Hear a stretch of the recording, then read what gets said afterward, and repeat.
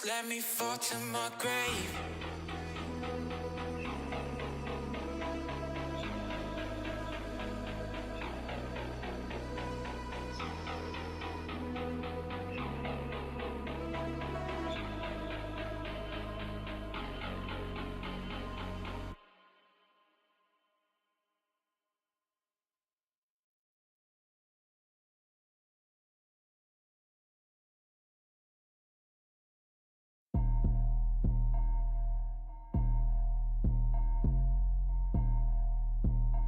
What's up though? Yeah, roll up with the gang, we gon' violate. Jiggy hella fly with no stylist. Yeah, ain't no middleman, I get it direct. Yeah, big wrist watch, but it's timeless. Ooh, she gon' work it like she got no time left. Yeah, say she love my style, love my dialect. I know she like it by the way your eyes dilate. Ooh, she a bad vibe, wanna vibrate. Yeah, you don't want no smoke, don't be a target. Flew to Tokyo for all my garments. Yeah, look at how we shine, shit is flawless. Damn, talking big rocks, talking onyx. Yo, they told me make it hit, then what you call this? Doomsday with the fire, no department. Yeah, all about the paper, pick your pockets. Soul City to LA, get the spot lit. We don't pay attention to the comments. They hating, but I'm all up in their conscience. Born in 92 like the chronic. Body that's a mosh pit. Holes in your body like SpongeBob. You know how this shit go dumb hard. Holy water on me, yeah, that's on God. Get a spot jumping with the whole squad. Roll up with the gang, we gon' violate. Jiggy hella fly with no stylist. Yeah, ain't no middleman, I get it direct. Yeah, big wrist watch, but it's timeless. Ooh, she gon' work it like she got no time left. Yeah, say she love my style, love my dialect. I know she like it by the way your eyes dilate. Ooh, she a bad vibe, wanna vibrate. Yeah, I'm back in my element, walking water with elegance. Put you in a predicament if you fuck with a boy. See my word, I'm a man of it. Every dime, every cent of it. Down with the percentages, they ain't give me no choice. Specialized dope boy from the 213. Yeah, the kicks powder blue like the UNC. All I need is one time and now she won't leave. Girl, this ain't no K-pop, ain't no G-O-D. I fly to Bahamas just so I get a 10. Mark on my bag just like a letterman. Do the hoop, that's the aim one. Everybody swinging, let me know when you land one. Featherweight, now get your weight on. See, I don't take two, now this'll take one. They wanna run it back, I'll keep it laced up. Look, I ain't got time for your fake love. Roll up with the gang, we gon' violate. Jiggy hella fly with no stylist. Yeah, ain't no middleman, I get it direct. Yeah, big wrist watch, but it's timeless. Ooh, she gon' work it like she got no time left. Yeah, say she love my style, love my dialect. I know she like it by the way your eyes dilate. Ooh, she a bad vibe, wanna vibrate.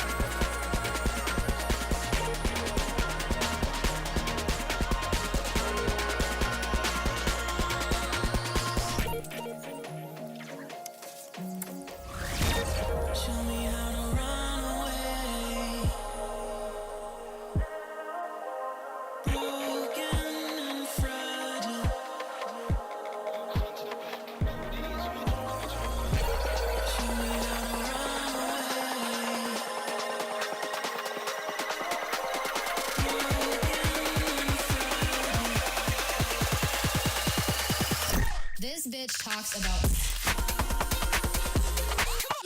dance.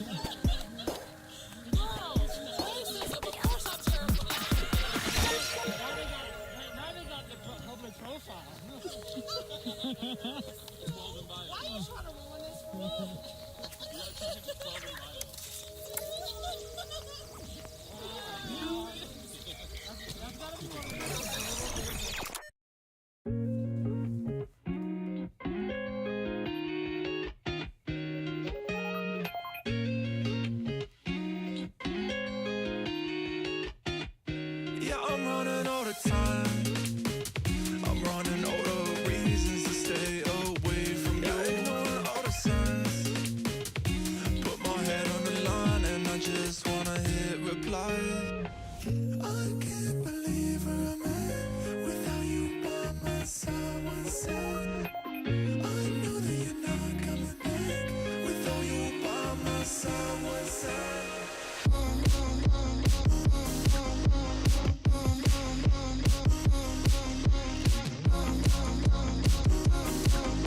Without you by my side, what's sad? I can't believe where I'm at. Without you by my side, what's sad? I know that you're not coming back. Without you by my side, what's sad? The weather comes in waves. That should beat me to submission. But I know I'll be okay. Yeah, I trust my intuition. You make me lie to myself, feel some type of way. I've been running and running miles away. I can't believe where I'm at. Without you by my side, what's sad? I know that you're not coming back. Without you by my side, what's sad?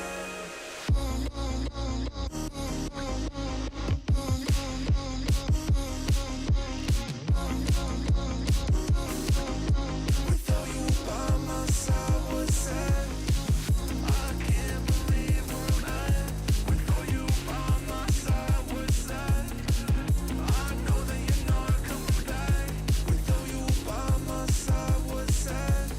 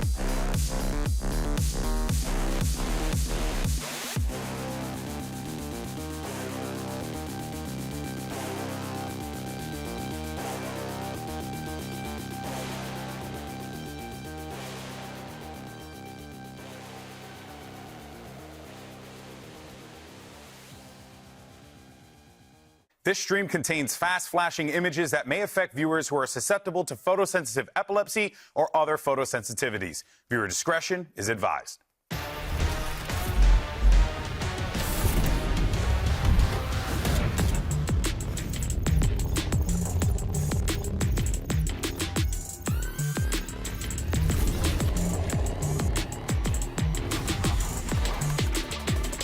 Today, our top 6 becomes a top 4. We've got back-to-back elimination matches, and today's winners will move forward and play under the lights of the Inspire Arena. Hello, everyone, and welcome to day 5 of the Champions Seoul playoffs and our final show at the COEX Atrium in Seoul, South Korea. I'm your host, Yingsu, and I'm on the desk with Bren and Saisho. You guys gonna miss it here?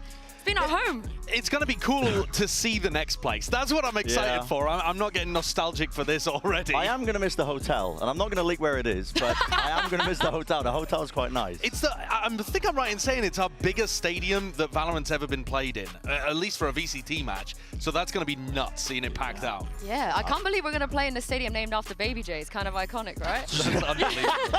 Sorry, I've been waiting for that for a long time. But let's talk about what happened yesterday. Have you guys recovered? It was a fun match, I think we saw. I loved every moment of this, to be honest, as well, because I think coming into the series, when we were casting as well, Josh, I was kind of trying to sell the story. I think that EDG were a bit underrated, I think, in terms of the kind of prep that they've been putting in over the course of the event, the firepower that they've got, of course, all of it coming together. And finally, they took down a heavy hitter like Sen, and people are putting respect on the name of EDG. And not just that, but the storyline of them breaking past their own barriers is so cool. And you couldn't have two more different teams in our upper bracket final now, I think, because EDG, that breakout team from China, and Lev, a team that were built for this, a super team internationally coming together from Americas, but who actually haven't found that much success this year. In some sense, both teams, though, breaking through what they've previously been able to accomplish.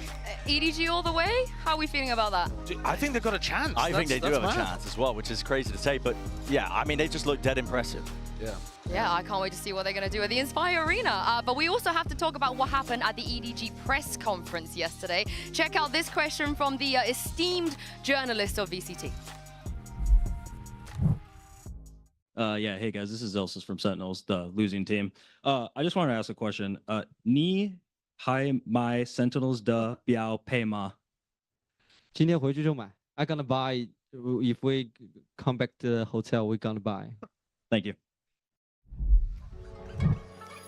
Okay, so what Zelsa said there was, are you still going to buy the Sen bundle? And Kankan is, you guys going to buy into that as well? He's a multilingual salesman. Literally, there is no part of the world that he will not try peddling this damn bundle to. Yeah. Did you see nobody's reaction as well? He's like curled over like that is the worst I've ever heard. But also, I mean, the Vibes merchant himself as well, they just got off back an absolute heartbreaking loss where they got smacked around by the team, and he just rolls up to the press conference and answers that question. I think that speaks volumes, I think, about some of the mentality of the Sentinels players as well, that they can brush off hard losses like that.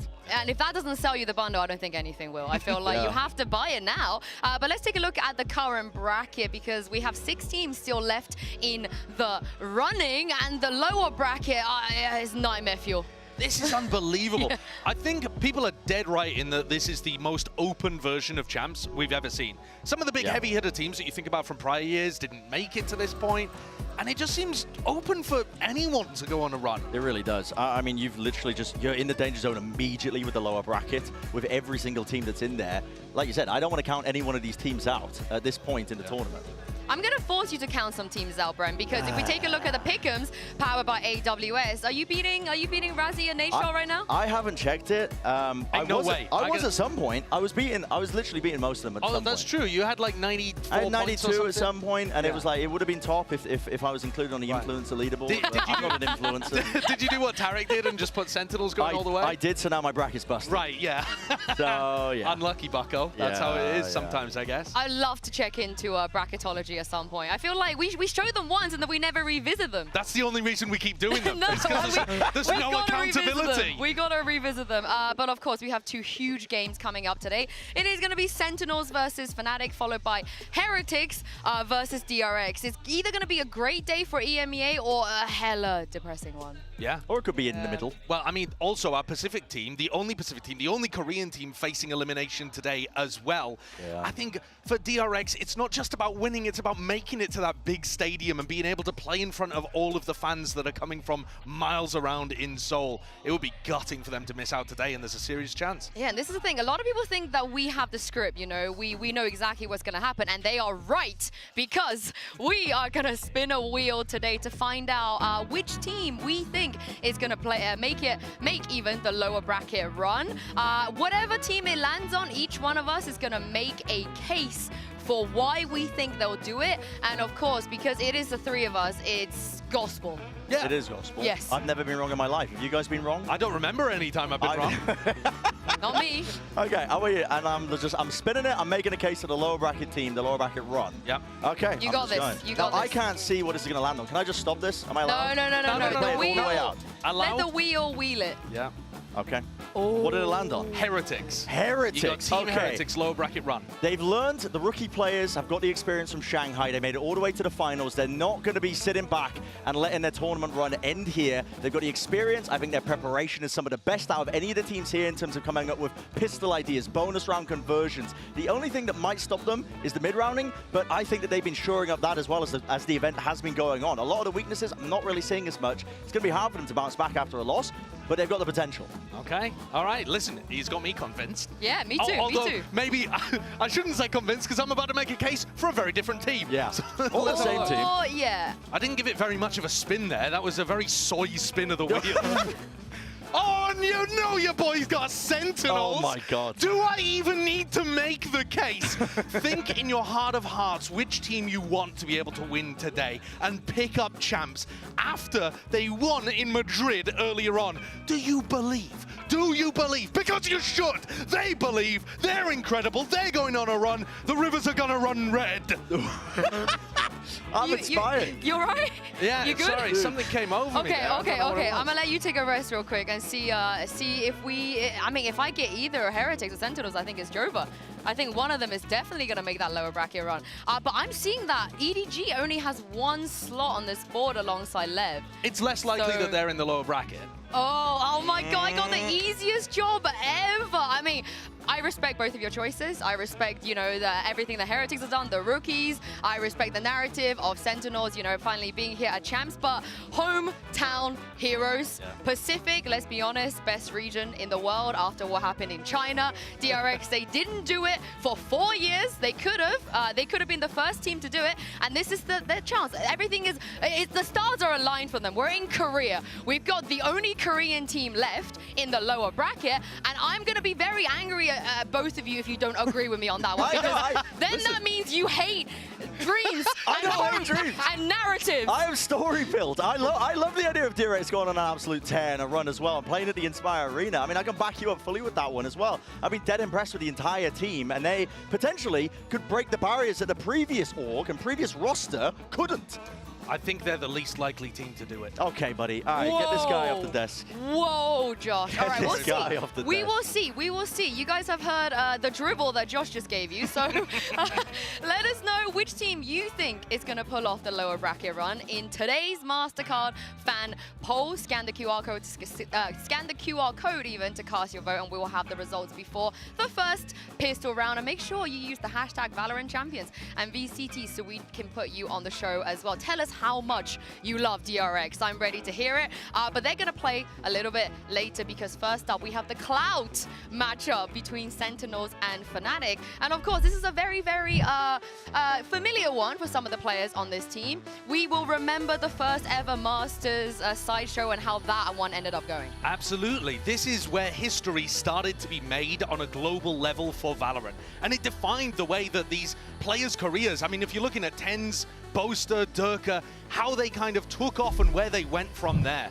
And whereas I feel like Fnatic's story is one of slowly making changes over time. Pieces coming in, pieces coming out, Durka and Boaster there throughout it all. Good scouting. Sentinels have rebuilt multiple times, only keeping Tens to get to this point where they've got a roster that's looking to try to lift trophies. It's a different journey, but they find themselves beginning at the same point and now potentially one of them is going to be ending. No, I hard agree as well. It's not going to be the same as like when these two teams met at locking in the opening round. That wasn't, you know, it just felt like a bit of a Mickey Mouse moment, right? Because it was just luck of the draw that they ended up meeting at that point. But this is two teams as they're reaching their apex in form once again this year. And like you said, they've taken different paths to get there, but it's bound to be explosive, I think, at this point. Yeah, speaking of those OGs, Tens and Boaster, let's send it down to Kukuka and hear from them. I am now joined by Tens and Boaster. Guys, we know that throughout the history of Valorant, both Sentinels and Fnatic have been two of the most important organizations that we've had in the game. And you two have been on each side of the server every single time that we've seen them play internationally. I want you to reflect and be a little bit wholesome on each other's journey. I'm going to start with you, Jake. What do you think about Tens' journey so far in all this years of Valorant? It's had its ups and downs, but I'm glad that you've managed to stay strong throughout it, and we get to play each other today. Okay, what about you, Tens? I think with Boaster's calling, I think Fnatic's always been like a really, really good team within EMEA, and playing against them always is it's a good match. Okay, it is a good match. Enough of being wholesome. One of you is going to go home today. The other one is going to win. So what is the key to win today's matchup? Well, for us, I just believe that we're our biggest enemy, like our mental. But I think we're in a good space, so that it's just mental. Okay. What about you? I think we just need Zelsys to do a better walkout than Boaster. That'll be easy. That'll be easy. I haven't got one yet. Okay, guys, best of luck. May the best win.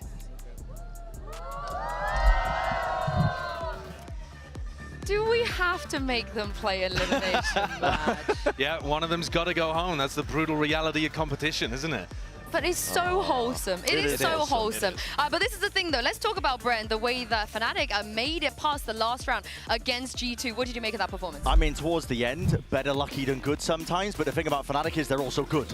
So they've got it both in spades, man. They really do. This squad, I think, as well, I thought that their bind was looking like potentially a weak point. For example, when they went up against Billy at the start of the tournament, they showed at least some weaknesses. And, I mean, as Boaster said in the arrival, it's kind of their own mentality, I think, maybe getting in the way of some of those moments. But form factor is unreal right now for Fnatic.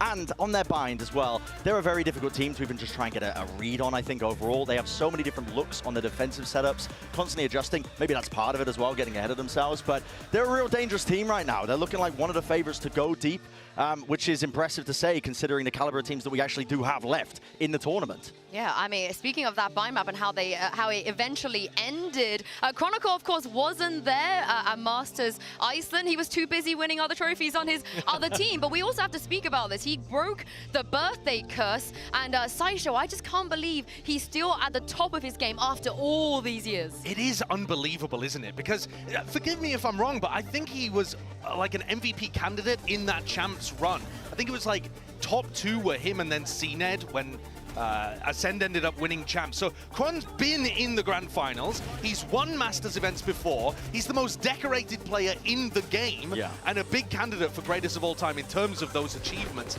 And yet, it's not like he's been there kind of carried along in the waves of better players. He's absolutely farming people still. And this round, okay, throw that one away a little, but like, look at anything else he's doing across the event. It's bonkers. The consistency that this guy has over and over and over again is unbelievable. And people always talk, I think, about some of the players on Fnatic getting overshadowed, maybe, or just underappreciated. Players like Durka, as an example, heading into the event. But I think the reason is because Chronicle is always at the top for me when I'm thinking about this team. When I'm rating the best players on this squad, it's always Chronicle, which is so rare, not only because you're kind of removing the bias naturally that you'd apply to duelist players, but because he's doing it on this kind of flex role where he has to be the glue, he has to be the supportive element, and he has to be playing off of his teamwork and his team play from the rest of the squad that's around him. But he does it to such a high level, and he never has fall-offs. He never drops off. Yeah, and by the way, speaking of his birthday, it was his 22nd birthday. He's done all of that. Everything you just said, he did it before turning 22. Didn't he also have some weird knife effect? Okay, I'm out of the game when it comes to like skin stuff, but apparently he got like super lucky with like a skin line. He got as well. The 1 in 300 fade. I think it's 500. I think it's even. I don't know. I'm just in that round as well. Yeah. I'm just looking at what he's doing in the server, and that's like 1 in 300 as well. Yeah, I'm not religious, but that might have been an example of divine intervention, like in that final round. Genuinely. I mean, speaking of that though, do you guys believe in the bold buff? Because Kron's gonna have to go against the king himself. You're asking the hairless one. Of course I believe in the bald buff. No, the bald beast from Brazil is going to be back out here today. And here's another player that's been there doing the most, has a Champions Trophy under his belt, and going head-to-head in a similar role to Chronicle, right? A bit more of a hard initiator, but that kind of flex initiator position, Sassy and Chronicle. Now, Sassy hasn't been putting up anywhere near as good performances over the course of the whole year, but here at Champs, he's unlocked his form. I think he's seen the trophy, knows what it takes because he's accomplished it in the past, and it's bringing new hidden reserves out of him. Is he the same in terms of the numbers that you're getting from Chronicle? No, not necessarily, but the boost you're getting from Sassy at Champs is significant, and that's not something I feel like for Fnatic, a lot of their players are just consistently good all the time. Yeah, no, I couldn't agree more with that fact as well. I mean, Sassy as an individual, like you said, they kind of fulfill the same niche where they are those, you know, they're not the tip of the spear for their squad going in most of the times. They're the ones having to pick up the pieces when stuff goes wrong sometimes, but also empowering, setting up the rest of their team. Yet the numbers, and especially Sassy's form, he's just kept it going and going and going this entire tournament long. And like you said, it comes from looking at that trophy and seeing what's on the line for both of these players, because they are multi-trophy lifting players. There's not many of them left in this tournament. I think, was it Sassy actually that said, even though you win the trophy, you just get addicted to just get more and more addicted. Yeah. Yeah, Like, more and more addicted to winning. You don't let it off. Yeah, and I think that could be said for both of these teams, right? They have people that have been in the hunt for trophies before. Fnatic won the back-to-back. Have they settled down and gotten less hungry? Maybe you could argue at the start of the year that was a problem for Fnatic. These guys are hungry now. They want it. I mean, we talk about storylines of individual players having maybe revenge stories, maybe a little bit of kind of looking out for blood, essentially. I want to talk about Alpha real quick, because we spoke about Sassy, and Alpha's always had a little bit of a chip on his shoulder that he didn't get to win in Istanbul, and we knew who did. So I think it's going to be interesting to see how he handles this, but the stats here is crazy when he's on ISO. Yeah, I mean, look at this, right? And ISO stats like this are absolutely unbelievable. But you shouldn't take those stats and say Alpha's worse at Killjoy or Alpha should be playing ISO on every map. What it tells you more so is that Fnatic are absolutely dominant on Haven, and it's incredibly important today that Sentinels try to push them away from that map in the map vetoes towards maps where you get Alpha on Killjoy, where you can go away from his sight and isolate him and not have to duel the guy all the time. When you're playing a Sentinel and you're forced into that role, your positioning is predictable on the map. Like you said, you can avoid Alpha if necessary, and this guy just thrives when he plays on roles where he can get active into the mix, whether it's the Gecko, the Breach, or the ISO on Haven, where it's all collected. They put so much preparation into these individual maps, so he knows he's in the right place at the right time. He can follow up on all of his util if he wants to, or even his teammates who he's then setting up. How big of a nerf, though, would it be if they do take away the Haven today? I think that Fnatic still have one of the widest map pools currently out of all the teams that we've got here. So that's what makes them such a dangerous team, is that you need to remove Haven, but the trouble is, the rest of the map pool, then it doesn't really end up being a middle ground for both teams. I think Fnatic still have the edge when it comes to the map pool, even if you take away the best map of Haven. See, I'd like to disagree with you a little bit, because I feel like there are weaknesses in the Fnatic map pool. The problem is there is no team at the tournament ready to punish those weaknesses. Right. There is no team that I can think of that thrives on Icebox and Ascent. So Fnatic basically get to remove one of them, normally Icebox, and they don't get punished for the other. Sentinels themselves today have not actually enjoyed playing Ascent recently. Yeah. So I think it's another circumstance where their map pool might be a tiny bit shaky, but they're just not getting punished for it because they've rolled the dice correctly at this tournament, and they're just good at everything that matters. I would love to see them cheeky Abyss pick. I would love that. Just throw a spanner in the works. Sentinels have never had to play Abyss. Nobody's picked it into them. Nobody knows how good they are. That's scary as hell to pick it into them, though, because they might have a trap under their sleeve. Yeah, but I mean, I want them to pick it. Oh, you want Sen to pick it? I would like to see what they go cooking on it, but in my head, Sentinels have constantly been trying to shore up the map pool over the course of this tournament, because they were coming in to the event with poor compositions on a ton of maps, and they've had to rework them heading in. So they're already on the back foot in that regard. So, I mean, who the hell knows? I would love to see it as well, just to see what they have been cooking, but Fnatic, the trouble is, are coming off a loss, and there's nothing better to learn from your mistakes than coming off a loss, especially on Abyss. Yeah, it's going to be a feast of a game today. But leading up to today's match, there was a bit of a banter between Zelsis and Boaster. Take a look at this press conference. And also, I want Sen, because Zelsis talks too much. You know, he's all over Twitter. And I've seen him in the gym, and he doesn't even lift that much, man. Like, he's so skinny. Like, when he's next to me on the bench press, I'm one-handing what he's doing with two hands. Like, put it away, bro. I saw what Boaster said. I was hoping to win this game and be able to give something more perky answer back to him, but it's going to be a good match either way. Fnatic, I mean, I think both teams look about the same in terms of everything. I think we have the edge because Boaster averages 5 kills this tournament, so should be a fun game.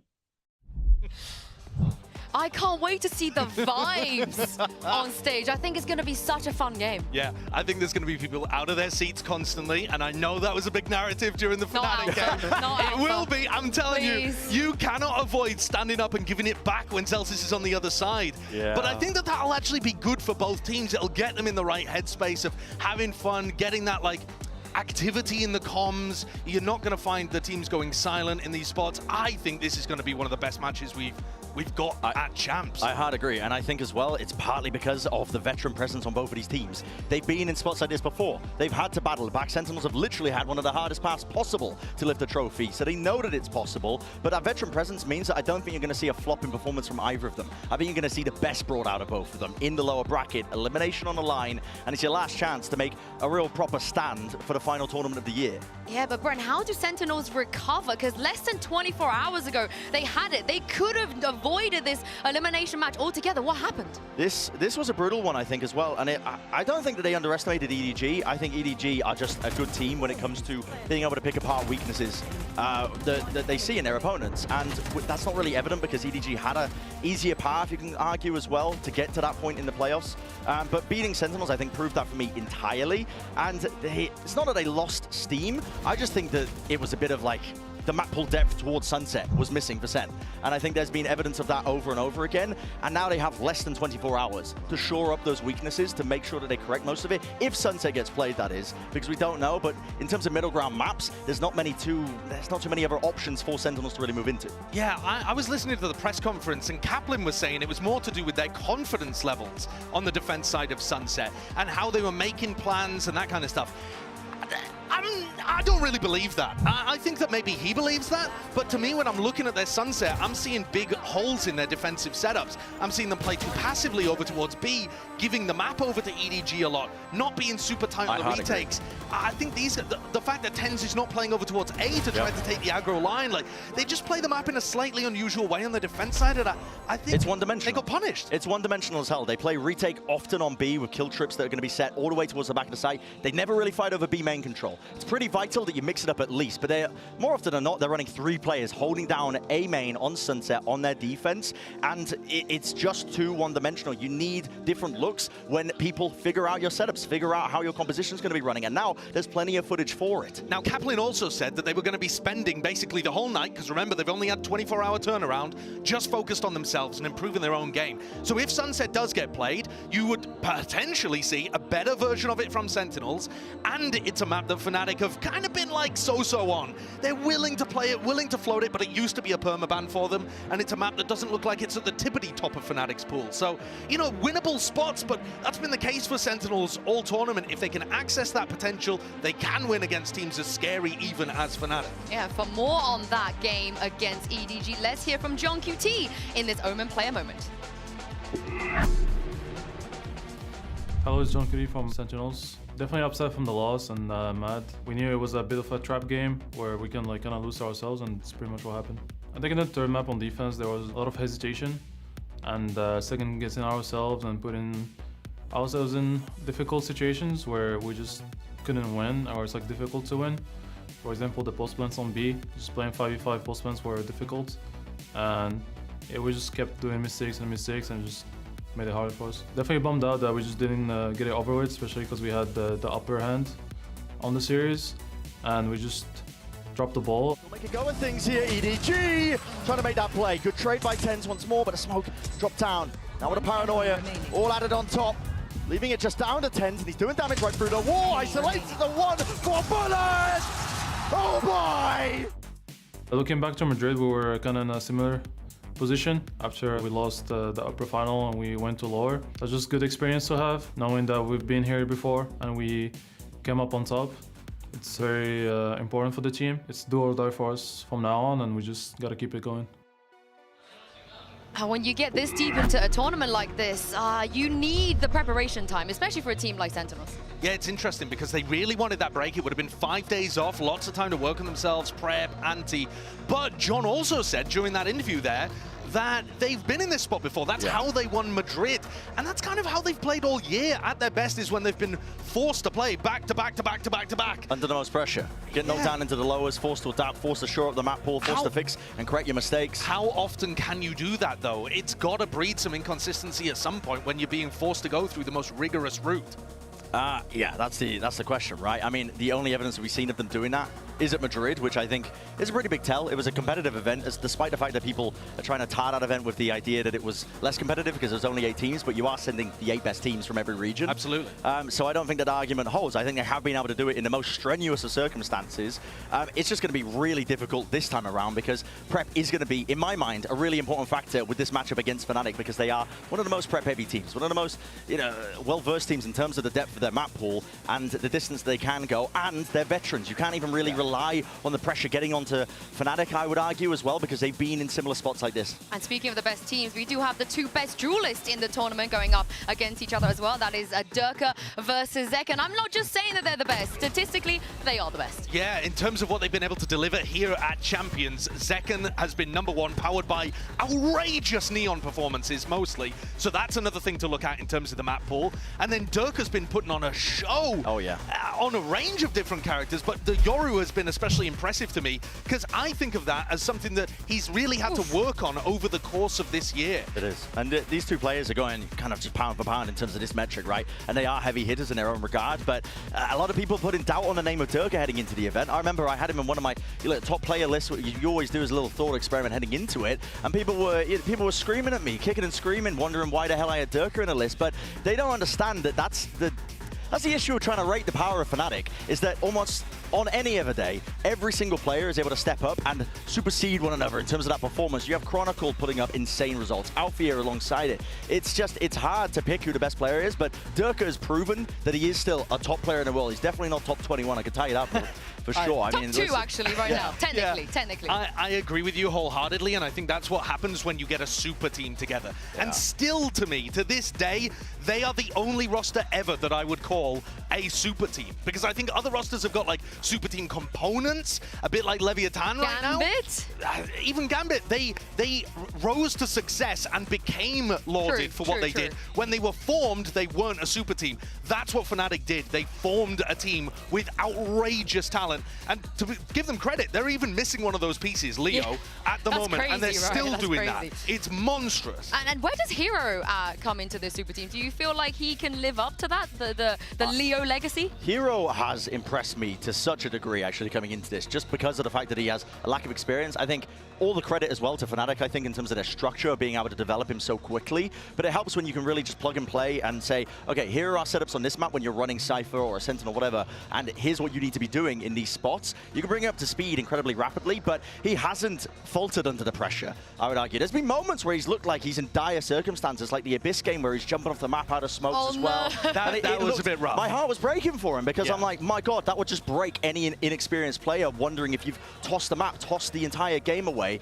But when you're surrounded by veterans who can bring you up in moments like that as well, just from their confidence, like just seeping into you through some weird form of osmosis, then listen, the Hero has risen to that occasion and he has stepped up, and I think he's filled the shoes of Leo, which honestly, that's an impossibility. Yeah, it is. They're big shoes. They're very, very big shoes. But let's see what the fans at home think, because it's time for the results of our MasterCard fan poll. Earlier, we asked you which team is going to pull off the lower bracket run, and you guys voted for Sentinel. Sen City. Listen, they got the clout, they got the army on Twitter. Okay. They're probably paying for blue ticks. Now, I did have to make the case for Sen earlier today, but if you ask me, they're the underdogs in this matchup. I think Fnatic have deep map pool, like you're saying, all-star team. I think it's going to be very tough for Sen to be able to overcome this hurdle. If they do this, though, that should make you feel good about the future. And, I'm not the only one for once. What's going on? What's going on? What's going on? I think this is a lot of respect for Sentinels, to be honest. I was going with my heart with these spreads. I think in terms of favorites, it's Fnatic and Heretics for me in my brain, but I don't like listening to my brain. I like listening to my heart. And my heart wants to see a Sentinels lower bracket run. My heart wants to see DRX potentially play at Inspire 2. Yeah, I actually think that the Team Heretics match over DRX is more of a favorite versus an underdog, in my opinion, just because of what Heretics have been able to do in the past. This first match, it should be somewhat even as long as the map pool doesn't put something astounding in one of the team's hands. It's almost a coin flip in my mind. I could not decide this morning, but then I went with the EMEA because, surprise, today, of course, is all about survival and a shot to play at the Inspire Arena. This will come down to Sentinels versus Fnatic, Team Heretics versus DRX, and Day 5 of the Champions Seoul Playoffs Elimination Day starts right here, right now.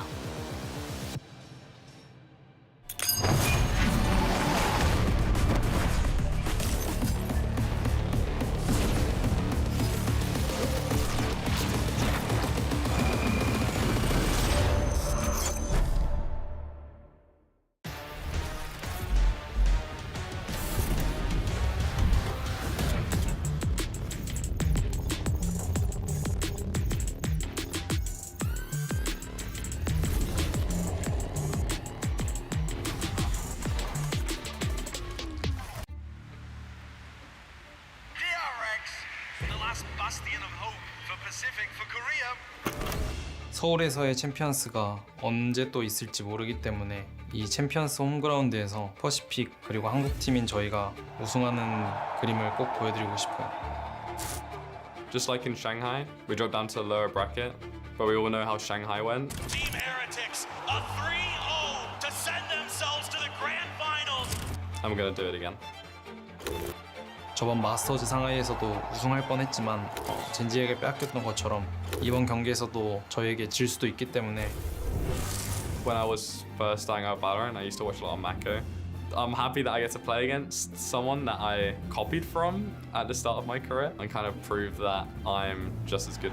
Gets it all, Benji! I told you this guy can clutch. Oh, and he's still doing it!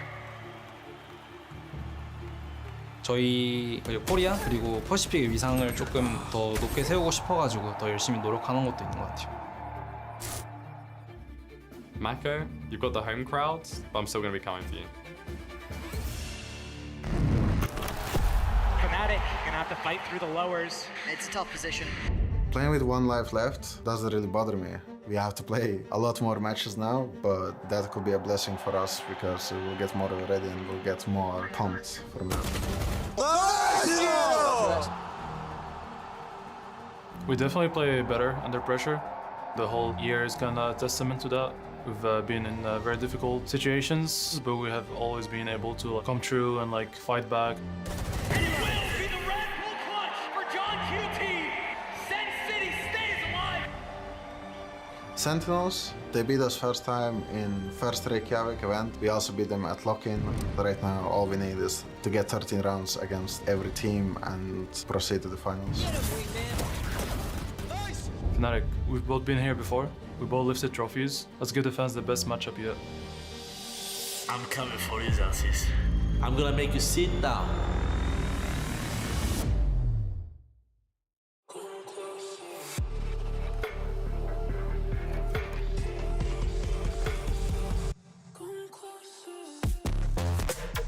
Sentinels.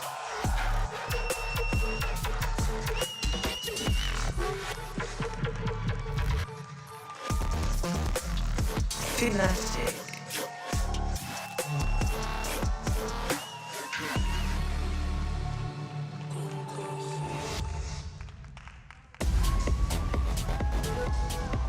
There is a lot of history between these two organizations, and somehow every time they meet, the stakes are always high. But at Champs Elimination, no mistakes can be made, and this map pool is going to be very important. Okay, now, there's a lot to take in here, but immediately, Sen want to get rid of Haven. I respect that decision. It's the best map for Fnatic right now, 100%, and Icebox is a standard one for Fnatic to really take out of the pool here. But Sen picking Sunset as a first map pick is wild to me, I think. It's almost like a pick your poison situation. There are some maps that they might have been favored on, for example, like Lotus, but it screams to me, the more I'm looking at it, that they potentially wanted Fnatic to pick into Lotus, potentially get a favored map pool at the first part of the series. I mean, one of the crazy things is Fnatic are kind of weak on Ascent, but nobody else wants to play it against them, and Sentinels haven't shown Abyss, and so no one feels confident picking Abyss into Sentinels because you don't know what you're getting. So in the end, you end up on these 3 maps that are actually fairly decent for both teams, but Sunset's kind of like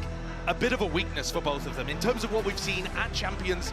And so that's going to be a wobbly start for both teams to get their footing, and I think it's super important that Sen stabilizes early. And they're starting on defense as well, so Fnatic have chosen the attack for Sunset, and there's a couple of things I'm going to be looking at, in particular for Sentinels, I think, that they correct and fix. Number 1 is prioritizing B main control. I think they need to have some different looks where they either fight over B main control rather than holding 3 of their players for A main all the time on their defense. There's something that Fnatic like to do when they play on this map, which is inserting hero early, and then they go back and go into B execs once they pressure their other areas of the map. If Sentinels pull out some 1 minute on the mark re-clears of B main to punish hero, that could be really strong as well. But that entire area of the map needs to be a focus, and no more neon. They've moved back. Neon. They've gone back. Yeah, this is a comp that they used to play. They were dominating in scrims as well, ahead of Madrid with this comp. And honestly, a lot of teams ended up copying them as a result of this, but they're going back to a prior composition. I mean, this is crazy. It throws prep that Fnatic have done out of the window. I agree with that, but it's also a pretty heavy retake style on their defense. So it probably means that they're not going to make the adjustments that you're talking about, where they lock off A main or B main early. They're probably still going to hold back, but they're going to rely on their retake style that got them through to that trophy in Madrid and hope to lean on it once again to overpower Fnatic's post plans. Yeah, and this to me looks like the Sentinels wanted to completely throw Fnatic's prep off guard as well, which just means this map is going to be very, very interesting. It's time to throw it over for your casters. It's Pansy and Steel. Thank you so much. This series is going to be exceptional. These two teams have met around the world, from the likes of Sao Paulo over to Reykjavik and now in Seoul. It is time to lock the fuck in. We got a game on our hands. Fnatic against Sentinels, Josh. This is going to be nuts. This one is gonna be one of those matches where you have that structure, the telegraphed, methodical play versus the confident, unpredictable X factor of Sentinels. And what a better map to start it off on than Sunset, a map where neither of these teams really play this all too often. We're gonna wait to see what's in store. Deep breaths. Sen on the defense, Fnatic on the attack. We've got two of the best players so far in this tournament, now head-to-head. Zekken leading the fray, of course, and Durka, and in identical roles. The little switch here of the composition from Sentinels could put Fnatic on the back foot. Certainly shocked the desk a touch. And now we wait and see, has the prep gone out the window? A Fnatic now left wanting more, but patient beginnings. Sentinels giving up that A site and the B site, looking to do that mid-collapse, which means we're probably going to see a 5-man, 5 versus 5 retake, unless Sentinels tries to press the issue a little bit early here. They have lots of characters with flashes. They have the KO, the Gecko, and the Paranoia from TenZ, but here comes the 5 versus 5. Smokes are down for the attackers in a few more seconds here, and the retake is going to be on. But the first blood is drawn by Hero. Now, patience being shown again from Sen. Cautious steps forward, trying to clear through by elbow. You can see where the vast majority of Fnatic sit. Two flashes ready. They're waiting for it. First contact made. Site being swarmed. Sentinels looking for a body to drop, and the shots aren't landing this time. It's John QT to answer back. They've got sight, but they don't know about Hero. Pressure from the back lines. 3 for him, eyeing up his 4th. And John QT can only dance for so long. Fnatic with the first. Sen unable to land the retake. Sen don't know if they're ready for this rude awakening, facing off against Hero, I guess the X factor of their own for Team Fnatic, coming in pretty recently and having tremendous form, finding that pixel gap on that cage on that first kill. But that first round falls to Fnatic, a slow contact into that site, structured on that retake. Surprised Durka didn't use the paint shells in that post plant, but Sentinels trailing by 1. Just classics now for Sentinels. See what they can achieve. And a similar start to the last round, or setting up mainly for that mid fight to re-clear. They have just classics here, so waiting potentially for Fnatic to start maybe looking through middle, getting Boaster involved in that position, Hero as well. They've done these splits, they've done these inserts before, but right now Fnatic's not going for it. First round it's A, second round it's B, and another 5 versus 5 retake is going to be on the horizon here. Sentinels in a position, if they want to, they can flood out quickly. They're looking to maybe springboard off the contact here, but Alpha standing on guard. That's Zekken gone and TenZ. Sen now down to 3. Again, it is just classic, so they're looking to do any sort of damage they can. Not finding that right now, and Alpha and Chronicle, clean work. A flawless round here for Fnatic in the second. Flawless round, 4 alive on that pistol as well, so Sentinels barely in the game. They have a kill, that's on John QT. If they want to be able to get their footing in, they are a team that plays off that momentum, off that confidence, off the individual prowess. But it needs to start with a big round. This would be a perfect round to be able to set the tone. 5 players with Light Shield and Hero purchasing an Outlaw. Yep. That could be devastating. Again for Sen, they do need to get the ball rolling here. It's been a tough start for them. And it's Hero to take the first glance up towards top mid. Contact now, kind of on both fronts. And here comes the middle advancement that Fnatic likes to do. Sentinels was trying to set up for it in the previous rounds. It never came, but this is the round. Durka, Boaster, both slipping the net. They're trying to do a split on B site. But the high-low setup in market could still find masses of value. You look at Zekin, you look at John QT. Zekin in a wonderful position, but a very uncharacteristic missed shot. And Alpha No takes it idea. both hands. The crunch coming in now. Wrapping around, Zelsis in jump. Oh my god, so much trouble. Who the hell is this Fnatic? Because Sen unable to find their footing.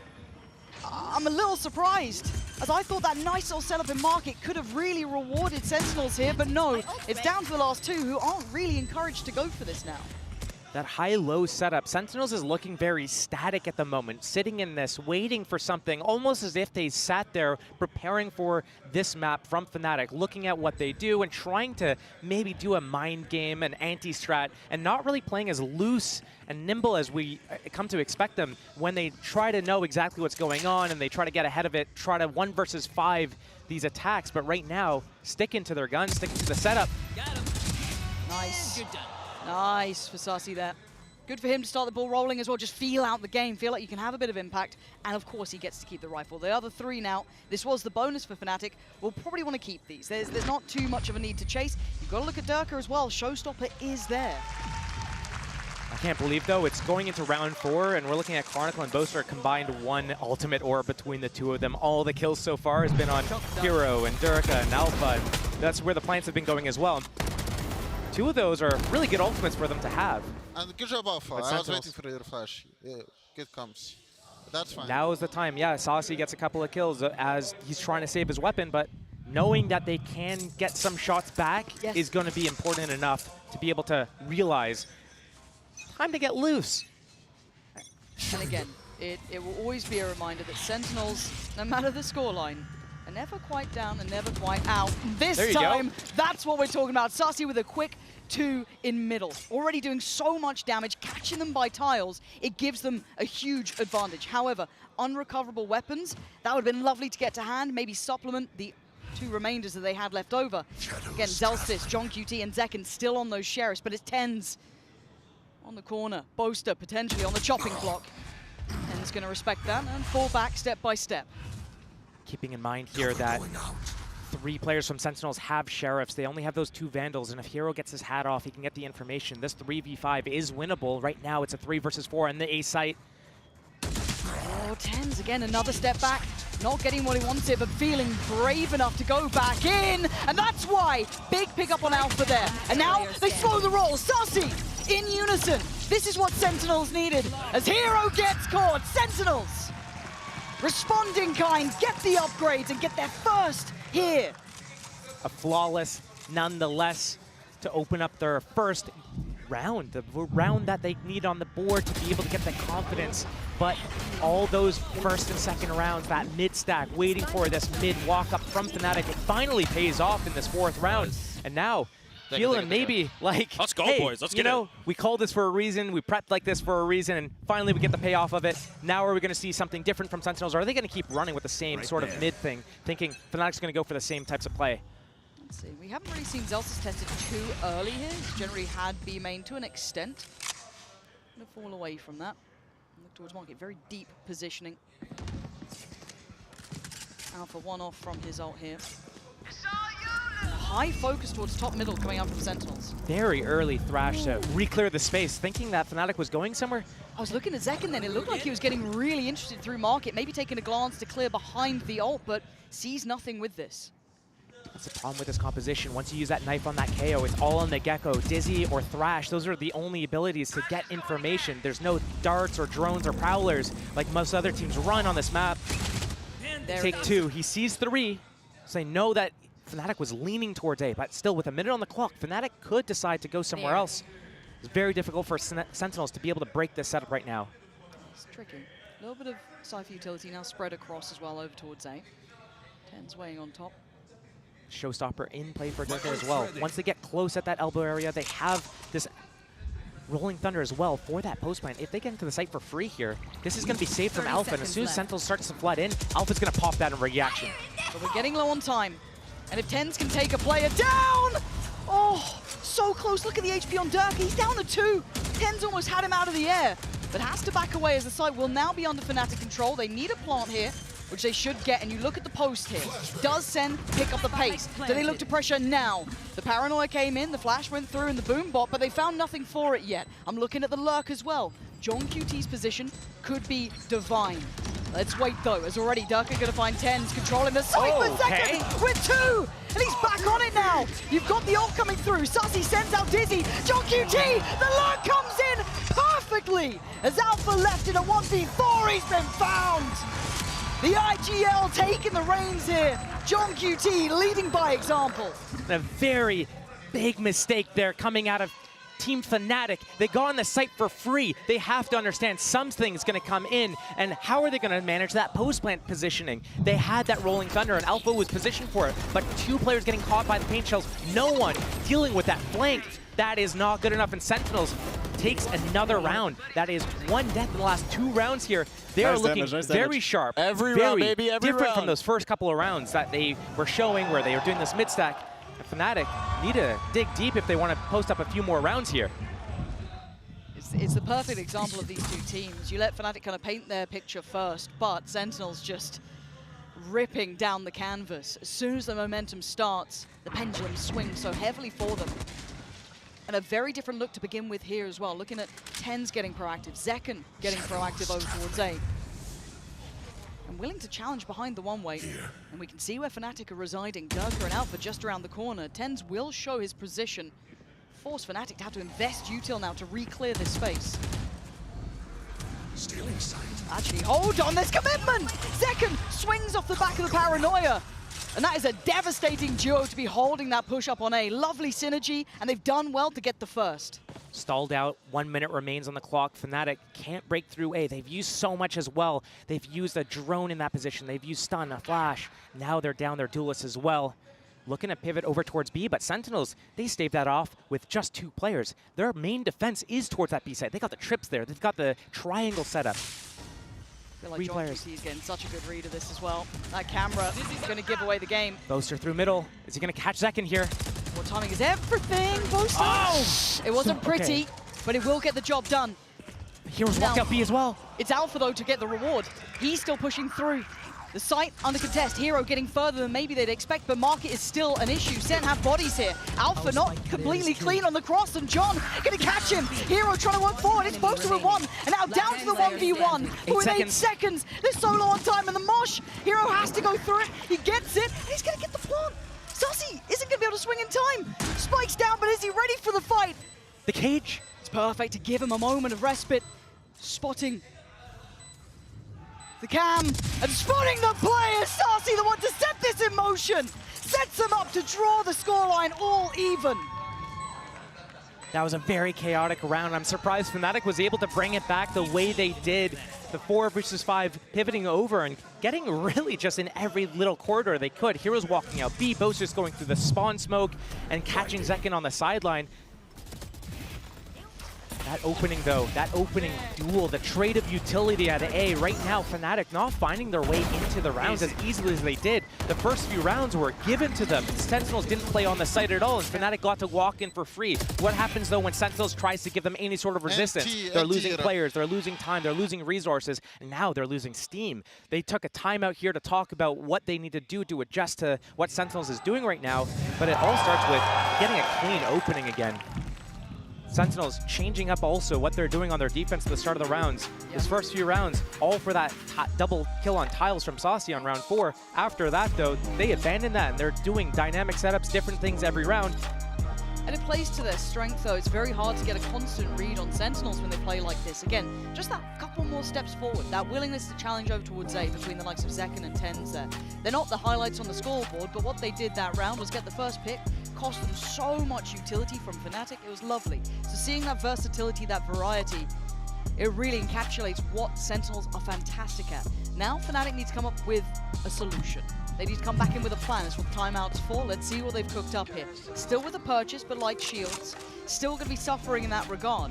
Money now changing hands completely. The bank building behind Sentinels. So far, Fnatic's been opening up relatively slow. They've been spreading across the map, trying to figure out which way they want to go. They haven't been going early towards middle since they got killed on that first double kill.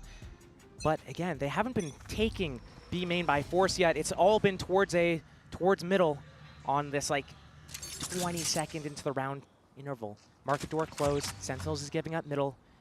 They have that full control over A again. Chronicle gonna solo push off this area. This is a fake though. Yeah, but that could have been scary though. You saw that instantly Sassy had to turn around and support again. It looked like he wanted to go back towards top middle, but the timing on the owl drone forcing him to stay committed. Still, the cam towards top middle. John QT can keep a beat on if anyone is slipping through. You can see them trying to eye it up. Durka looking for it. Sassy. Post is there. Sassy almost shutting down on one. Zekken looking for a body. Can't get it. It's Chronicle to connect. So the mid fight continuing. And do they re-aggress here, Sen? Not enough util. Fnatic. John QT, he gets overwhelmed. He gets run over. I thought he could have stopped this divide now invested. Zelsis? You're a brave boy, Zelsis. He's going back in for more. He wants seconds. One attempt wasn't enough. Working at the back of the dizzy. I don't think they know he's here. Zelsa with the opportunity to do some serious damage. Wait a minute. And he's doing it. Back-to-back impact. But a 1v3, he'd have to go Chronicle. for an ace.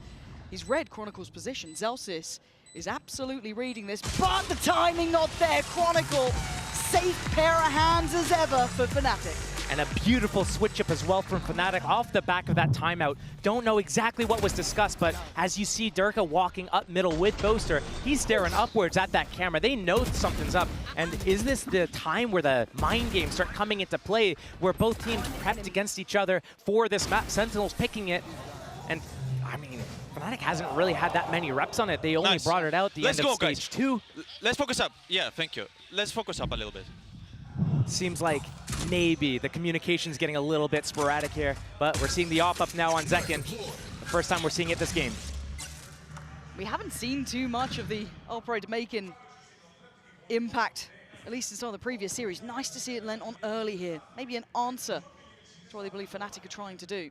Right here. Focusing on posting up Zekken over towards market thus far and keeping track over towards middle. It's been a constant pressure point for Fnatic. Zelsis just shouldering the angle. It's a very slow and steady start. Fnatic trying to stay relatively unchecked on.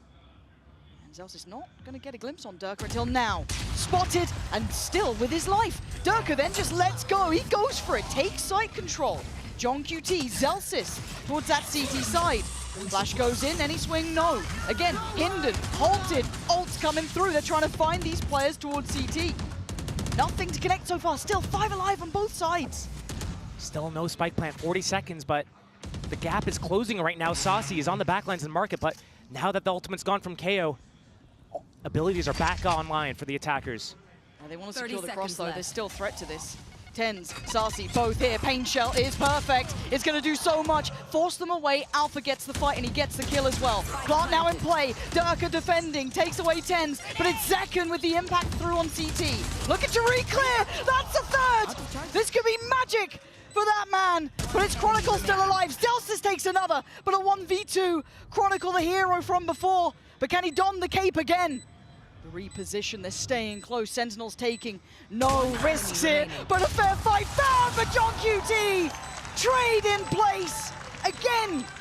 The leader, the captain, closing out the round, and we're back all even.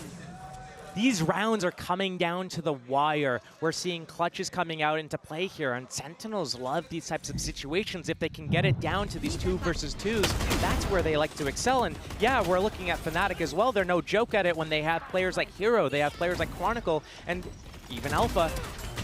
These are rounds where if you get some of these Sentinel players involved in these, they love it, they live for it. Nice little stall out in the middle of the round off the back of that KO ultimate. 5 players each side stalled out. A little bit of a different beginning. It'll be Zekken noted first. Operator changing hands over towards Tens now. As Fnatic focusing towards that B main approach, leaving just Boaster split through towards tiles. We can see if they take the space towards A main again.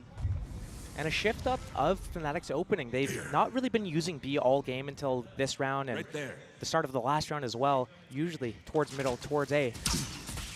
Here, fully ignoring it. They have that space at B main, trying to shock out whatever trips are here to potentially cause an overreaction from Sentinels or soften it up so they can end with a B split later in the round. But eyeing up that A main, they want to come back. They want to re-clear this. It's TenZ this time with the operator. He's on this deep line. He's got backup this time with Saucy. Time for brilliance. And an opportunity missed there. A very heads-up jump on the corner just to make sure. They've now identified to the operator is here.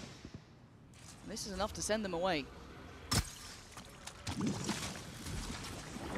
Boaster and Hero just with classics right now. It's so imperative that Fnatic find a way to group up right now and play together. The trades are going to be so difficult to get into play with these classics, but here it's the market split. They were trying to set this up earlier, trying to shock the trips early. Boaster and Chronicle.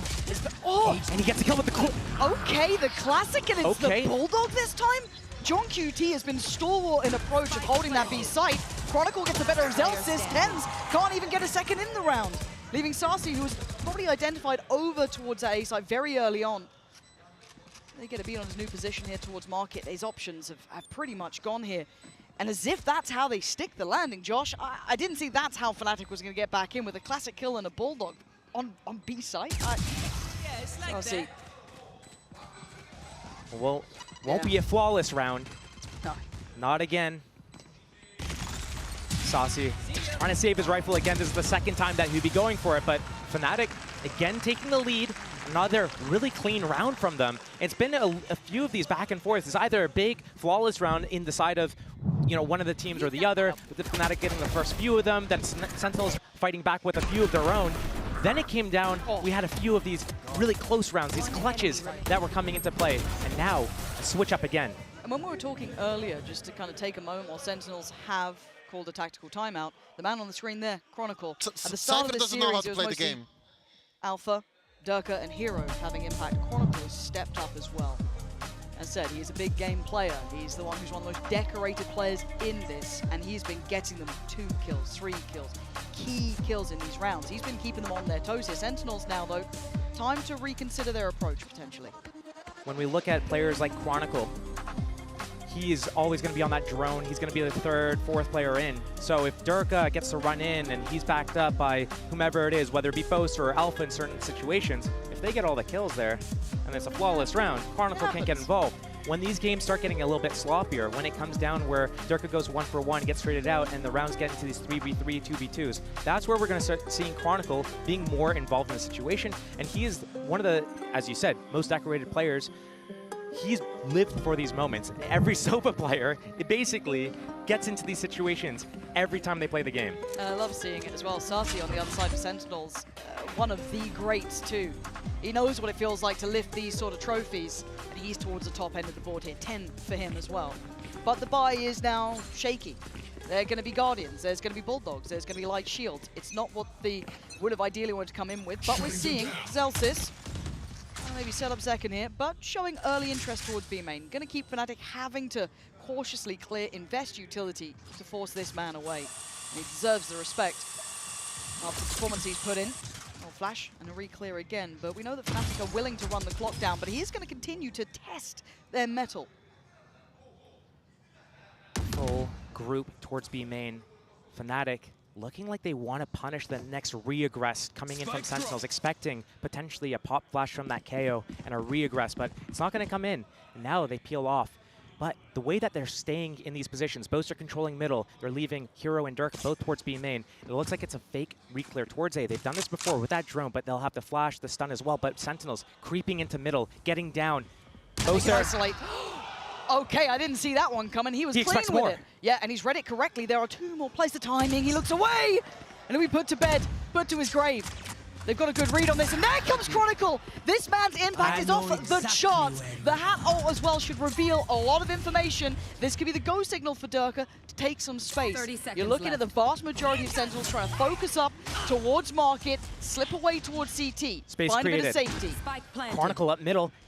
It's just the camera to spot him, but he's not going to pop that camera at this stage in the round. Chronicle but they got to buy time. They still have to keep them present here, keep them locked in towards market. Durka and Alpha in unison, and now you got to look for the lurk here. Chronicle can now pull the trigger. He can get closer. They're none the wiser. They have no idea of the creeping death behind. No, outrageous! And if John QT's alive, is there hope? The 1v1 between the young gun and the IGL of dreams. The camera on the spike, though. As soon as John QT taps that, he's going to get tagged by the camera, and Hero will have a perfect opportunity to spam him. There's no way. There's no time. The young gun might have just outdone him here. John QT is normally on for it, but it doesn't matter. The time is gone, and Fnatic stretch their lead. Back and forth, sloppy or clean. It's back-to-back Sentinels and Fnatic trading out these rounds where one team goes huge and it makes it a really clean round, and then the next round it's a sloppy, comes down to the wire, the 1 versus 1. Boaster getting that first opening pick, that was huge. The rest of his team comes and collapses. Boaster almost, the reason why he turned away was because Hero was actually coming back and spotting that angle for him. They slipped the net, but couldn't get away. And you've got to feel if John QT had more time on that, that could have been, oh, who knows, who knows? Nice clutch, Fnatic, Hero. Nice camera, brother. Yeah, it's consecutive rounds. We've got a couple of ults here. Alpha's online, as is Chronicles. You do have Zekken with a showstopper, Stinger in hand, and, well, to say the least, it's a stack. 4 players from Sentinels. Going for a deeper look here. Zekken just turns away. There was a play around here. You know what's in hand. I mean, I don't know if that was worth it for Kron. Gonna let that fade away. That's a big investment from Sentinels. They're showing their hand as well. B site is wide open for the taking. Fnatic cannot miss this timing. Right now, it's just a couple of trips for that push through from Fnatic to push into spawn, to push into market, but they don't need to do that. They got that rolling thunder. They can play out of the site once they get that spike planted, but Sentinels already in position to come and deny this plant. The Alpha. And look at Sarsi though, he's crept further forward. They don't know about Sarsi, and you gotta know about this man. 10 kills already, he's dead. Hero holds the line. And now John QT and Zeltis' options become near on null. Durka gonna be hungry for this, he's going hunting. He's having his dinner. John QT, once again last alive and very few options. It's time to back away. And again, sticking to the theme of the game, Fnatic pick up another round, 4 alive on the board, and John QT has to save again. This is the 3rd or 4th time Sentinels has to do a save. Saucy was in a couple of those situations, trying to recover that rifle for the following round, because if you look at their credits, basically nothing. Full control is Team Fnatic, and I'm pretty sure Chronicle is also either on Hunter's Fury or close to it, where he can have it in this next round. The combo with the Alpha's Rolling Thunder as well is going to be very tough to deal with, and Sentinels, they've shown some grit in some of these rounds with some of the retakes, with some of their aggressive fights towards A main especially, but these rounds towards B have not been looking super clean for them or close at all. This is a bit of a turning point here. Got a little bit worried that that could have been the downfall, actually, giving over a big opportunity, but even with setting that rotation position, even getting to the site so early, I just love the fact we are getting to see 2 of some very, I guess, respected IGLs in that role. Great calling, great reads. We've got John QT up against Boaster. And John QT's been dangerous. I mean, the man is a danger, to say the very least. A fragging IGL through and through, but Boaster so far in a very strong grip on this game. Looks like a 3-2 split here. Early pressure towards Zekken. Speaking of pressure, that doesn't apply as Zekken gets a new lease of life. You can't get the follow-up on Boaster. Speaking about fragging IGLs, it's Boaster at the helm this time. 2 for him, but John QT has his number. Keeps him in a level situation, 3v3, but the retakes have been difficult, and Hero feeling confident. That's why. Claims another man. It's Tenz and Sarsi. The duo over towards the A site. But Hero has been sharp. Ult comes in, should clear towards Elise Pillar. Both seen, and actually, hold on. It catches 2. That's a problem here. It's only Alpha who could do anything about this. So the flash to buy a little bit of time, and Ten's going hunting. He wants in. Stunned up, forced to respect. They're trying to close down, but they can't get to them. Fnatic hold the line! And they hold the scoreline. Taking the lead here. Boaster knowing what he's done on this half. It's a big half to keep Sentinels humbled, to keep them down on 4. A deadly side through and through. But 8-4 is the scoreline. We'll be back in just a second. Enemy remaining. What I gotta say?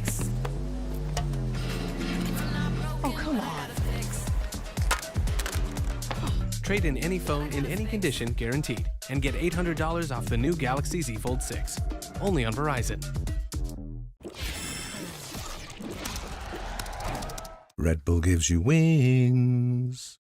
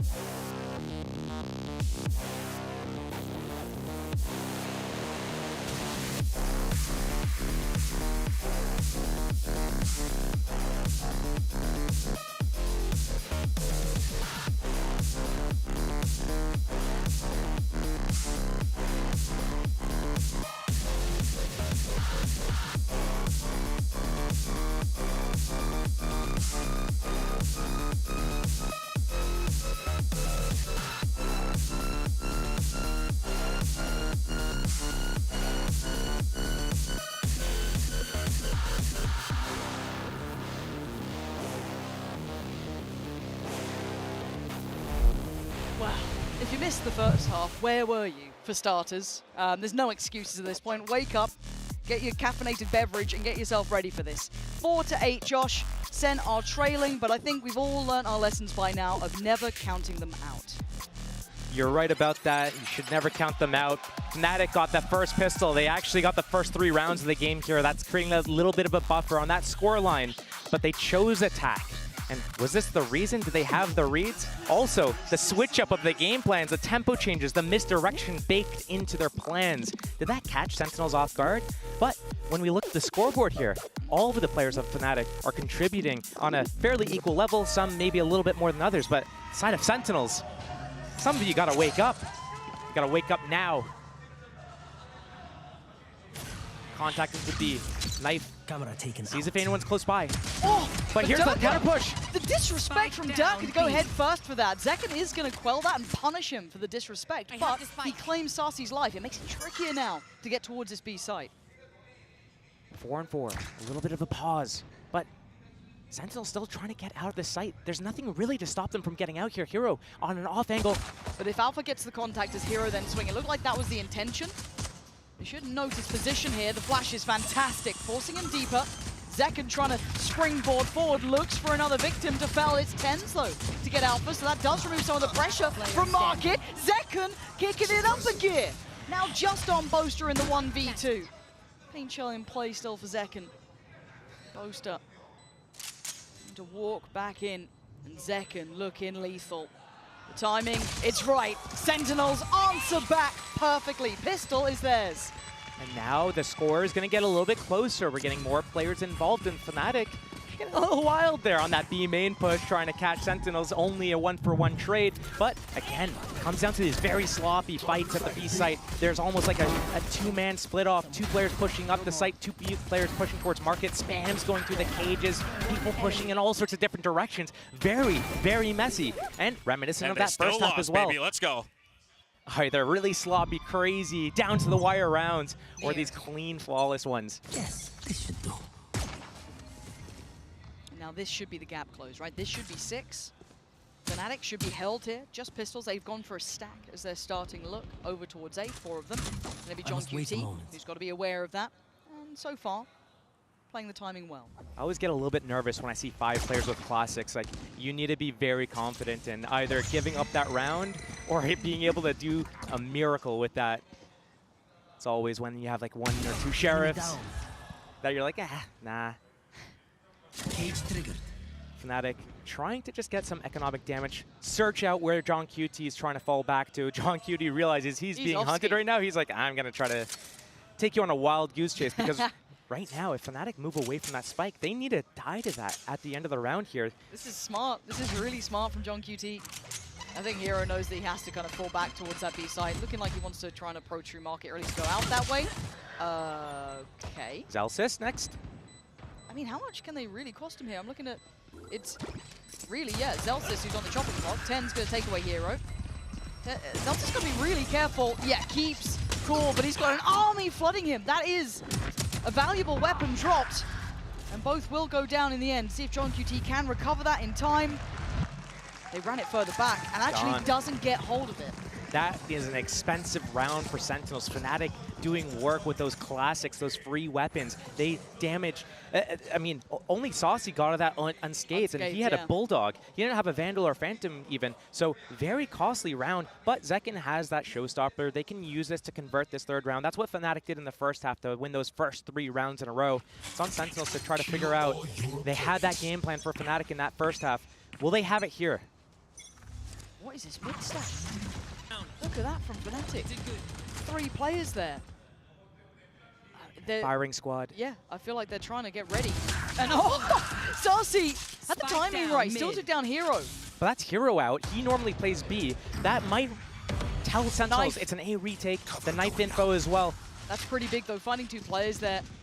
But not in a position to capitalize off of it. Right now, Sentinels is grouping back towards B. Fnatic want to do that re-clear on middle. They already have that drone out, clearing everything. They see set 10s. If 10s went down there, that would have been huge. The smoke's gone, would make this post plant so difficult to defend against. But Fnatic haven't found out exactly where to go yet. They're playing that retake, 4 on 4. They have their smoke still. So they've conceded the B site control. They've given that over towards Sentinels. You see Zekken on guard duty, basically rocket in hand, ready. Not going to get anything for it. As Fnatic starting to flood back in through Market. One splitting off his poster. Still going to have util in the backlines from John QT to deny that being a comfortable position to pressure from. And how are you meant to dissuade the players on the site? You can't! When TenZ does that! Back-to-back brilliance from the man. Chronicle and Durka brought to their knees. Poster and Alpha, options have gone. They just need a save now. They realize Sentinels, their money was so low. Maybe doing a little bit of economic damage here to keep their money low. But I'm looking at it right now, 3,400, 26, 2,400. Their money's actually in a really decent spot at the moment. Yeah, they're fine with that. John QT. Zekken looking for the player.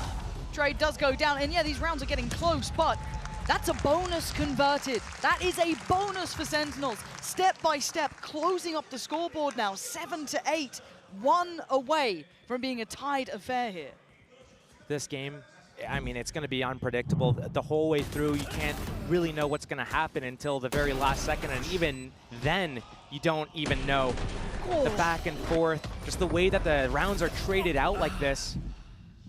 And it was something you were saying at the start of this, we needed some of the Sentinels players to wake up. That is looking like TenZ is starting to heat up a bit here there. That was some beautiful shots for him.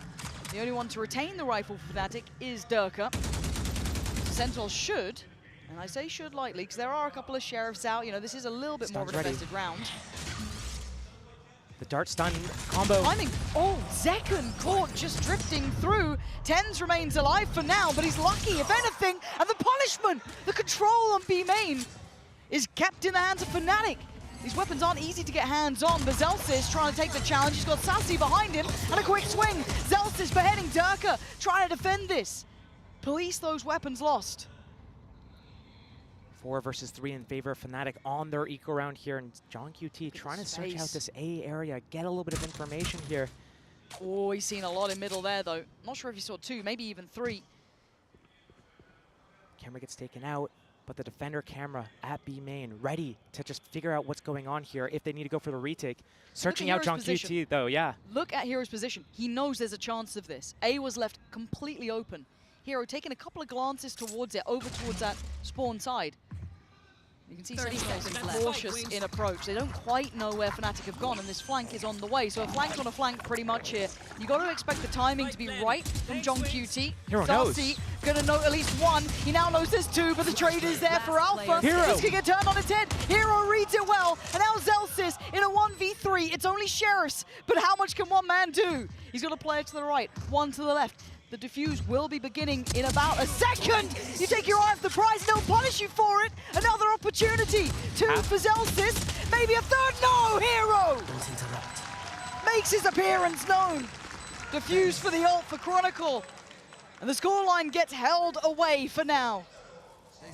both these teams doing such big gambles. On both sides, here Fnatic, they choose to do this 4-man D full retake A setup. It's not the first time they've done it, but here they've got the stun, the dart ready, and they're going to fight inside of B main. Catching Sentinels, they had Sheriffs only, and a classic.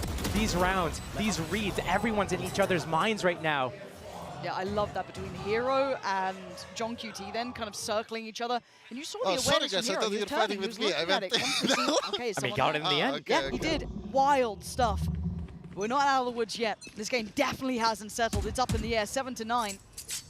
As soon as Fnatic gets that win off that 4B gamble stack, they switch it up. They're in a 4A gamble stack. They got the camera and the trips on Boaster on A, but we haven't seen the side from them yet before. Chronicle also has that Hunter's Fury, and he could pop this in the back if he wants. Let's see, Sassy's cleared through. There's no one currently in market. They know the site is absent of players. Plant might be questioned, but for now, they hold the site, and they're staying on the site. Sentinel's not falling back towards B main. They're looking like they want to get in here. Ten's trying to tee him up. Paralyze goes through. Bosa tries to back away, but he's caught. He is absolutely sunk. Second, leading the charge, and now the rest of Fnatic want to avenge their IGL. You gotta look at the flank here as well, you're right. Zellsis gonna be put on notice, catches him. Notes Durka, Paint Shell goes in and Zellsis leans forward, but it's Durka and Chronicle in unison, dropping bodies. Darcy holding the back from the market, trying to play to the time perfectly, and they're doing everything they can. But a 1v2 for Alpha, he may not have the time for this. I think it's gone, I think it's too late. Sentinels back up within touching distance now. These rounds are just so back and forth in their faces. I thought Sentinels was going to get that one for free as well once they got on that B site, extending to spawn with that Thrash, but somehow Fnatic from multiple different angles, a 3-prong attack, they're coming in for that retake, and they're hitting back hard. Still, almost tied up game. Fnatic, they're taking another timeout here. This is the last one gone for them. So many ultimates for them. And I kind of like that they're pumping the brakes here, because similar situation on the other side, not quite as, I guess, instigating ults. You've got the TP for 10s, the hat for John QT. Yeah. But they do have Zellsis, so, you know, the KO ult could be used as a nice springboard forward, but on the other side, some very impactful ultimates coming into cycle. So this could be a set piece potentially for Fnatic, or just a check-in of what they've seen so far. This is where it gets very unpredictable. And, you know, I've cited it a couple times, but the way that you can use these ultimates, there's different ways you can use it to execute on a site. So if you're Zellsis with that KO ultimate, you can do it the way that Fnatic's been setting up these 4-player gamble stacks. It turns off all their abilities. It's just guns out at that point. Or you can save it and use it to cancel out that Showstopper, that Hunter's Fury, if Fnatic try to use that on a retake. So figuring out what you want to do, how you're going to use these ultimates. Are you going to use it to initiate? Are you going to save any, knowing that it's going to probably stimulate the other team to make a reaction, a response to whatever you're doing? And Fnatic right now trying to get a handle of the situation. We've seen them not really do their normal game plan. They're switching it up. They're doing these 4-man gamble stacks, constantly re-clearing middle. And Sentinels, they've been pacey towards B a lot. They have been. And Sentinels currently are 4-1 on this half, picking up the pistol, converting the bonus, just getting that one back. Right here. It is game on. Let's see what Sentinels decide to do this round. Chronicle going to get the information early towards A, but they're going for a bit of a heavier presence towards B. You're looking at Alpha, you're looking at Durka, and Hero on the back line by Pillar. And Sentinels going to go through the protocol list. It's actually going to be a huge investment. Durka takes away Zeka, but how much more can he do? Ten's taking a little bit of splash damage, it looks like, and Sarsi going to lose his life. They've invested everything they had to that opening. Those 2 kills are huge. They need to be able to close this out. John QT, that would have been a huge find if he was able to get it on Boaster. But 3 players from Sentinels coming over to this A-side. Boaster is all alone. He needs to find a way to get out. He needs to live. His teammates are so far away. Surely it's too late. He can only hold towards that elbow position. John QT trying to close the gap, get a bit closer. Takes a step over. The trap in play, trying to isolate Boaster here. He's been seen, he's been noted, he's buying time. But it takes time. The rotation on the way. And Chronicle right nearby. He might team himself up for the trade. Ten's left out to dry. No one there to back him up until then. 2 big picks. John QT and Zellsis take away the players trying to pressure that plant, but it got into play. So Zellsis and John QT still need to stand together. It is a 2v3. He's lost Numbers both. on towards Fnatic's side. Zellsis feeling the pressure on the site. You can see the crossfire in play here. As best they can. Zellsis going to get the contact from all three. Can he divide? Can he conquer? Spots them getting closer. He knows it. He hears it. It's John QT to his side. But Darker succeeds. And now John QT on 39 needs to clutch and he can't. Fnatic make it up to 10. Sentinels held on 8. The scoreline finally pulling away. Fnatic finding their groove again. That was so scary for Boaster on an island for so long. Such a big ultimate investment to get those first 2 kills, to get that opening. You should be converting those rounds pretty much like 90% of the time pretty much, but the fact that it got as close as it did makes me nervous for what happens. No. Oh no, the stand-up curse, the stand-up. Glue him to the chair. It's fine, because if Sentinels wins a round, Zellsis probably stands up, it evens out. It's not fine. I'm telling you now, it's not fine. Oh lord, it's a rifle with Zekken and a sheriff with 10s. But why? Why do I feel like this is the one? The curse begins. Let's see what damage they can do all together. 3-2 split towards A. Chronicle stands in his way.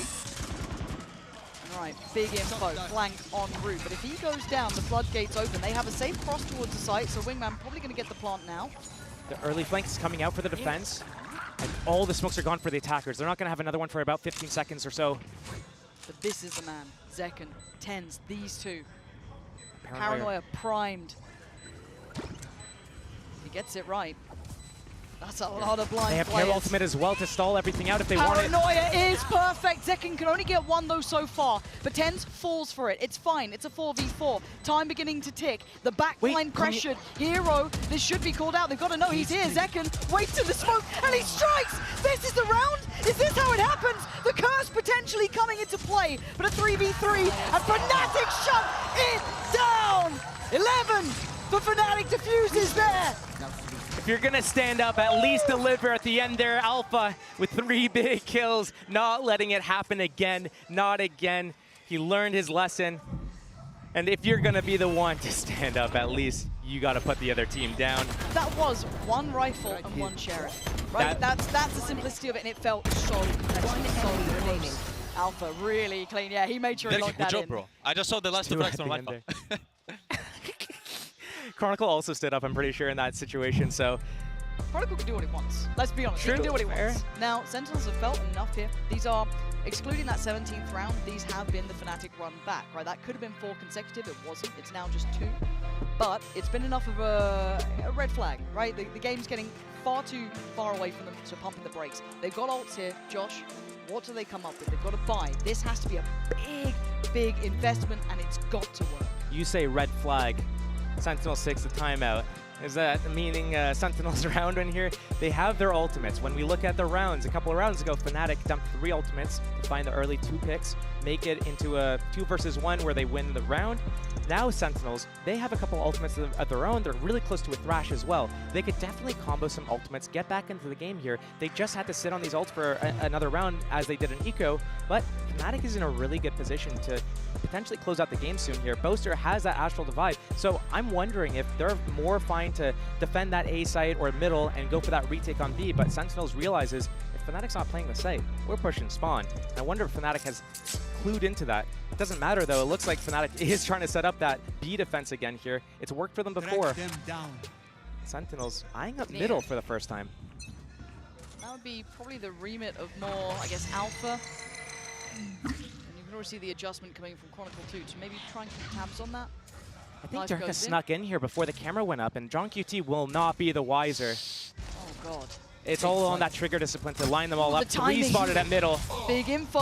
Alpha now under scrutiny, but Durka! Oh, John QT, the savior of that moment. A missed shot, and now Sentinels start the ball rolling. The B site is open, it's available.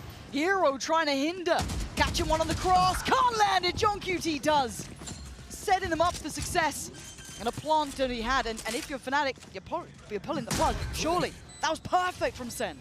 A couple of the players on Fnatic have a little bit of cash reserves, but we're also looking at Hero, who's down to 100 credits, so a likely save. They're in the lead. Only one big ultimate used there from Zellsis. They still keep Zekken's Showstopper for another day. And Chronicle, not really involved in some of these fights. I mean, the pacing Sentinels took through mid. How are you meant to? His Aldrone seemed well timed, but by that point, they were in market, basically. He caught, 3 of them moving that way, but by that point, the timing on the crunch, I guess it felt like he was dependent on Durka, pretty much. If he succeeds towards main, maybe they can He was set up perfectly timing, for it. and he missed. He missed. Sometimes that's just how it goes. John QT, You can have the man who did perfect, it. yeah, you can have the perfect setup, but if you aren't able to capitalize on the position you've been given, the blessing, you just, that's it. It falls apart so easily. Fnatic, I want to see them change up their setup though. They've been running the same kind of B defense, jamming them in B main a few different times here, and it's worked. It's given them what they wanted, but we saw it in the last half as well. Around 7 or 8 rounds into the game, Fnatic did switch it up and started changing the pace, started baking in that misdirection. I wonder if we're going to see a switch up from Fnatic on their defense, or even Sentinels. They've been going really quick. That first 40 seconds, they're in the site. It's usually been towards B here. Cage trigger. But a little bit of a fake opening towards A. A lot of information given. They have that camera. The third man. Yep. And right now, Fnatic is defending towards that A side. They're putting Hero back on B. We haven't seen him towards B defending since maybe even Pistol around this game. He's usually so good at this, getting 2 kills, getting out with his life. But here he backs out, doesn't want to go against these ultimates. But so much space taken, and they're going to keep going. Sentinels, they have that showstopper. It's still active. The Thrash, they need to recover it. Now, they're going to know that they've taken over CT space. It's all through market, pretty much. Maybe an eventual flank from Chronicle, but Fnatic have to take some more space back in. They can't just flood through market. It's going to be hard, though. Sentinels playing forwards. They know this Astral Divide's in play. Yeah, staying on the site here. Paranoia ready. TenZ sends it and then backs. They're just not getting in the door here. Sentinels shutting it in their face. Now it is go time. Zellsis sent to his death. Forced to fight forward. Sassy now leaning back, but time is ticking. You gotta get a move on here. Sentinel's gonna lap this up, but the trade's in play. Sassy still stands, as does John QT, and the time is ticking. They are out of time, surely. No more to be done here. No more time to play. Sentinel's running it down to the wire. And Sentinels taking that round from under the noses of Fnatic, and Fnatic just way too slow, couldn't find an opening into that round. They had an idea of what they wanted to do, but so much pressure put on them from that Thrash, from that showstopper, and then the Paranoia, and then they back out to the next angle. They don't back all the way into B main. They know that's a round loss for them. So they back out, just back into the site, get this crossfire going, and another chaotic situation. I am surprised that Astral Divide was used in that situation with that much time left. Yes, that is a big burn up of an ult, but I have to give credit again. In a round they needed that the timeout was potentially built for, you've got John QT leading by example. One exceptional IGL, 21-11. Again, conceptually, that fate coming into play, it pulling that third body across. Fnatic too late to the party on B.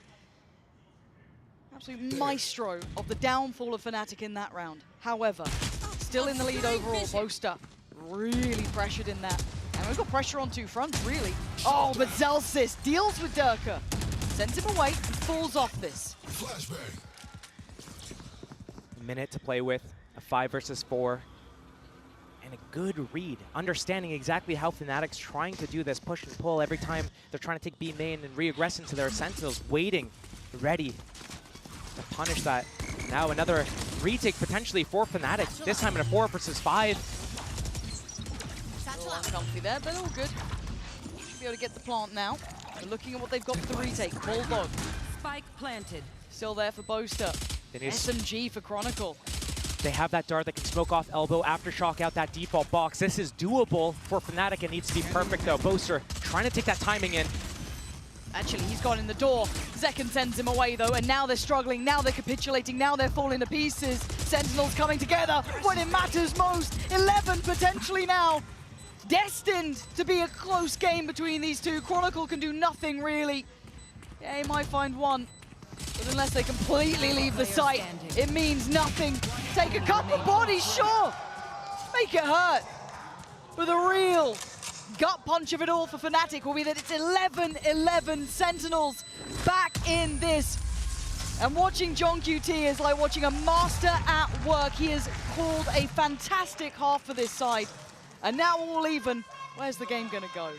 You asked me this, but again, the mind games that are coming out, these guys know exactly what the other team is going to do. The preparation is there.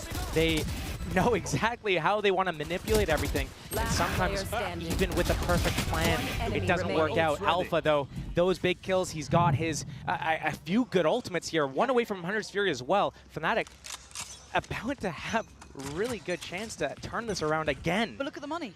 I mean, it's down there. The ults, the money's in the bin for Fnatic. You got Sheriffs, you got SMGs, 2 Sheriffs. Doesn't matter, I saw them win with Classics.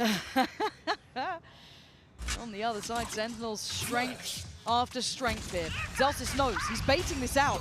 It's so well done. Sentinels, again, correct read, finger on the pulse. Cage triggered.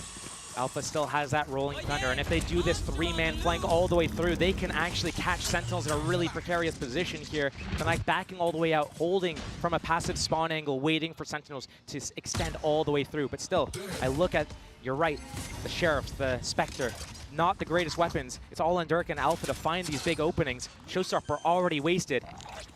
Sentinels looking for that opportunity to jab through the smoke. Counter util ready. That's Alpha affected. No stun, no flash. The time is ticking.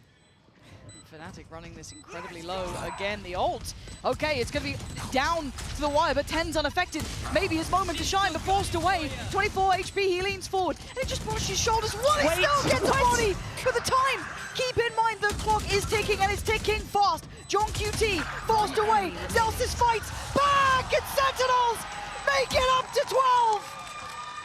Sentinels, 12 rounds on their map pick. Starting the half, 4-8, they were down. They get those first 3 rounds in a row. They start climbing it back round by round. It's not pretty every round, but they get there in the end. Now, map point for them. Fnatic, they're going to be able to string together some sort of buy going on here, but Sentinels is full control of the game. They know exactly how Fnatic wants to respond to some of these situations, baiting out perfectly. Durka to push through B main. It's not working for Fnatic, and they need to switch it up if they want to be able to stay in this game. Down to the wire. OT on map 1 in the hands of Sentinels. Right here. Chronicle with the ult. Take flight. On the other side, 10 still has his, but nowhere near as influential. And the Owl drone, does it catch a pixel? Absolutely not. Not going to see what he wants this time. Not ready yet. It's a very early reclear. And if he's alone here, it's going to be dangerous for him to pop out. Oh, he's just going to do a blind. Oh my god, it could be devastating, but he doesn't catch. No. Just about Just attack. Korzekan. How much does that tell them? And then it falls into the one man's hands who could be the threat, who could be the downfall. How diligent are they? It doesn't matter, he still gets one. Big shot. Oh, Chronicle, where was that? Out of nowhere, catching Sassy on the shock dart. And suddenly, they're left in pieces, fractured on the way forward. Tens, John QT and Zelsis, you talk about impact players. You got them in this, though. I'm looking at Tenz's ultimate. On a round like this is where you want to try to find your footing into a site and pop that ultimate if you need it back out. Right now, Zelsis is trying to figure out how he can disrupt this retake, the rotations, but deciding to move together here.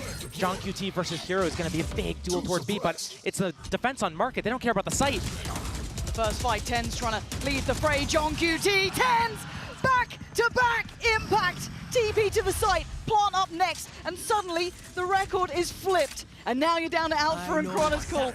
Again, impact sure, but in a moment like this, can you pull it through? Zelsis hops away, keeps himself alive. Information aplenty, they now know what they're up against. And Tenz's timing could be heaven sent, but no, they skip around, they go towards site. One towards main, one on pillar, one CT. Hard to find fair fights, and John QT prowling, waiting. Chronicle finds Zelsis, but the time is ticking, and Tens is on the way. The camera comes up, they want to get it towards half. They might just do it, but Tens, the bully of the big boys, afraid of no one, shuts out map 1, 13-11. Sentinels lead in the series. Tens, such a slow start to the game, is able to close it out with a 2K in the back, and Sentinels looking for a moment there, like it was a questionable pick for them to go into Sunset, and suddenly they turn it around, close it out. Okay, Bind up next. Do not miss this.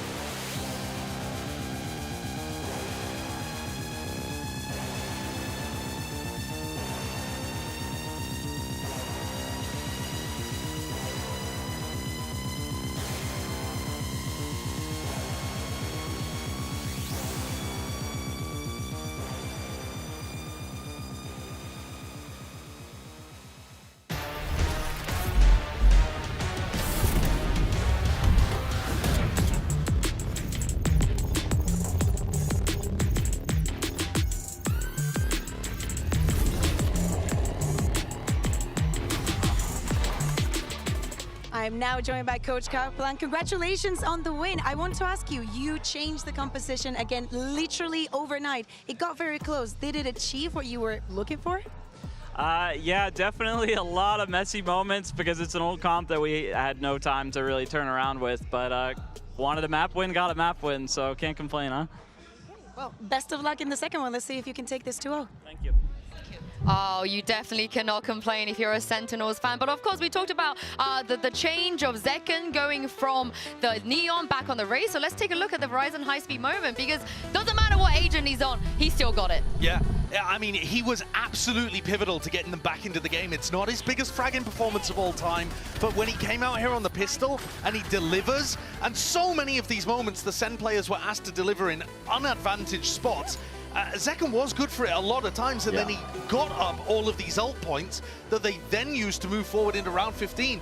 The snowball that they were able to accrue was a big problem for Fnatic, and ended up with an extremely tense final few moments of the match. Oh, 100%. I mean, he gave them the window of opportunity to buy time, essentially, the buffer rounds with the pistol round win, the bonus round conversion to keep the momentum going. And like you said, it gave them time to adapt to what Fnatic were throwing at them towards the tail end, because Fnatic were in control for various portions and parts of that entire map. Yeah, let's talk about that second bonus, because both of the teams somehow won the bonus they weren't supposed to win. Yeah, dude, go ahead, Josh. Well, first of all, the first thing I want to look at is, you look down at the timeline, we went the distance, but also look at this, both teams allowing each other to plant almost every single time, only one round in the game where the plant was denied. The rest of the time was all retake scenarios, some of them favored, and look at the first kill differential too.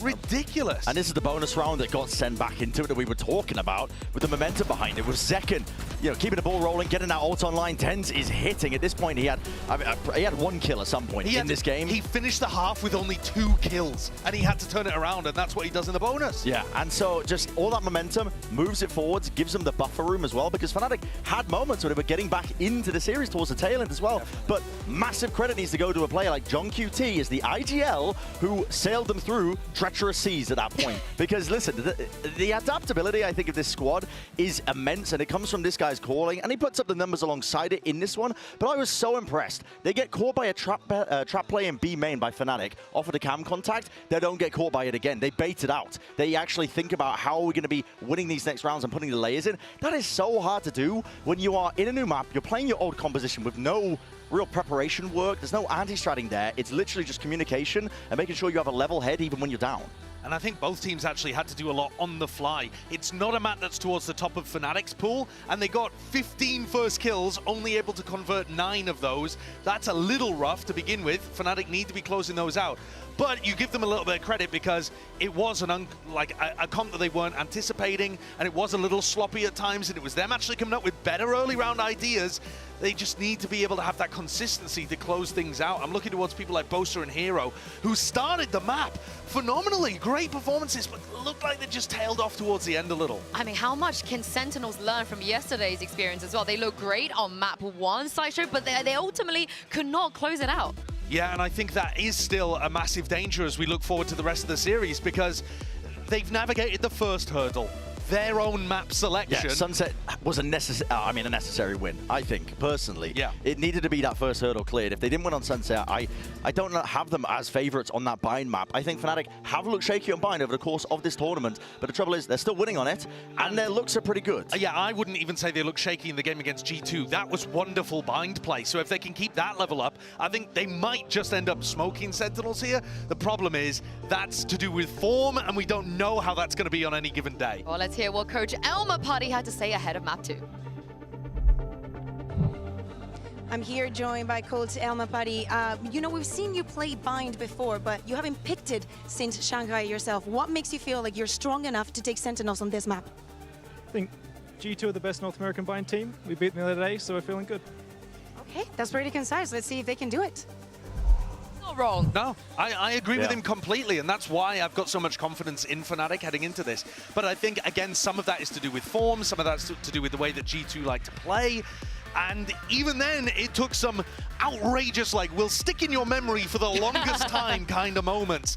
But when you have players on the server, Boaster's always loved this map. Chronicle, I think it was Mitch or Tom crowned him Bind Royalty, which I agree completely with. And then you get Durka on his raise. Everything seems like it should make sense for Fnatic to come back here strong. I just hope the mental, though, Brent, is there, because losing that Sunset in the fashion that they did is tough. And that's exactly what Boaster was saying in the Arrival interview. He said that sometimes it's our mentality holding us back as a team in this tournament, which surprises me to a degree, I think, as well, because they do have an incredible amount of veteran presence on the roster. Hero's the only real newcomer to this spot. You'd think they would be able to, you know, bail themselves out of the bin when the mental gets there, just from that experience that they've had. They know that they're world-class quality players overall, and I think they should have confidence coming into Bind. Their preparation, the looks and depth that they have on the defense half in particular, I'm dead impressed with. They alternate and change up pistol round strategies based on the opponents they play against. They're not a team that you can hard ante in that capacity as well. And this is the other thing. Sentinels, they played Sunset yesterday, so you can't help but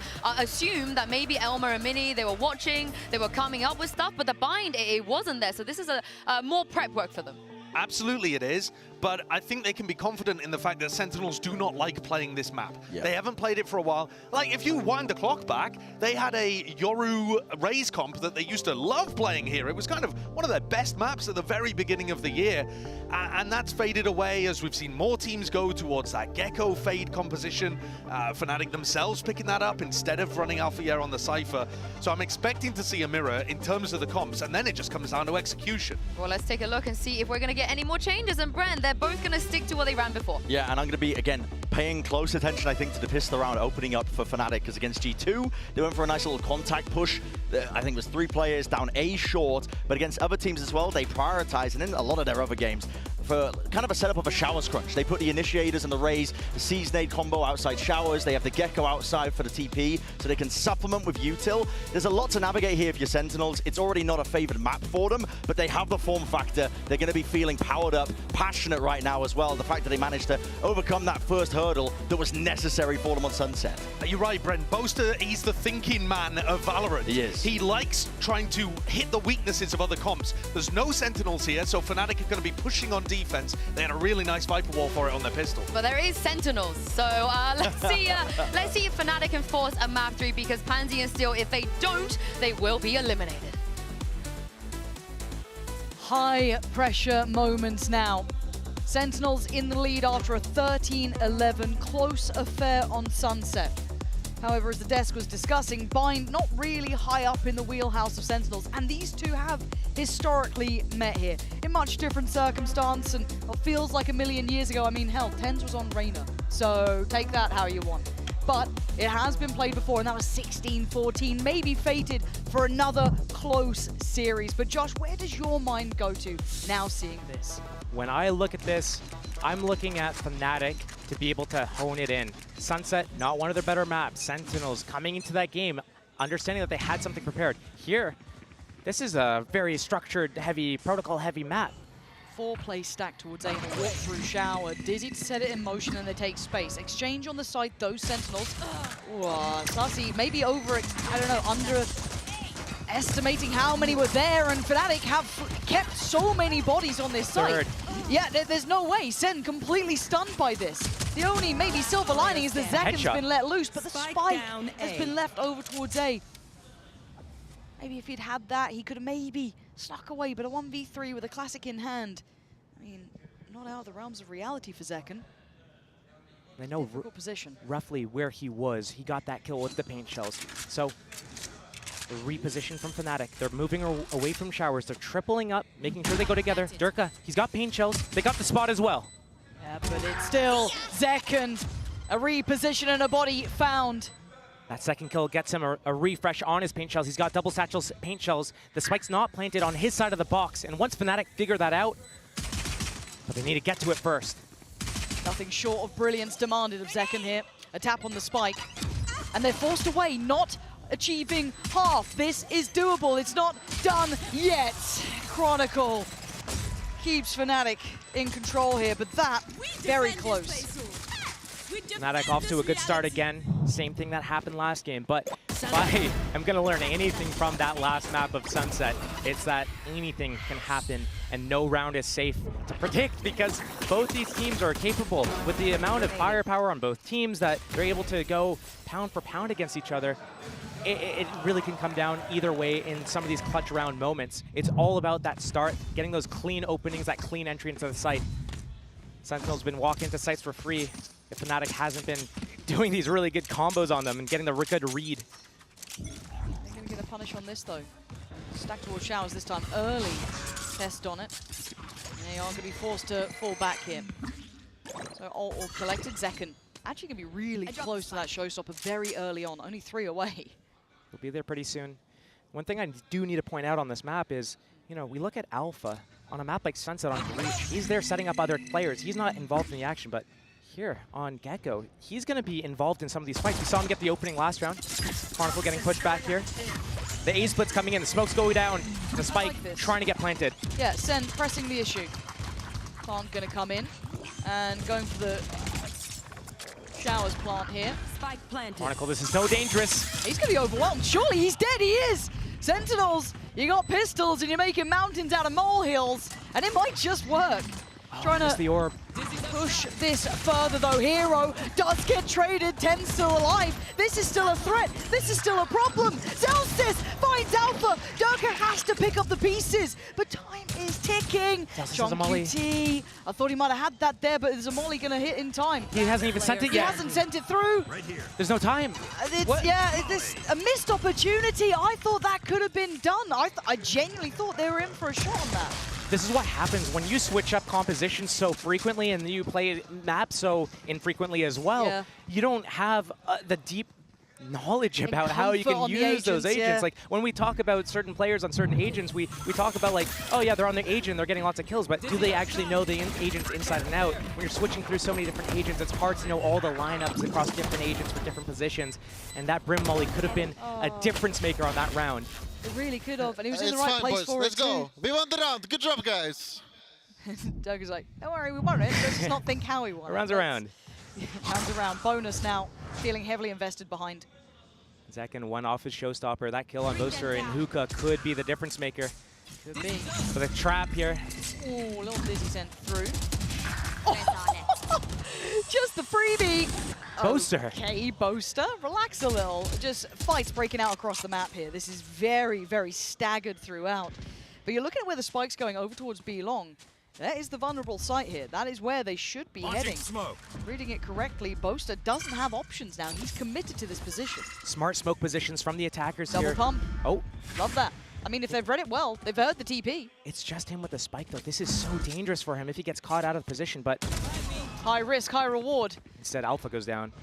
So it's on Chronicle. So maybe buy time, make them work.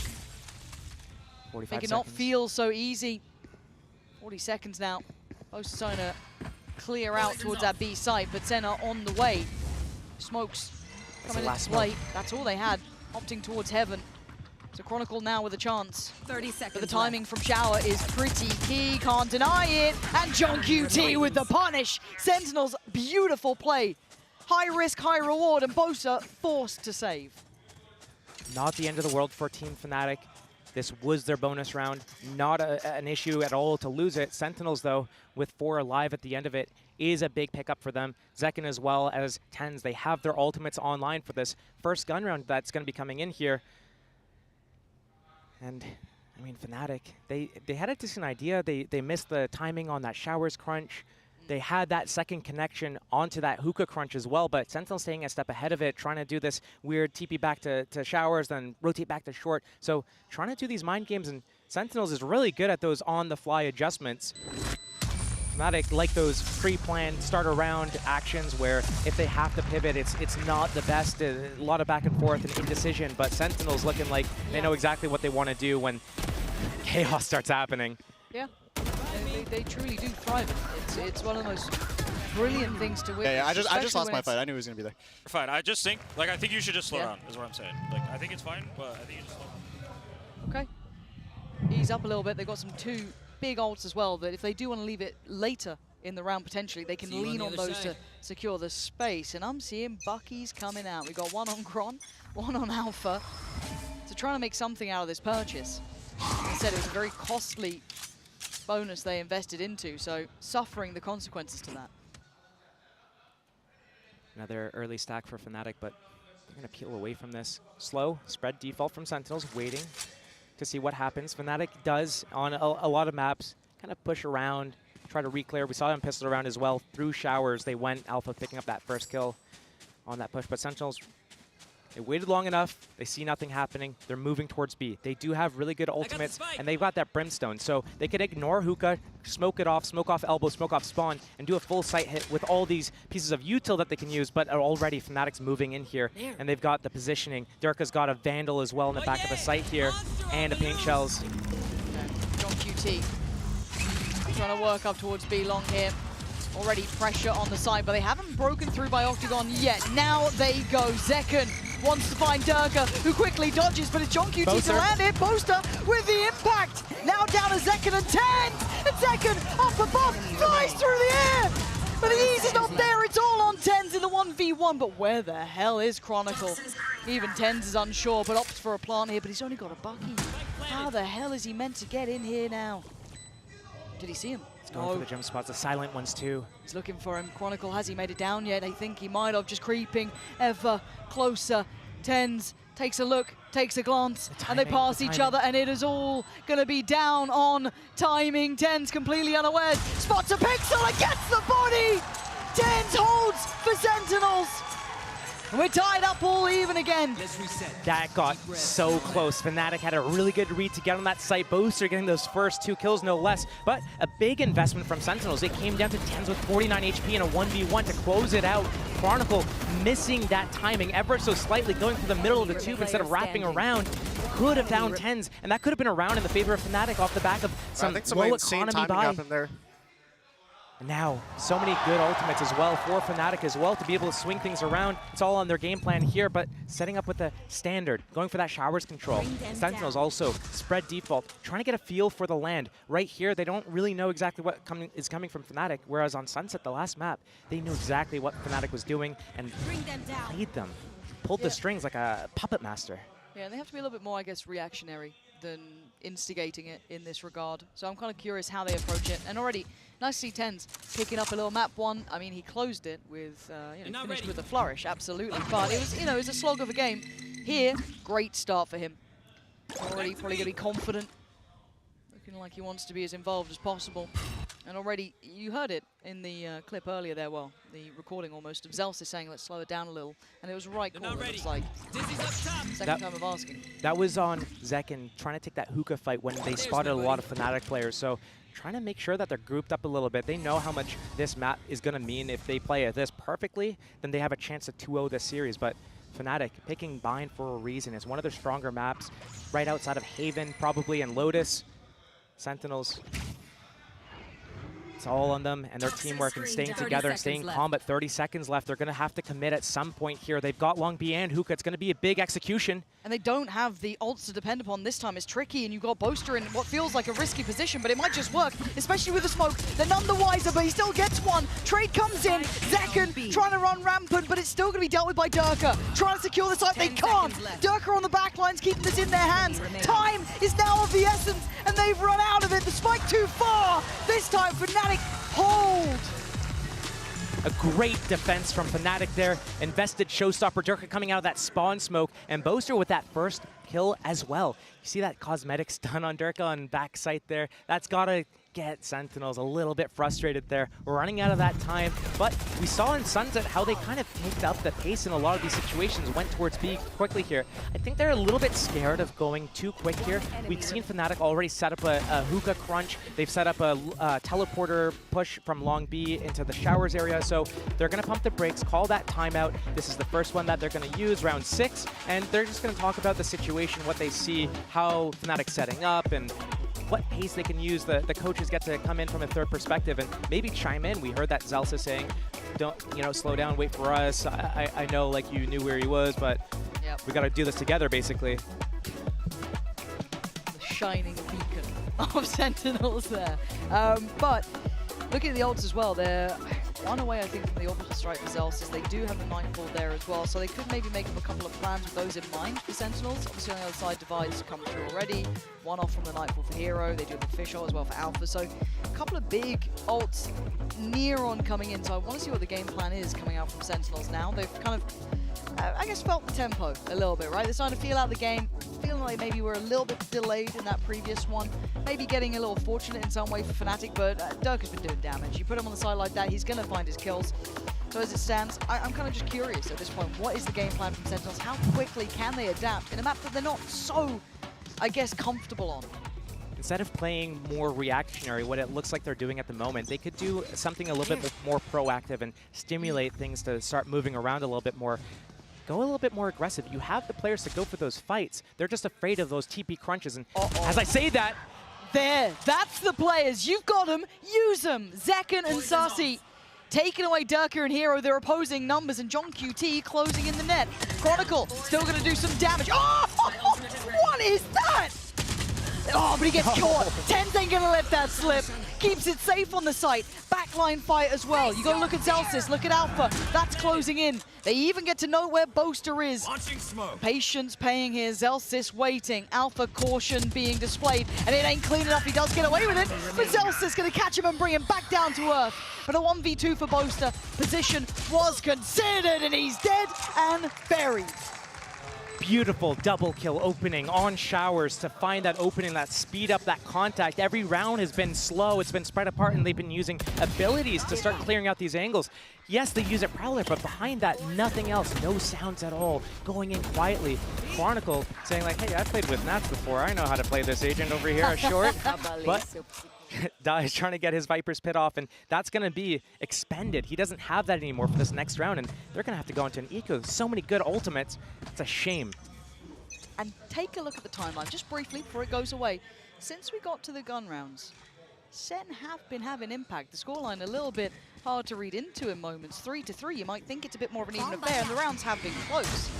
But the swing is in, and Chronicle, got to be cautious here, caught by the seas, and the orbital strike, he's about to get away from it, fortunately for him. How much can they throw at one man? Chronicle, I don't know how you're even still alive, surely dead now. He had the entirety of the team thrown at him. Site is under Sentinel's control, however. It's going to be a tough one to break into. Yes, you got Spawn, you got Heaven, you got Showers, but all these smokes and pistols. How are you meant to make your way through the mayhem? So much in their way, and again, the ult does find a target. You can see Sassy considering, does he fancy biting in on that, but no. Oh, okay. Alpha with a banger. Takes away Zekken. Divide gonna go through. TenZ leans forward. The Chosen One himself stands tall and holds the ground. Durka damage, he's dead. And now down a Hero in a 1v3. And the time ain't on his side, and neither are the numbers. Sentinels, eyes on the prize today. Couple of rounds back-to-back off the back of that timeout for Sentinels. Good value there. Wondering if Fnatic's going to take their turn to get a timeout and start swinging things around in their favor. Because right now, Sentinels just took the lead. He attacks out of Vine, and that's very scary. Another Cosmic Divide not being able to get any value. Sentinels, again, another quick game round there. Chronicle, he got Prowlered, he got seized. Oh, there was nowhere to go. Yeah, there was nowhere. Orbital Strike. Yep. Thrashed. Wild. And do we get the brawl again? Oh. Okay, that's a different weapon there, though. No respect to it. They want to press the issue. Oh, that's why! Second, you are outrageous! And another potential victim. Hero's lucky to be breathing. Again, just onslaught after onslaught. Chronicle tries. Well, he still can only do so much. Hero has fallen. It's on Chronicle, Boaster, and Alpha, who are being absolutely stun-locked out of this game. The pace has been so oppressive from Sentinels. So well done. John QT, never going to let the round slip, is he? Alpha is there, and the second for Alpha. Now down to a 3v2, but look who's creeping in. John QT, the one to full stop the round, surely. How are they meant to do anything with this man's presence alone? The spike feeling inaccessible. And Sassy not giving them a fight. Trying to play to the timing. Chronicle pries him out, but the time is starting to tick. And John QT knows it. He plays it to the second. He knows what to do. an around-the-world flank, catching Boaster before he could get that smoke off. He got the star down, but wasn't able to convert it. And Sentinels building on that lead right now. Fnatic still have their timeouts to start using. And they're going to pop it now, realizing what's happening. These showers fights have been going in the favor of Sentinels these last few rounds. The AWP comes out for Team Fnatic to put a stop to it, but Zekin knows that pre-fire angle. I know you're going to be holding this. Hey, I've played Duelist before. Bro, Alpha's This is the tilted, angle I boys. would He's not hold. even ulted. Guess what? 3 rounds this in a row. corner of the showers, it's gone. As soon as he gets that kill, showstopper, we go out. And this is the beauty of Sentinels, right? Let's take a moment here. This map isn't in their wheelhouse. It's not something they lean towards often. But they're the team of intangibles. They're hard to pin down as, what makes it work. But then you'll have a round like that from Zekin. TenZ has been online the whole series. And it's rinse, repeat pressure towards A. Good calls, good tempos. You've got on it, like, everything is lining up for them. Now, Fnatic have slowed this down. They've gone for the pause here, Josh, because they can feel the momentum shift. And that's a scary thing when you're facing Sen. You don't want to let that momentum slip.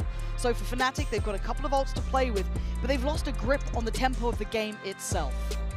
It's a big difference, actually, between Fnatic and Sentinels, is that when Sentinels is able to find that opening, they unleash. They go forwards, and you can barely put them on a leash to hold them back. Whereas Fnatic is more like, okay, let's wait for this next step. And right now, I mean, Sentinels, if you have those individuals and your entire style is that X factor, when you find these opportunities, your individuals can take control over this game. That's what they're doing right now, and Fnatic need to find a way to bite back. Standard setup again, no WAP in play, but these showers fights have been going in the favor of Sentinels, and Sentinels I don't think are going to start shying away from it anytime soon. Fowler in the front, Mosh in the back. Try and get a way out, but Zekin taking all the space. Again, they've won that, I guess, close site control. They've eyed up the A site, and again, rewarded for the util. They've worked this out. They've got a really good concept of how they want to take towards this site. Fnatic need an answer, Josh. Thrash instantly as soon as he gets the plant. Nightfall in a fast retake. Chronicle on the swing, and he hits! Knocking 3 of them out of the park, leaving just Sassy alive in a 1v5. This would be monumental. Wait. Oh my God, it's halfway though. He has to go, he has to swing, and he falls. A valiant attempt. And Fnatic, Christ. they fight back though. They know, okay, we're gonna give you resistance, you can have this, we're gonna do our retakes. Try to hold against us. And Saucy, oh man, if he had any teammates left though, that spray transfer was great. Chronicle finding the first lineup off the back of that Nightfall as well. All of those targets softened up, half HP. Finding that, but again, it's such a still close scoreline, still in the favor of Sentinels, but their economy is actually getting really low. Fnatic can swing this around. Anything could happen, anything can and will happen. First time we're seeing an early attempt towards Alpha though. Feeling the difference, peels away. Prowler comes in, notes nothing towards short. They have that attack side Nightfall. If they get in the site, they have the Viper's Pit to lock down either elbow or spawn. This Mosh should at least isolate the rest of the players away from Zekin, but they're completely unawares. Boaster! Durka, what? Just asleep at the wheel, and Zekin! Just eviscerating them! He's the one to take this site. He's the one in control. And these are problems, these are issues, these are unmistakable. The only one to answer back so far is Chronicle. Zekin still stands, he still delivers. That's 3, 4, Zekin! Outrageous impact, and he knows where Chronicle is. Zelsis. No, no, oh, Zelsis! no. Poetry in motion.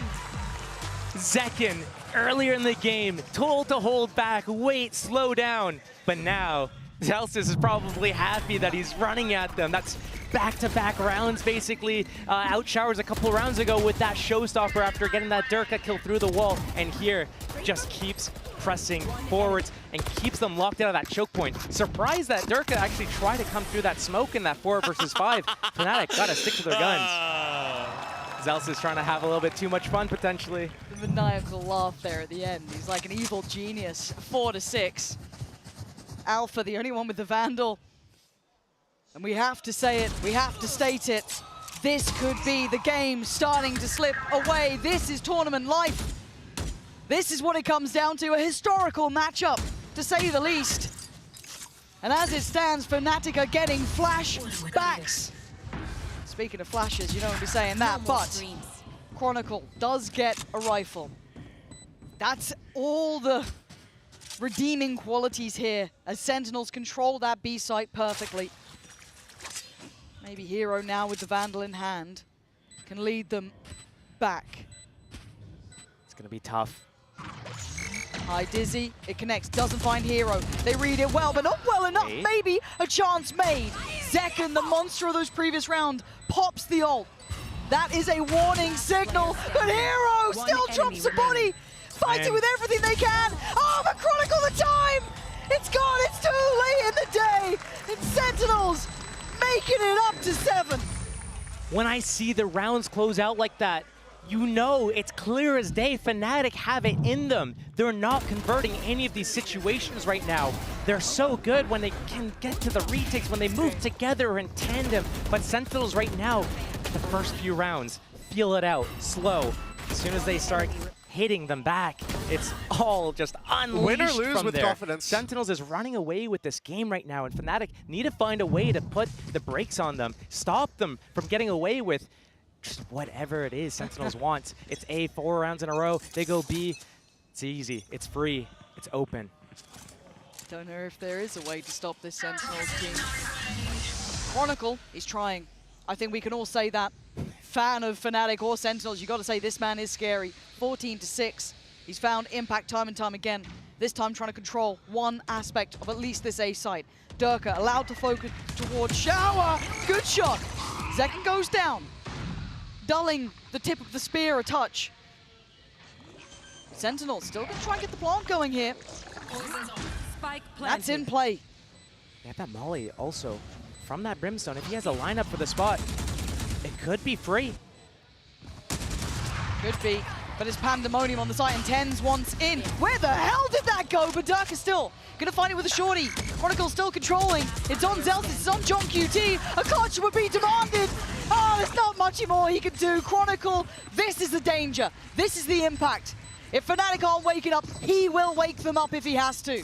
Gap closes, 5-7. We're going into the second half. Fnatic need to find a way to equalize. That would be the second pistol of the half, though. Switching sides. And history demands this game was going to be close. It was going to be a great affair between the two of them. And 5-7, we are on the money for this to be a memorable moment for both sides.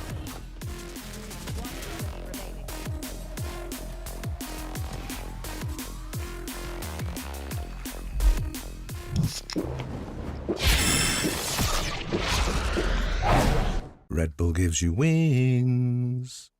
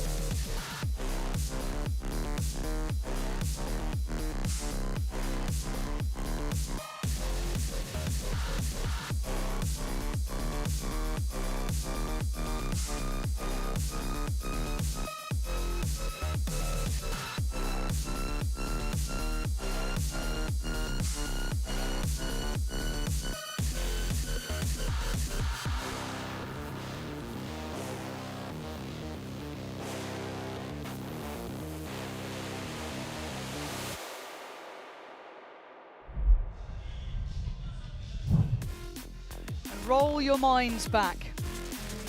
Iceland, Reykjavik, the first time they truly met. Not earlier in the competition, the one that mattered. The one that set these two teams on such different trajectories. Sentinels went to the stars. Impenetrable Perfect looked outrageously good. Fnatic fell to pieces off the back of one singular flash that set everything into motion. Now, they stand at a 5-7. A close game, anyone's game, but the way Sen got to 7, Josh, has got to have Fnatic on the ropes. Fnatic started out that first map, Sunset, they got the pistol, they converted all the way through, and ended up closing that half out actually 8-4. And Sentinels crawling it back in that second half. But here, Fnatic with that pistol and that second round conversion only end with 5. They're on the back foot. And this game so far has been Fnatic stealing those first few rounds away, Sentinels getting a feel for the land, and then going unleashed. And right now, with the scoreline in the favor of Sentinels at the moment, that is a scary prospect because if they are feeling good, they're going to be in Fnatic's faces and not letting Fnatic get away with any of these plans. The one saving grace is Fnatic like to start a little bit slow, feel out what's going on, and deny any of this aggression. So if Sentinels gets caught by it, it's going to be dangerous. Just a heads up, in case you're wondering. Got to get one in the game. Got to get one. Classic, no, it isn't an error issue. Hopefully that'll be resolved quickly. Looking down the stage, who's done it?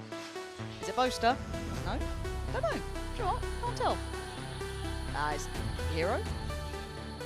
Looks like Hero. Yeah, so hopefully that'll be fixed up soon. You can kind of see it being fixed live on the screens. But bigger picture, can Sentinels do the same sort of thing now on the side switch? You know, it's harder to maybe determine the pace and just be as bullish in approach. They were really headstrong with how they're approaching. They get that pick, they just flood the site there. They're aggressive. But can you do that as much here? Does Fnatic now have an opportunity to turn that tide? Before the map started, basically, we're talking about, you know, Fnatic on Vine, how good they look. They ran it in EMEA. We haven't really seen so much of it from the side of Sentinels, and we're thinking, oh, this should be a shoe-in. It should be easy. Is this the start of a curse? We'll see soon, I guess. As long as Chronicle and Alpha remain seated. The seatbelt light is on. Do not get up. Chronicle just told him to sit down. It did work. I mean, you can't, like, for some reason, Chronicle just has this, like, mad aura, though, that you just don't want to, like, if he just tells you no, it's like, fair enough. Cool. But still, it is such an interesting matchup stylistically. Hopefully, the issues will be resolved soon. Looking like everything's getting better. Hero, I think, is probably testing it out. Looking sorted. We'll let you know as soon as. Yeah, I think we're good to go, ladies and gents. So let's focus back up. Eyes on the prize. 5-7. Tournament life is on the line between two titans here. Historical matchup. The origins of the NA-EU battle between the two regions. And as it stands, NA is leading. Map 1 in the bag. Half in their side. Now, Fnatic, have you got what it takes to answer back? We find out as we start. And I asked if aggression could work. Instead of trying it. Try and fail. Chronicle, that's why you respect him. When he tells you to sit down, you sit down. 2 already to kick things off. And instantly Sen have to fall away from that.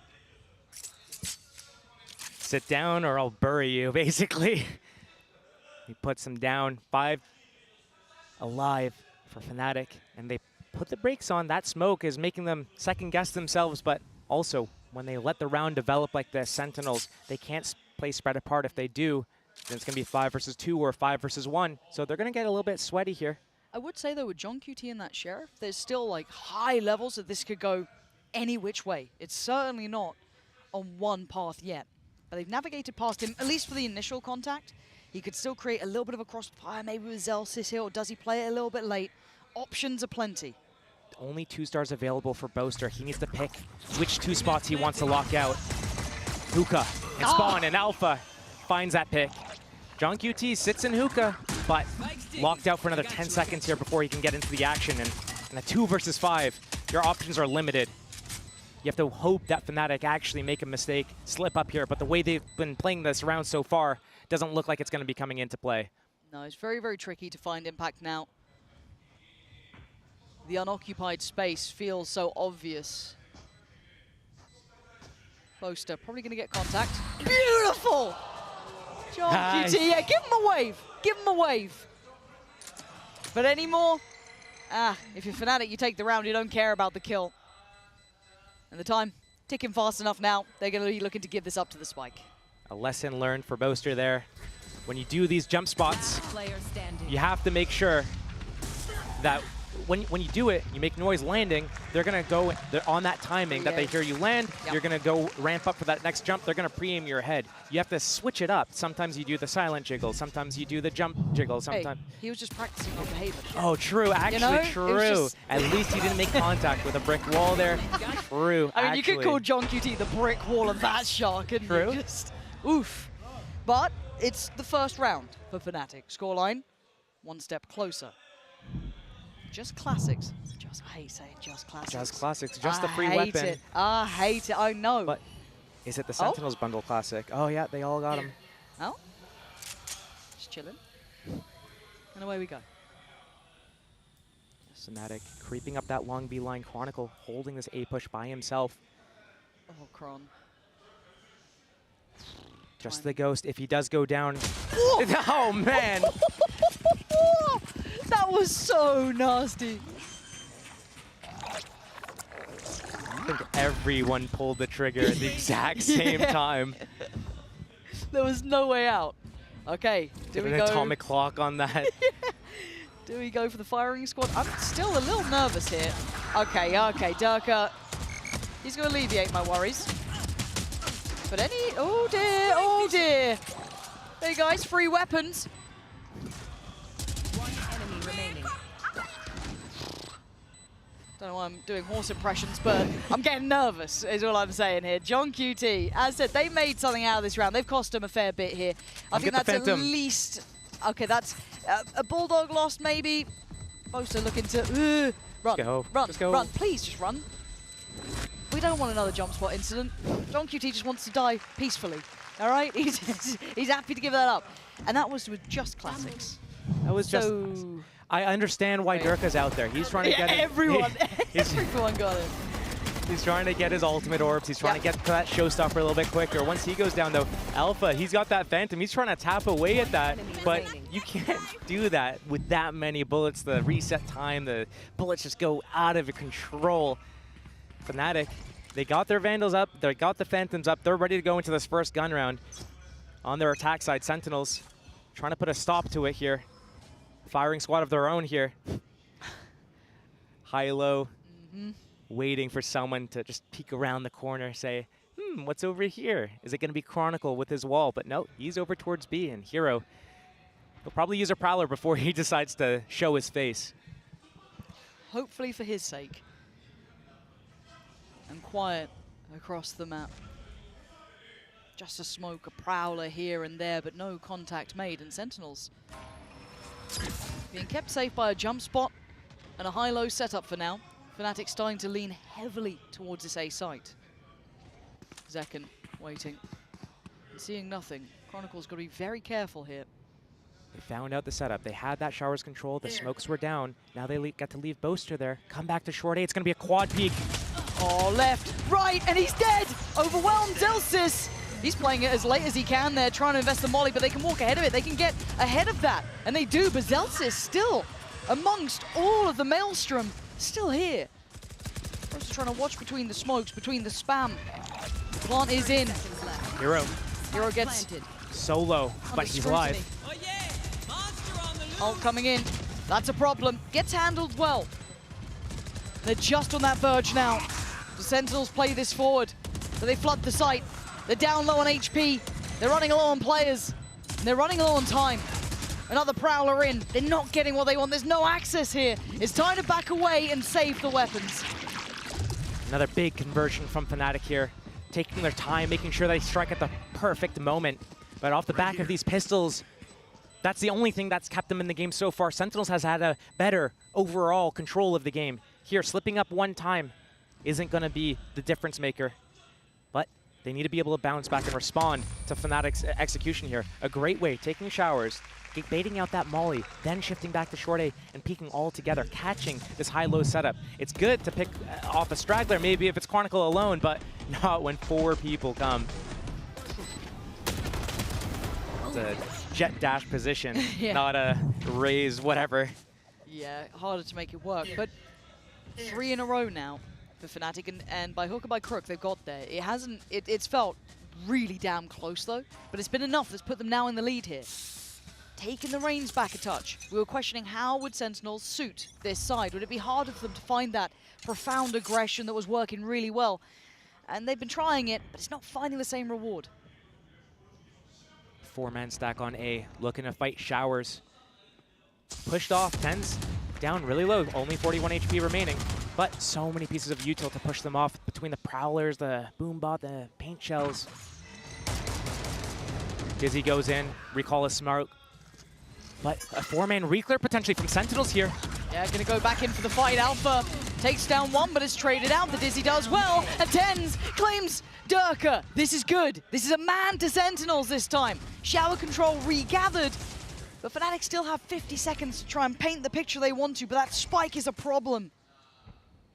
It's going to be so difficult to recover this. They do have stars on Astra. They can use these abilities to flush them out. Also, a Molotov from that Viper can clear out certain corners, but this crossfire from Heaven, It's John QT. His positioning has been outstanding, genuinely, and his timing on the util, again, solidifying the safety of that spike. The smoke's going to fade away in 5 seconds as well. He needs to re-smoke this if they want a chance. 20 seconds, the Molly now. This is so well done. They are just suffocating Fnatic out of this round. And you talk about his positioning, John QT. He is hard to pin down. He's outrageously good at what he does. 10 seconds and he reappears at the right time. The spike's still firmly in hand. He tries to make it costly, but Fnatic will have to let this one slip. Sentinels with the right fight in the right place at the right time. Fnatic give up another round, but Sentinels, it was expensive for them at the end there. Losing those last two players, John QT in Heaven as well. It's just not good enough. It needs to be a little bit more clean if they want to be able to get this comeback, but I like what they're doing. They're pressing forward, so when Fnatic is doing their methodical approach to everything, this is kind of what I alluded to before, is that a lot of what they do, it's strong because it works well, but it's telegraphed. So if someone's trying to defend against it by themselves, they'll get taken out. But when there's 4 people swinging in there off the back of a wingman waddling in their faces, they'll win those duels, get that spike down, and convert around. Silence shown towards A, but it's pressure on B.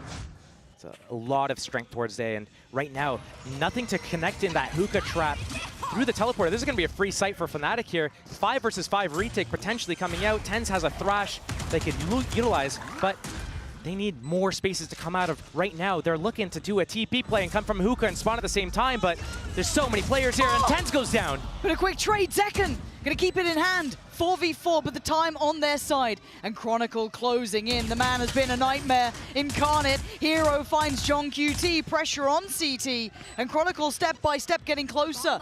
The inevitable death looking like it's likely.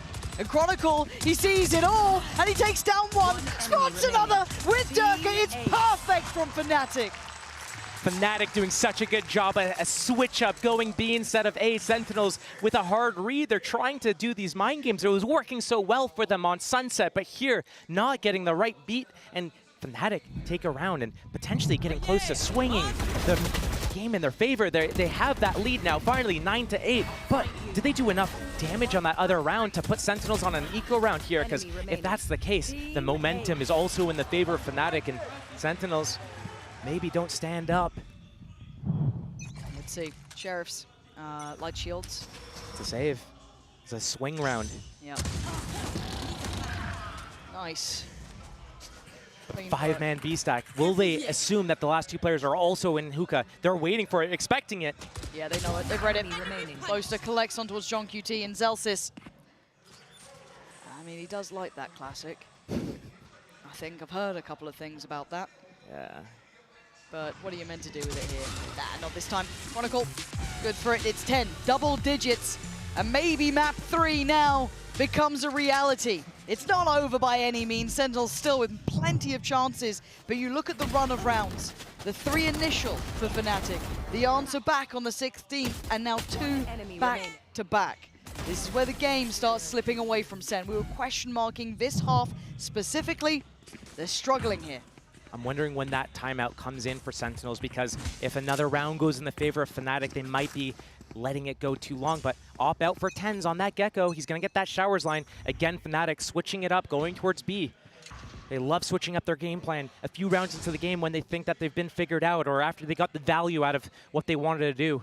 Stay a step ahead of their opponents. Sentinels on that back foot, but TenZ taking this deep line. He's going deeper and deeper, assuring his teammates, hey, it's going to be B again potentially, but they keep 2 players here. They have that showstopper on Zekken, so if it is a B hit, especially if it's through hookah, they can connect that way, through short, through that teleporter. Ooh, but damage. Alpha, he's a lucky 1 boy. HP. Once the decay goes, he'll go back up, but not by much. I mean, 26, he's still the walking wounded. 1 shot distance. And where do they decide to stick the landing? TenZ getting curious. He's got all the info in the world that he needs to reassure his teammates about B, and Zekken's already on that site. He's got that showstopper, but this teleport back to, oh my god, yeah. It's going to be a teleport Yes, back to A. They're going to catch TenZ with his pants down. But it's still TenZ, and when he's there, my mind will still always question mark it. Give us the eyes on him, let's see what the Chosen One can do. Good for 1, no more to be done. The Wonder Kid takes over. That's a big takes volley over timing. Showers, but the Hero's ahead of it. He gets to slip the net. He gets to get the plant. So the time isn't the problem here. 3 players already on the side. Zekken pops the ult. Oh, Booster gets splattered against the wall. A 3v4 in favor to Sen.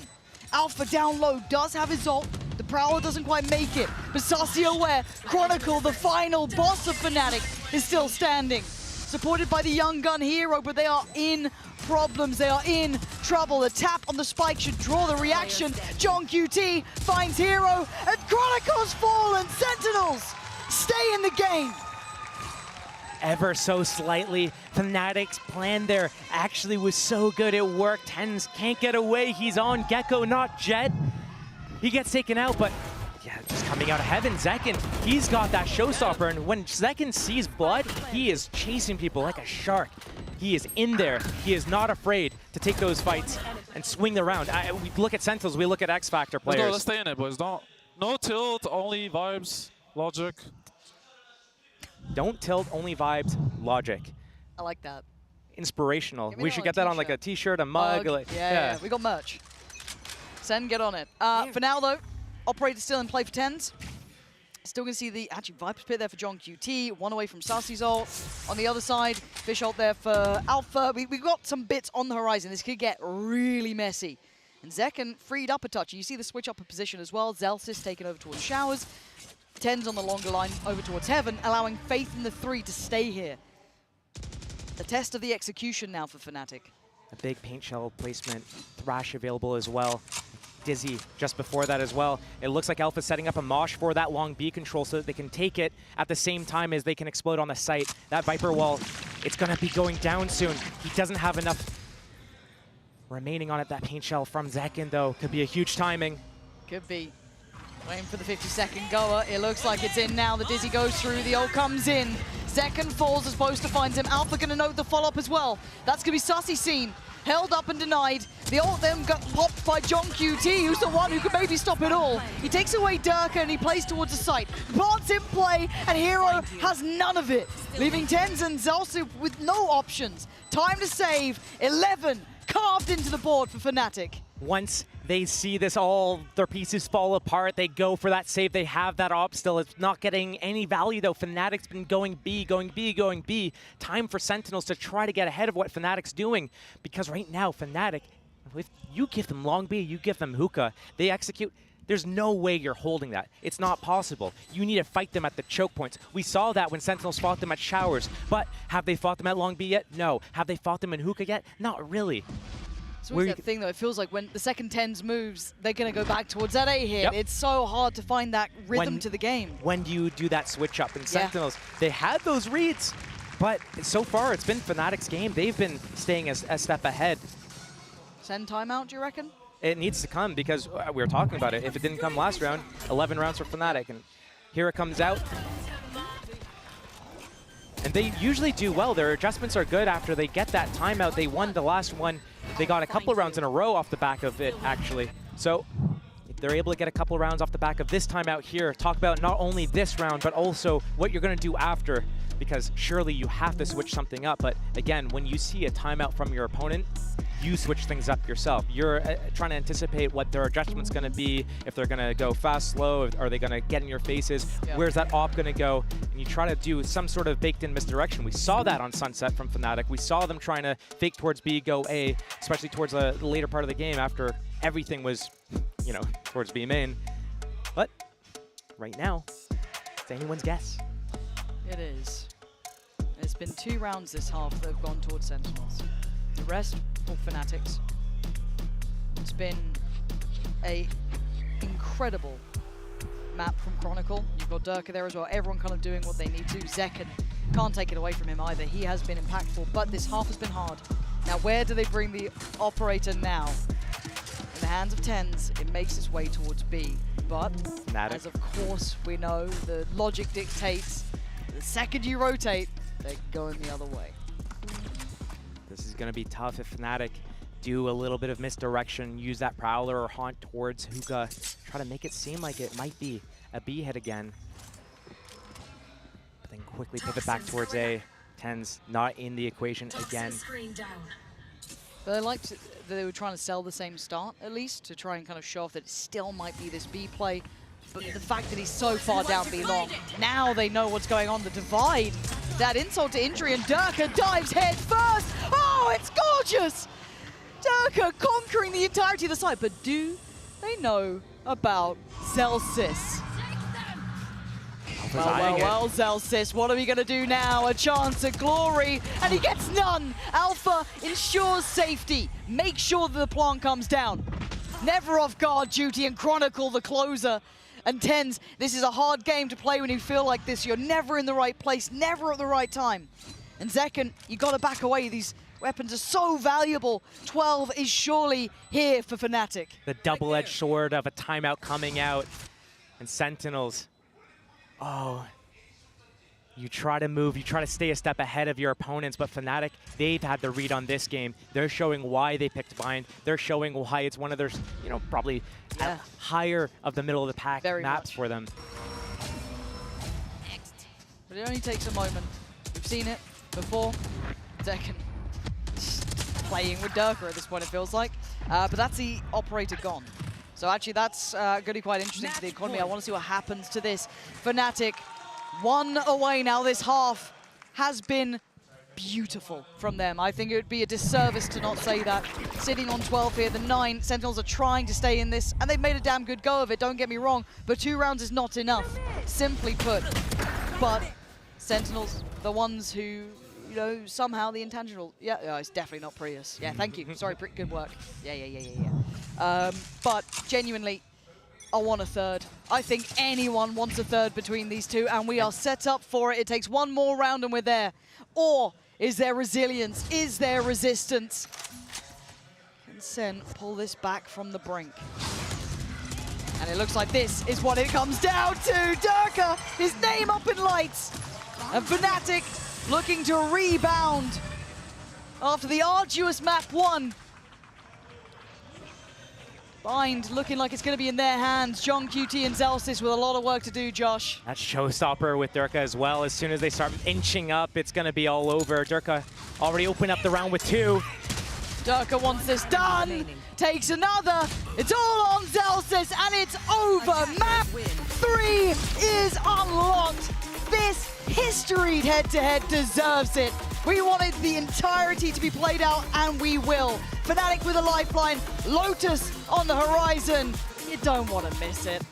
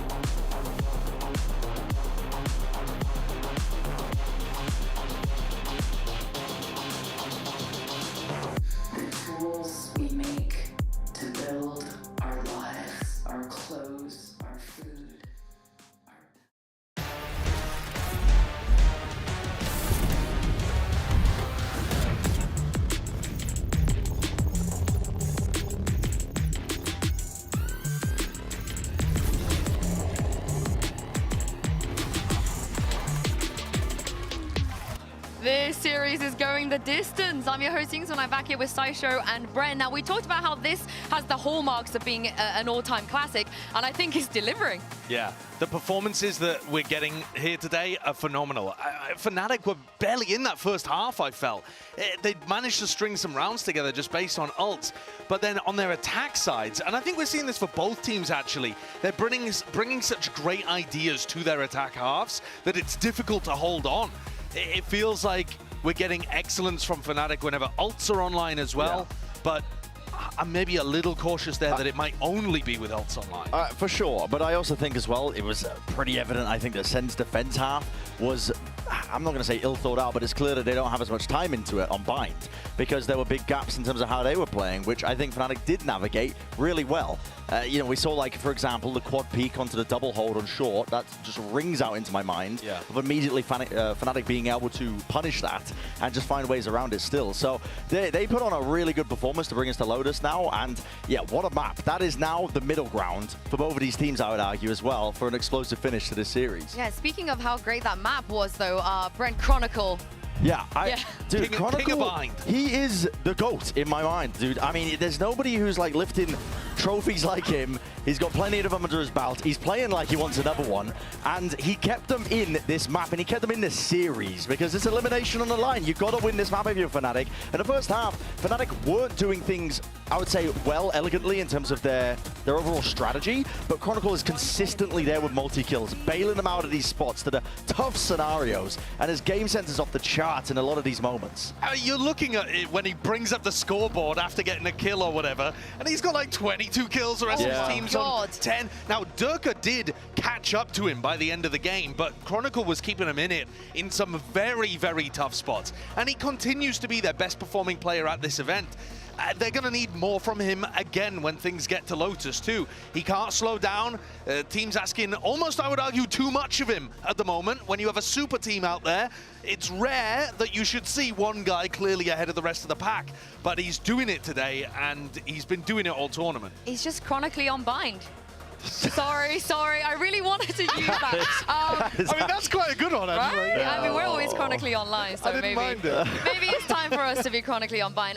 But this is the thing, though. The way that Fnatic were able to win out their second half just came from such beautiful plays, of which, if they did this on Lotus, I think it's kind of signed, sealed, and delivered. Yeah, this is one of the few rounds, actually, where they managed to get an advantage. That's a quad peek against the high-low setup, so outplaying Sentinels, get into a position, put the squeeze on Zelsis, who had a very rough map, and then they close things out with Alfier's ult. Yeah, and glimpses, I think, of the uncomfortability from Sen, even in this clip, where Zelsis is using the molly to try and cut him off at the choke point instead of using it for plant denial in that spot where, listen, the floodgates are already open. Fnatic were getting in no matter what. That molly's not going to be deterring them from anything, but it's Chronicle again who opens them up into this round, and the ideas that supplement around it with how they're going to be breaking the defense of Sentinels on full display for them to convert the bonus and keep all that momentum going. Yeah. My one concern is that I agree with you. Sentinels actually didn't look that solid, and yet they still put up an incredibly competitive map. Yeah. And that, to me, is the concern for Fnatic today, is that they're getting pushed really heavily by a team that's not at the top of their map pool yet. And I feel like Lotus, we've seen some excellence. It's going to require players like Durka to step up and deliver enormous performances. I think that his entrying is going to be absolutely key. And it's something that fell off a little bit, actually, last time they played on Lotus. If you cast your minds back to last time we saw Durka on his Raze playing Lotus against Team Heretics, he messed up a couple of ult situations. Round 7 sticks out to me like a sore thumb when he played Lotus. They got themselves into an ult spot. He didn't use his nade to break a lockdown properly. Boasters in the comms afterwards saying, guys, take a deep breath and just listen to me. It's that simple.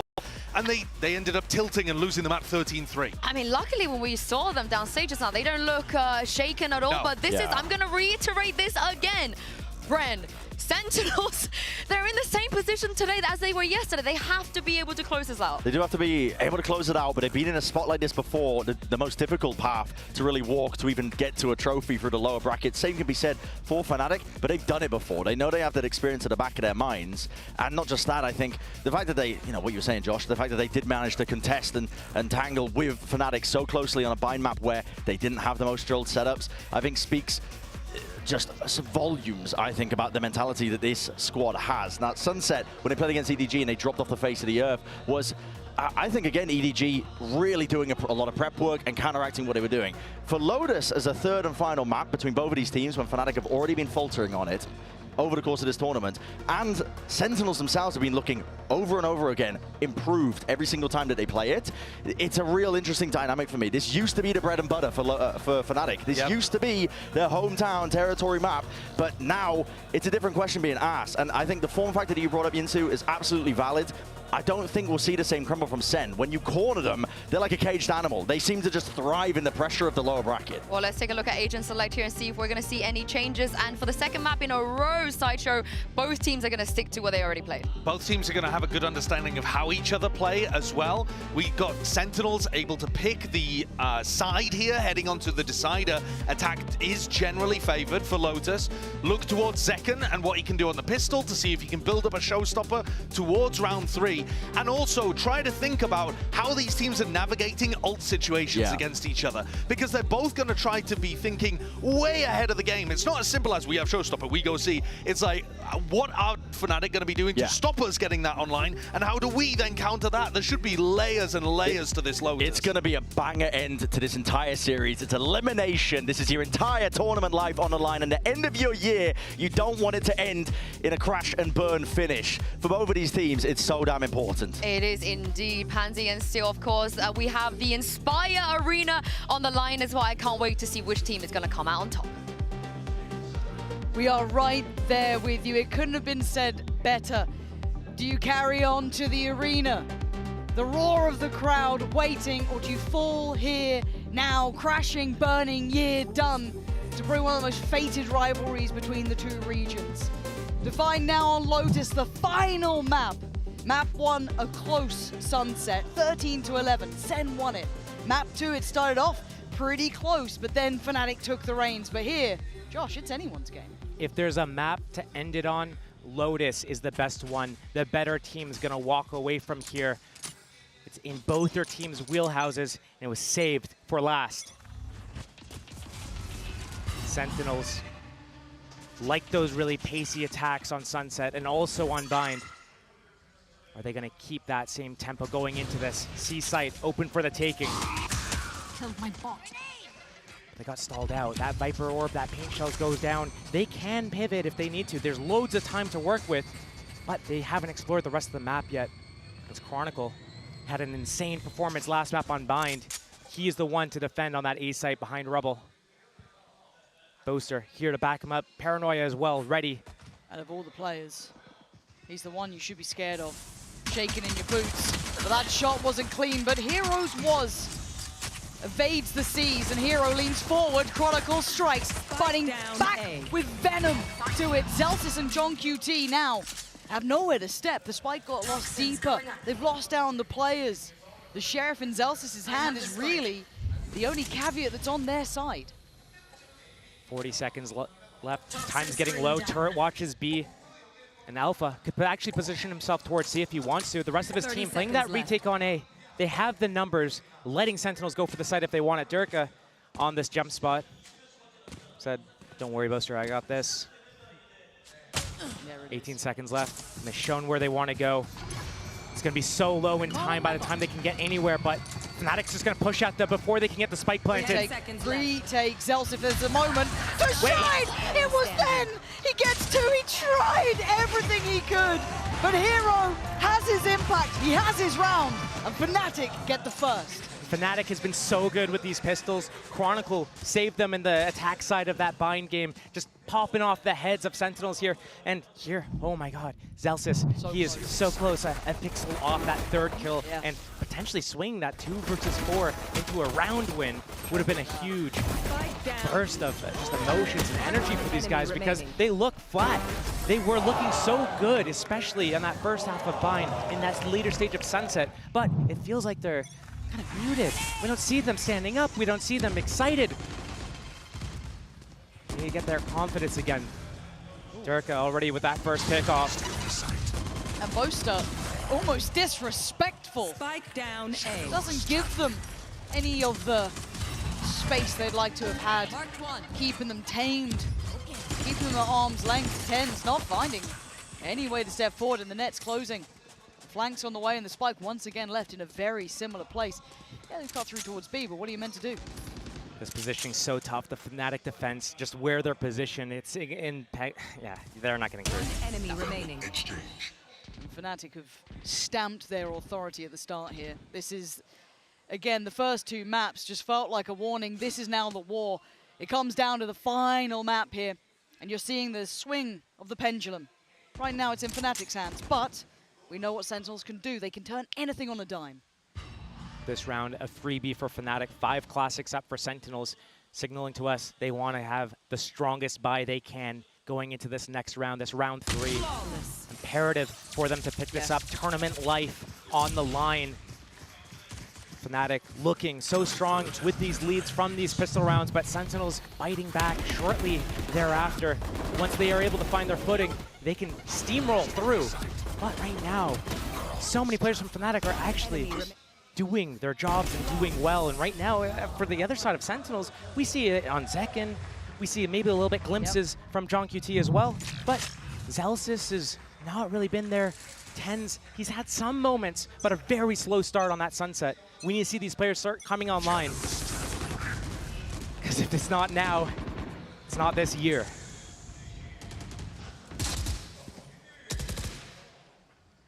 Defaulting, taking out that turret, getting some space on the map.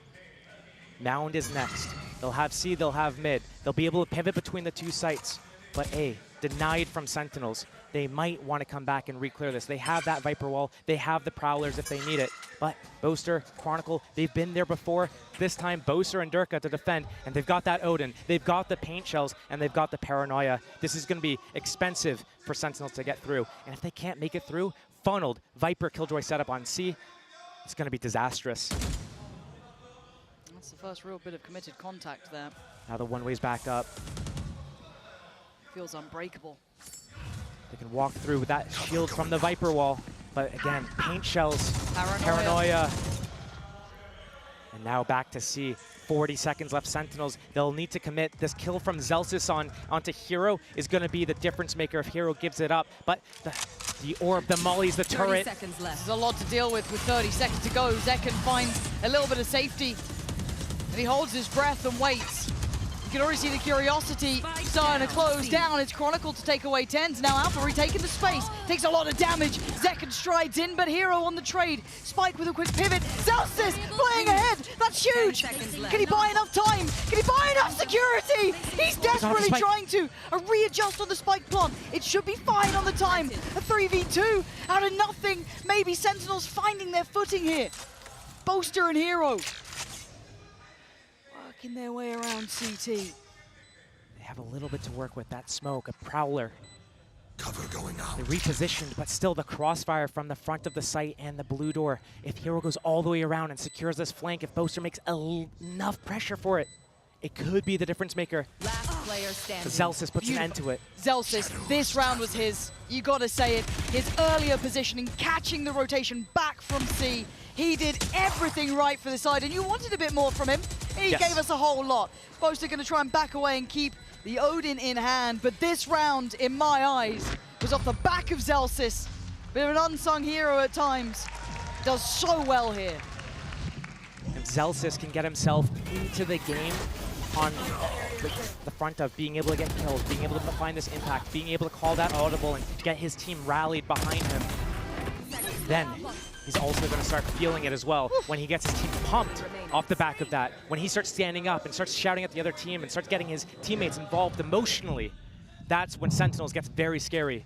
5 kills at the end of last game on Brim. This game, he's already matched that on Killjoy, round 3. There.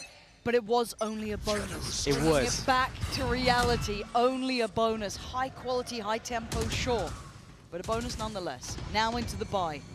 The Odin's still retained. That's in the hands of Chronicle this time around. And a very different setup. So Sentinels will have to try and navigate this new look to Lotus. The Odin spam, so dangerous and so much damage has gone through here. Alpha picking up that first one through that Viper wall just to spam. And it's Zelsis, Dreams crushed after such an impactful round. And they're sent packing again. Durka jump spotting this C mound area, gets that refreshed one-way smoke. He's going to be able to get the information, peel away, stay alive. Boaster probably going to be in a position to use a paranoia to stall or anything. Durka cannot overextend here. He needs to make sure that whenever he sees these guys, he backs out and he plays his life. He needs to value it. Letting Sentinels fight back, get another round here cannot be allowed to happen. Boaster looking for a pixel. Anyone trying to cross through. Tens seems aware. Actually, the paranoia didn't land. Durka with a new lease of life. Counter paranoia. It may not be on, but Durka certainly is. Finds two. Answered back sight. Still under contest. Hero overwhelmed. And Zekken doing everything he can. Plant in play. Trying to make it happen. Good damage. Look at Alpha. HP. So low. Pop of the ult here. They need this plant in now. And it is. Zoned away, respecting that showstopper, but Paint Shell still in play for Zekken. They can back out, they can reposition. Alpha down so low, and Chronicle full HP with that Odin. Play retake with, but it's got to be traded off of Alpha, right? And for Sasi, 64, still sitting better off. Did he get spotted? He did! Alpha finds him! Zekken, though, can the man become a monster? It looks like he might be able to. 3 in this round, he needs 4! And where does he wait? Where does he guess? The gap closes, 50 HP. Paint Shell to the left. He looks. Oh! It's outstanding! It's perfect! And Zekken becomes the hero Sentinels needed. Another round where Fnatic have the lead, and Zekken bounces back. He fights back, unleashed, and when he's able to get this showstopper off cooldown. 30 seconds. Oh, Durka almost saved it for this team. If he was able to pick up a third kill, but if he killed Zekken there, because Zekken has been the difference maker. He's been this X factor. He's been on Raze here. He's been getting value with all of his abilities, and he's been getting the multi-kills for this team. Game on now. Really back to the Buckies, huh? A lot of Buckies. All right, take 2020? Maybe. I mean, it's enough to kind of stop Sen. They're like, I don't really like what's around there. We talk about the pendulum swinging at the start. Well, it's right back in Sen's court, isn't it? The momentum shift. Could be right there, right then. And they're trying to not give away the Buckies, right? Using the classics to deal with the Prowlers, trying to keep this a little bit under lock and key. But still, that's 2 Prowlers down just to get that information at B. They didn't even get the space off the back of it. They have that A control, probably. They have all of C mound. But Alpha, with his Bucky here, waiting to strike, to get one and leave. Nah. Wait, hero? Nah, okay, a nice try, but Sen keeping stable. This is good for them. Find the tempo, control the game. Nice paint shot. That could have done some damage, and it did actually. Durka dives in. Sen heating up here. Taking the lead now. Looking sharp. And Fnatic, what's your answer? I don't know if the Bucky purchases was the play. I've seen some of these players on Sherrits. I've seen some of them on Stingers. You know, we don't really look at the EMEA for the Stinger fights, but it's been working for it. Teams like Fnatic, teams like Foot. They have all the Buckies. Right now, Sentinels takes that lead. Zelsis has his lockdown, and Zekken looks like he's in form at the moment too. So Fnatic, time for you to respond back, or are you gonna let Sentinels start bullying you on this attack side? Ooh. Tens, so hungry for that kill. Wait, is he just gonna Odin keep spam going? as well. I mean, they forced him out of the tree, so takes the space he was given there. Chronicle relinquishing that control, slipping back towards the A site. And Hero's got to reset a touch too. The space the Ten's got is enough that has to be respected. It's all 5 players for Sentinels towards this A area. Turret watching B for Fnatic. Alpha on that gem spot still. But this positioning from Tens, he needs to back out of this now. He's been spotted. They need to at least activate that door to threaten that he's gone. He's actually going to back out of this. Haunt goes in, clears it, secures it. Chronicle back on that line with the Odin. Coming back to A, going to be very difficult. Going into B, that's what Sentinel's eyeing up. They have that lockdown for that post plant if they need it, but deciding, wait a minute, not the play we want to do. Let's go C, let's get that pressure onto B. Let's break that turret, force that reaction. If we get this lockdown, this post plant, we easily convert this round. Durka, he has a showstopper, and I've seen him run through smoke before. Is he going to do that again here to keep the pressure on? He's trying to get the paint shells off on the lockdown. He could cancel this. 23 seconds. That might be enough. And now what do they do? Running low on time and running low on options. Durka going to be on defense. Trying to hold this down, hold the line, make him sweat. 10 seconds, where do you go? There's nowhere to run, there's nowhere to hide. They try and play forward, but the man himself holds them back. 3 in the round. And all their chances run away with the clock. That was so well played from Fnatic there with that Odin spam, the reclears of the Prowlers and the Haunts, the indecision from Sentinels there, not knowing where they wanted to go. Did they want to go back to C? Did they want to go B? And so much time invested, wasted really, in that indecision. And Durka understanding exactly how he wanted to do that, the timing. He gets in front, he knows that they're waiting for the lockdown to activate, gets that paint shells off, blocks it. Now Sentinels has to push in, zones them out with that showstopper, and he's definitely, he stopped the show. He calls the timeout to come in from the side of Sentinels here. They, you know, feels surprising. some rounds.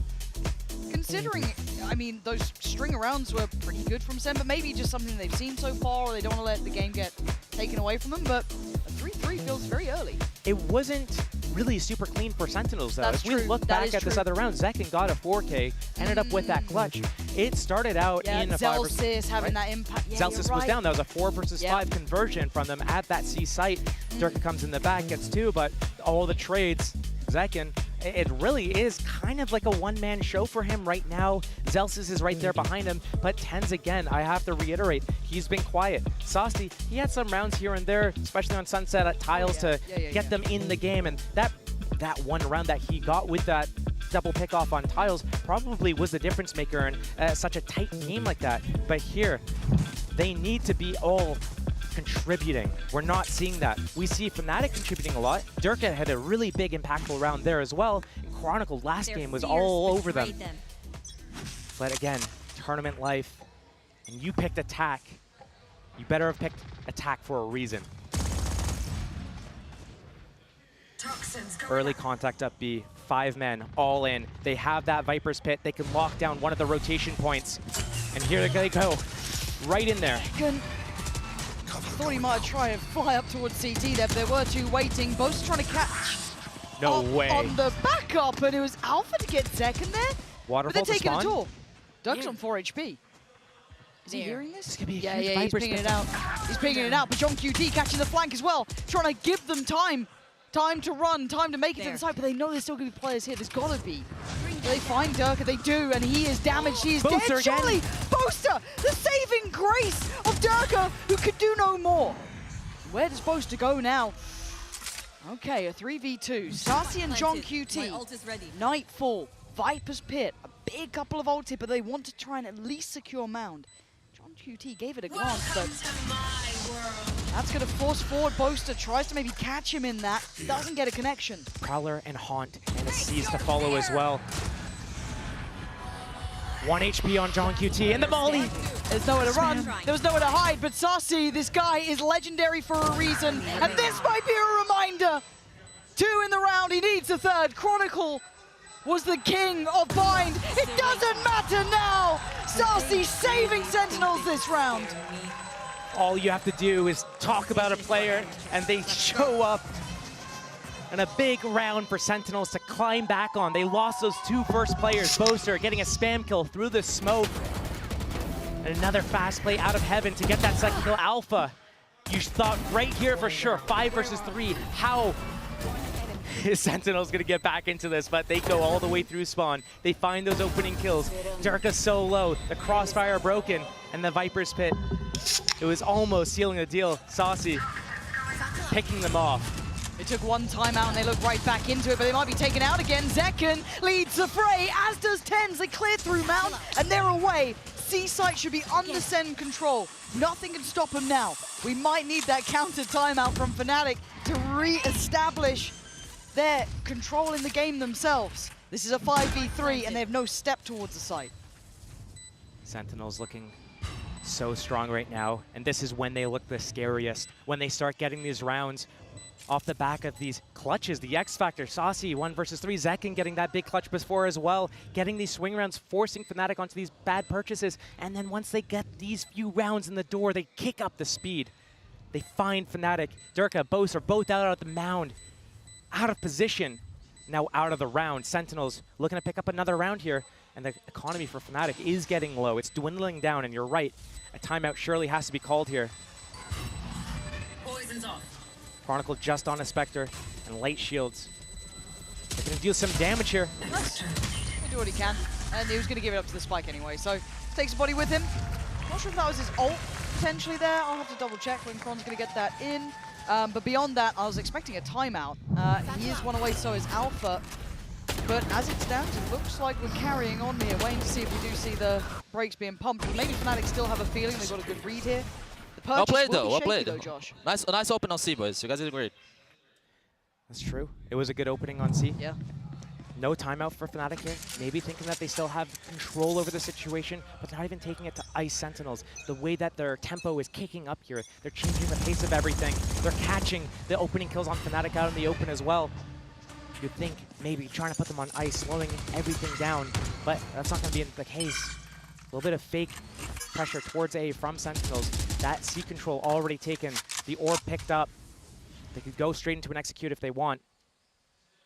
Alpha and Chronicle to defend against this. They're both one off of their ultimates respectively. But already ready to do that execute. Sentinels is right at the entrance, at the cusp. No fear from Zekin. Now, the fear of God put in by Chronicle, but he's going to be caught here. Does he get punished on this? No. Actually, an opportunity. Bring them down. Punishment on this C site continuing. Saucy, not going to go for the plant just yet. Chronicle left his ultimate. He doesn't want to get spammed there, and it's going to drop. But the rotation is going to be in. So 5 players here, and there's only 3 on the site currently for Sen. As we can see the disconnect from John QT, he's got himself waiting for that flank potentially. Not the worst in the world, not a bad position to be in. Obviously, we know they don't. Tens looking to get active, looking to get involved. Takes away Hero, knows about Chronicle. The Prowler to the left, but the paranoia sends him away. Oh, but Tens, he won't fall. He stands his ground and he takes down another. And now down to Chron and Alpha, trying to play it back through. And now all down to Chronicle. He's in trouble. And you can see why. Tens reigning supreme on the site. Sentinels starting to run away from this. Fnatic, you have to use your timeout. There needs to be a pause. Pump the brakes. Sentinels is getting away with everything they want to get. They're grouping as 5 and taking their timing. Right now, it's within the first 30 or 40 seconds of the round, some of these rounds that Sentinels is going in. I look back a few rounds ago, they got down, basically ran out of time. That's how Fnatic won around because there was so much indecision. But here, they walk up, they take the space. Once they have that space, nice, so decisive. There's no question about it. We're going in, we're taking it. Even Zekin goes in, goes down first to Chronicle. Doesn't matter, they follow it up and they take the round. And when we talk about swings and roundabouts and the confidence boost there, you heard it. Zelsis getting active, getting pumped up here, yelling at Tens as well. Get proud of what you're doing about it. This has been a big swing in momentum. Massive activation. Second back on the ult. And Fnatic's economy in shambles. Now remind yourself, to those playing at home, 3 to 6 in the squad is not so bad. I mean, 2 of those rounds were a pistol. But reminiscent of that bind, right? Yeah. They got that pistol on that first half. It ended up not in their favor, 5 to 7, I believe it was. But they climb back. They get that second half pistol, and suddenly they're back in the game and run away with it. So making sure that you get every round here is so important. If you are on Sentinels, you have that showstopper. You're winning with the tempo. You're getting Fnatic on the ropes. Again, it's elimination. It's the last map of the tournament. If you lose, is this how you go out? We'll find out. Looking like a little bit of a fight towards A. Tens carries position, but the spike actually eyeing up that front B site. Potentially a split. Oh, the tempo, you talk about it, and Zekin's living it! He saw nothing and still got 2. How are you meant to stop this guy? Right now, you can't, but weapon in the hands of Alpha. Chronicle and that Sheriff as well. And that shift over to that A site. Sentinels is going there. They're going to go through that revolving door, but already Hero, Alpha on that site, potentially being able to isolate some fights here. It all starts with the first kill. Yeah, pre-fire on it. He's already been forced away. It's on Alpha, who tries to swing, but Sassy too aware. Tens now in unison with Zelsis. Spike down A. They've claimed control of the site, and a 1v3 required for Chronicle. To try and dismantle all three of these would be monumental. One on tree, one on site, now two. How are you going to divide that? Maybe saving is in his best interest at this point. It was a low econ round for Fnatic. They took that timeout. They talked about the plan. It wasn't for this round. It's for this next round coming up. How are they going to deal with everything that Sentinels is throwing at them? Sentinels, again, another quick round. Within the first 30 seconds, 40 seconds, they are making their hit. They're going straight into Fnatic's faces. Toxins going up. Kill. One enemy remaining. Nice try. Couldn't quite keep the weapon though. And the money's just fine for Sen. 7 rounds now, Josh. This is the tilting point. I don't think that 3 would be enough, and that's all that he saw and was still able to get both. That is, what a player. What a goddamn player. But now, Josh, this is the changing point, isn't it? It's game on, or it might be game over. 3 is such a small margin. Yippee! And you feel like one of the Sen players will give you a round or two, so you can't bank on that. We look at these teams, we look at the structure and the methodical nature of Fnatic. We see Sentinels relying on that individual prowess, that X factor, being explosive and running with that momentum. We're seeing a perfect example of it right here, stealing this game away off the back of 2 huge swing round clutches. The first was Zekin, the second was Saucy. And now with a 4-round lead, potentially looking, eyeing up that 5th round lead. Fnatic, even with that pistol, are trailing. Sentinels. Is this the perfect fake? This is, well, they slowed right down, right? I love Usually they this. would be hitting by now. Boaster on the jump spot. He's gonna get this info. Don't overstay your welcome, though. He's got it back here. They've been constantly crushing that C site in the buy rounds, but now they start to lean back towards A. The Nightfall there. Boaster is going to be caught up in this. There's no evading that. Oh, and he gets punished! Zekin slicing through the site. That's going to be a plant. That's 5 alive. That's a lot of util as well still to play through. Paranoia with 10s, the smoke when he feels like it. Sassy with all of the kit. And on the other side, the showstopper for Durka. Hero potentially could get his ult here if he can get a kill. But they're hold strong on the side. Sentinels want safety. They want the numbers for that second half. They want 8 rounds. Anything less may not be enough, but Alpha going to set it into motion. Taking away Zekin, the spam comes in towards Tree. It's where all the 3 players from Sen are currently sitting. One slay disconnected is Zelsis, but they take over the site, and Durka takes the kill. John QT standing tall for Sentinels, finally put down by Durka for the 1v1. And the time is too low, surely there's no more. There isn't, it's 8 rounds for Sentinels. And Fnatic are on the ropes. Sentinels is unstoppable right now, going through, following through with their plans, and despite Fnatic's best efforts, they're caught out of position. Boaster can't retreat in time. Zekin, he's just too quick with these satchels. Every time they want to go somewhere, Zekin is in there, and he's only been put down a couple of times, but instantly gets that space, and his teammates flood the site. Fnatic, they haven't been able to catch their breath yet. The back of that timeout, 2 round losses in a row. Reality of the situation setting in. 4 rounds is the most that Fnatic can now achieve. Sentinels eyeing up at 9. Where are you? Just salt in the wound. They haven't got a grip on this half. Sentinels have outplayed them. Their attacking sides have been gorgeous. They look to pressure the A site early this time. No fake to be had, but Zekin leading the fray. A dangerous man through and through. Backs away, takes a moment of respite as Fnatic reset towards the site. It's a big stall. This timing, Sentinels has been hitting the actual site in all the previous rounds for the last 7 or so rounds, but now less than a minute left. They have that A space, but they need to reclaim C mound first before they do their next action. Info coming in from Boaster. Spots just the Viper. I don't think he sees Zekin on that raise, so might think it's just a lurk. Might reaffirm them to stay towards C. Here comes the lockdown, but this is a fake. Paint shells to stop it. In position is Durka again. Now that's blocked. Oh. Ooh, hold on. Connect. But it's just a fake. It's towards A still, and Hero's actually bolstering up that A site. Is it going to be a pivot back through that blue door into B as soon as they get spotted here? 20 seconds remain.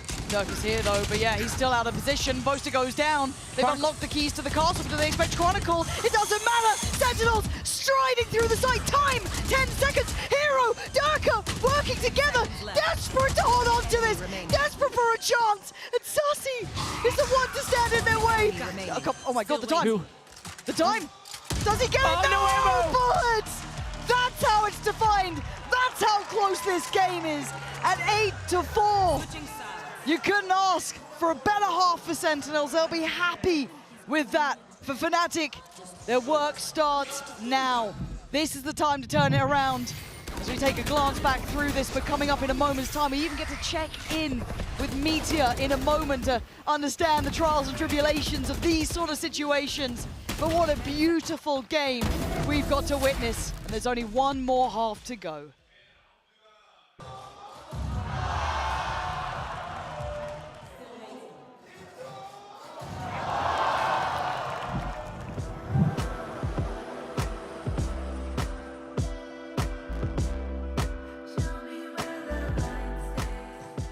Hello everyone, I'm joined by a very special guest today, Genji's Meteor. Meteor, how have you been? I saw you went on a trip recently. 오늘 하프타임 아주 특별한 손님, 젠지의 메테오 선수 만나보겠습니다. 최근에 좀 어떻게 지내셨어요? 최근에 여행도 좀 다녀오셨던 것 같았는데. 일단 본가 가서 친구들도 좀 만났고 이제 못 본 부모님도 좀 만나고 왔고 그리고 랭크 열심히 하고 있습니다. You know, I got to spend time with my friends and family, and I've been playing a lot of rank. 그리고, and also this color shirt today, I want to ask, if I may, who are you rooting for? 오늘 옷색 혹시 누구 응원하러 오신 건가요? 사실 DRX 경기를 보러 왔는데 첫 번째 경기도 재밌을 것 같아서 놀러 오게 된 것 같습니다. You know, I actually came to watch the second match with DRX, but you know, today's game, it's been fun, so I'm just here to watch. And you know, I think you might have some words that you want to say to Sentinels, so let me just ask. 혹시 센티넬에게 한마디 가능하신가요? 일단 우리를 이기고 올라갔으니까 좀 더 높은 곳으로 올라갔으면 좋겠고 우승은 DRX가 해야 되니까 준우승 했으면 좋겠다. You know, you guys beat us, so I hope you guys make it far, but the trophy is DRX's, so let's just end it right there. All right, that was Genji's Meteor for the halftime interview, and let's go back to Lotus. Great to hear from Meteor there, but 8-4, we focus back up. Josh, plenty to be said and not a lot of time to do it, but where is your mind going with one half remaining? Fnatic have looked good with pistols. That's the silver lining in the situation. Facing off elimination against Sentinels here on the third map of Lotus. One of Fnatic's stronger maps, but pointing out how it's one of their stronger maps, they usually have a 60% win rate on their defensive rounds. Right now, they got 4 rounds out of those 12. So needing to dig deep and pull something out of this attack side. We know that they like to start slow, feel out the situation, but Sentinels, they're feeling good. They're feeling confident. They're ready to take some fights, and they've won the big clutches all game so far. Fnatic, they need to start getting some big clutches of their own. Can they activate? Very slow start, and Sentinels is having this read towards A. They got that turret to watch B from heaven and ready to play that retake on C. They better have a really good plan because right now, Fnatic's pivoting back into that C site. They got the double smokes online right now, one for Waterfall, one for Spawn. Boombot, paint shells, everything they need to go in here. Boaster's so afraid of a trap through that revolving door. They haven't cleared B. There's nothing there. It's like fear, paranoia. Sentinels not budging yet after all this noise. Doesn't matter. The walk into the site, Haunt to clear that elbow angle, and They're going to get into the site. They're going to get that spike planted. It's all about how they approach this retake because Sentinels, they're giving them the site. They have to have a plan here. They have all their abilities. How is Fnatic going to deal with it? Because they still have Paint Shells and Paranoia. They can make a really good plan and jam them up in Waterfall and Spawn. Right now, playing a little bit too standard potentially. Yeah, and actually opting to go back towards site itself. So no one slipped back towards Mound, just leaving the turret towards it. The Prowler goes towards CT. That gets at least a slight connection. They now know that they're getting towards this. 3 through Waterfall, 2 through CT. It's Sassy to start it off. Taking down Hero and Durka now blinded. Put to the corner and dealt with by Second. Another step taken. The HP dwindling. Sentinels. This could be the first nail in the Fnatic coffin. Oh, and it's just flawless.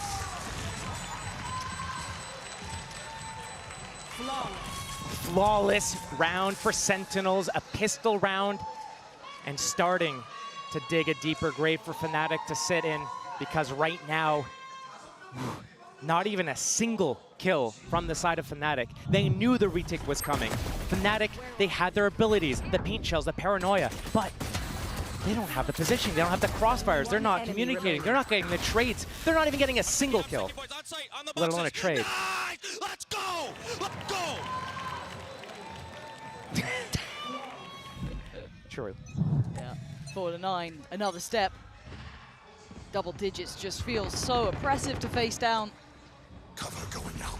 And a Bucky, a Sheriff, and a fast entry into B. Durka's in their faces. They can get the spike planted, but they need to do a better job than last round. Yeah, but it's so difficult with these weapons. Like, what are they meant to do? They can try and play the choke points, play, you know, a little bit close here, try and catch someone out of place, but you're not catching Sen right now. They're catching you. Sassy gonna find Chronicle. Hero tries to lean forward, gets caught by the Paranoia, and nearly punished. But the plant gonna come down now. And barely damage done towards Sen as they slowly step back towards that B site. Ten's the first one who might have an issue though. There's 2 players over towards that blue door. Sassy going to alleviate some of the pressure. Durka looking to be rewarded, and he is. Turns around, leaves the weapon over towards his teammate. The flood comes in. Exchange of space. Now they're locked out towards blue door. What are you meant to do with this? 4v2. They're locked off. They're smoked off. They are screwed, and they have to watch as the defuse comes on in. There is no escaping their fate. 10 rounds for Sentinels. Sentinels is starting to run away with it. The same sort of confidence and we saw in that first map of Sunset is coming back in full force right now. They're firing in all cylinders. Fnatic, they don't have an answer. They're trying to switch up their game plan, getting down and dirty, a fast tempo into B, getting into their faces, trying to, you know, play a scrappy round out. But that's not working. You can't out-scrap the Scrap Masters. Buy against the bonus. 2 Bulldogs Guardian. Oh, where the hell was that? Spam through tree onto A main, and the smokes are gone for Fnatic. Just that Viper wall remains. And trying to break through. There's 3 defenders here. Sentinels just getting stronger and stronger. It feels like the bigger the challenge, the better they get. But for now, they still have to work with lesser weaponry. It is rifles with Fnatic up against Stingers, Sheriffs, Bulldogs. And now that Guardian did pretty well, but it's the numbers, Josh. 3 of them on the site alone. Just recycling that Viper orb. This first contact kill is pivotal. Durka doesn't get it. No, but John QT will. That's the spike. Oh, it couldn't be anywhere worse. As now they can control it, temper it. And it feels just like a death funnel through there. What are you meant to do? Slow motion train wreck happening here. The recycling of these, the crossfire that they have. They can't do anything. 34 seconds, Fnatic.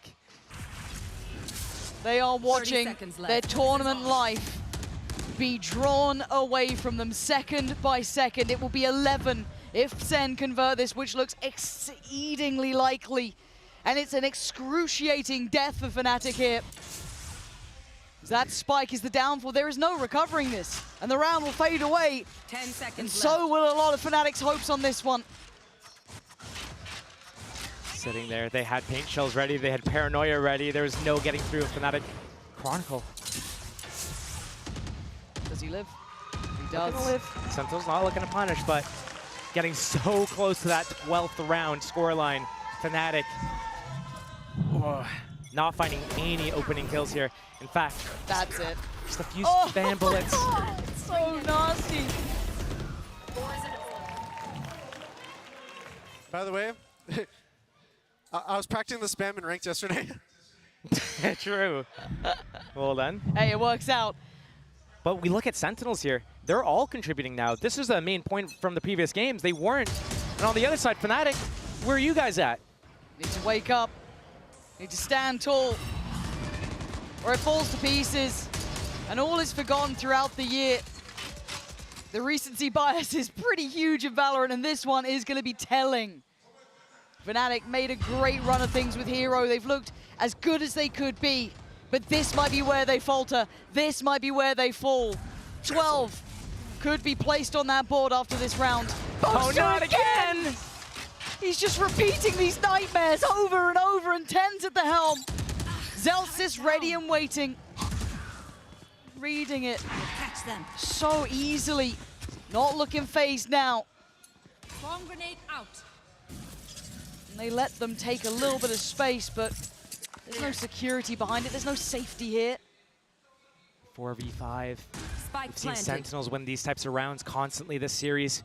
Fnatic, they haven't. Their post plants, even with 5, haven't looked too hot. Right now, Durka and Hero in that heaven, trying to disrupt the retake a little bit. Sentinels taking their time, making sure they're moving together. Now they're grouped, now the retake comes in. And it's almost an extended bonus. Anything is a benefit in this sort of round, and for Fnatic, it's a must-win. The scales tilted against them. Sussy goes down, it's going to be Chronicle. Taking them away, step by step, maybe a chance made here, but Sentinels fighting back in. Durka dies, wait the timing. He's got the defuse. He's absolutely got the defuse. And that is how Sentinels get to 12. I got nothing to say. That is just so well played by Sentinels, taking their time, confident. They're not afraid at all to wait and take their time in that retake. That first kill opening it up, made it a 5 versus 4, makes it a little bit easier, but not going too fast, not tripping over themselves, and their patience pays off there. Fnatic fall again. Just let me keep using the Guardian. I'm just spamming these people. These people. Not even Fnatic, not humans, barely at this point, just these people.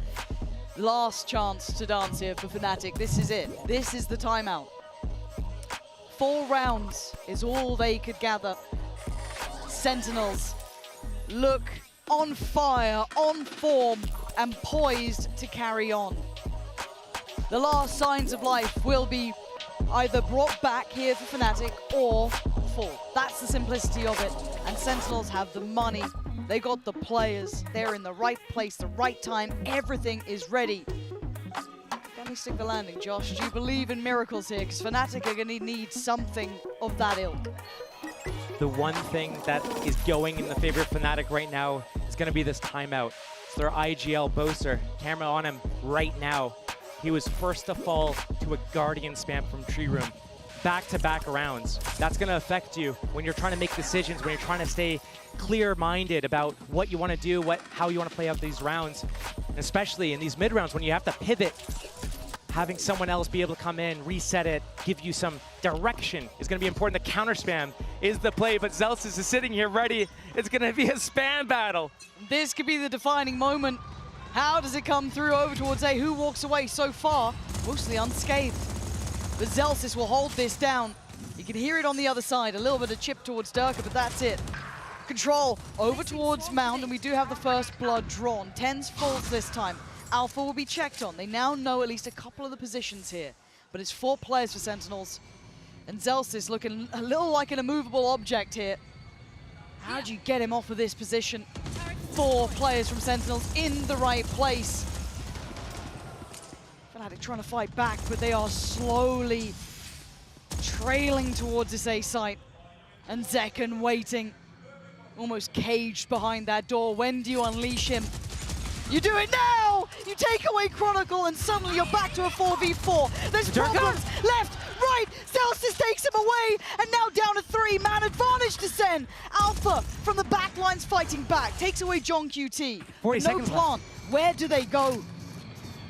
3 versus 3, no space really taken from these guys. They've spotted most of these players on the defense, but they're going to run themselves out of time. Fnatic so indecisive in these moments, but they have to make a final decision and end somewhere. Enough time past Sentinels is actually over-rotating to C, and Fnatic's going to find an open site. Okay, plant's going to be in. Now we look at the post plant. How much space are they willing to take? Trying to establish some utility, and the TP is here. Info. Realizes it's not close. Nothing. Oh, he sticks it. But now he knows, hey, they're not spawned yet, which means they over-rotated. Careful flanking. Yep. You're calling these positions out now, but with Zekken standing, there's danger, there's threat, as with Zellsis, as with Sarsi. Turret, the alarm bot, the smoke at the front of the site, the crossfire. Fnatic. Kinda clear. This is looking good for them. A chance made. But Sentinel step by step, closing in, now down to 2, Hero and Poster, but Zellsis, one by one, taking them away as Poster has to try and save them, and it's an absolute nightmare in the making. Diffuse is in, no way! Look at the time! 0.15. And Poster, he misses his first shot, but realizes time is so low. If I get the diffuser right now, they might not be able to get on it in time. That target selection, that choice to switch. No way. Show me that moment again. The ability to do that in a moment like this. If he didn't get that kill, the round's done. The year's done. That's the difference. That is what kept Fnatic alive. If there's a comeback, and it's because of that. Was it all for nothing though? Was this just glimmers of hope? Who knows? But I'm enjoying finding out. Tens, this is an iconic position for this man. I get scared when I see Tens here. No one can really help him in that, so they now know he is towards this. He's chilling. He's got paranoia. He can teleport away if he needs to. He refreshes that one-way smoke. Fnatic denied that A main control. He knows that the defense is there. And Fnatic actually come back. They're taking towards B. They're taking the spike towards C. So potentially trying to connect through Waterfall, otherwise hitting that revolving door and hitting C. But right now, the defense from Sentinels, they have 3 players in this position. They're ready to pivot. Zekken ready to fight B or A. He's been so crucial for these guys all series. Fnatic, 5-man group, 45 seconds left, no ultimates. And Saucy in position with Nightfall as well. The mollies, the alarm bot. It's a fortress that they have to break through right now. Fnatic, if they don't pivot back to B, they're going to walk into traps. Zellsis, are you going to be their downfall? No! Wait. Chronicle strides in, kicks down the door. John QT, the difference maker before. Eyeing it up now, trying to stand his ground 20 seconds. Smoked off by Waterfall.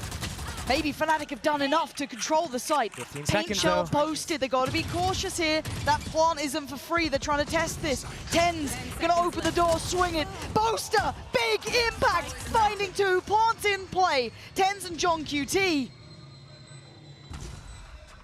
Are you up for this? 2 low players, maybe 3 you could argue. And it's Tens, and it's John QT. You give them credit, you give them their respect. They are a terrifying duo. But right now, they're being toyed with. No time to make mistakes. As Tens leans in. Oh my God, is this how it goes? Is this truly how it falls away? Tens desperately at the helm trying to do this. 5 bullets to play with and not enough. Chronicle, lifeline made. 6 rounds.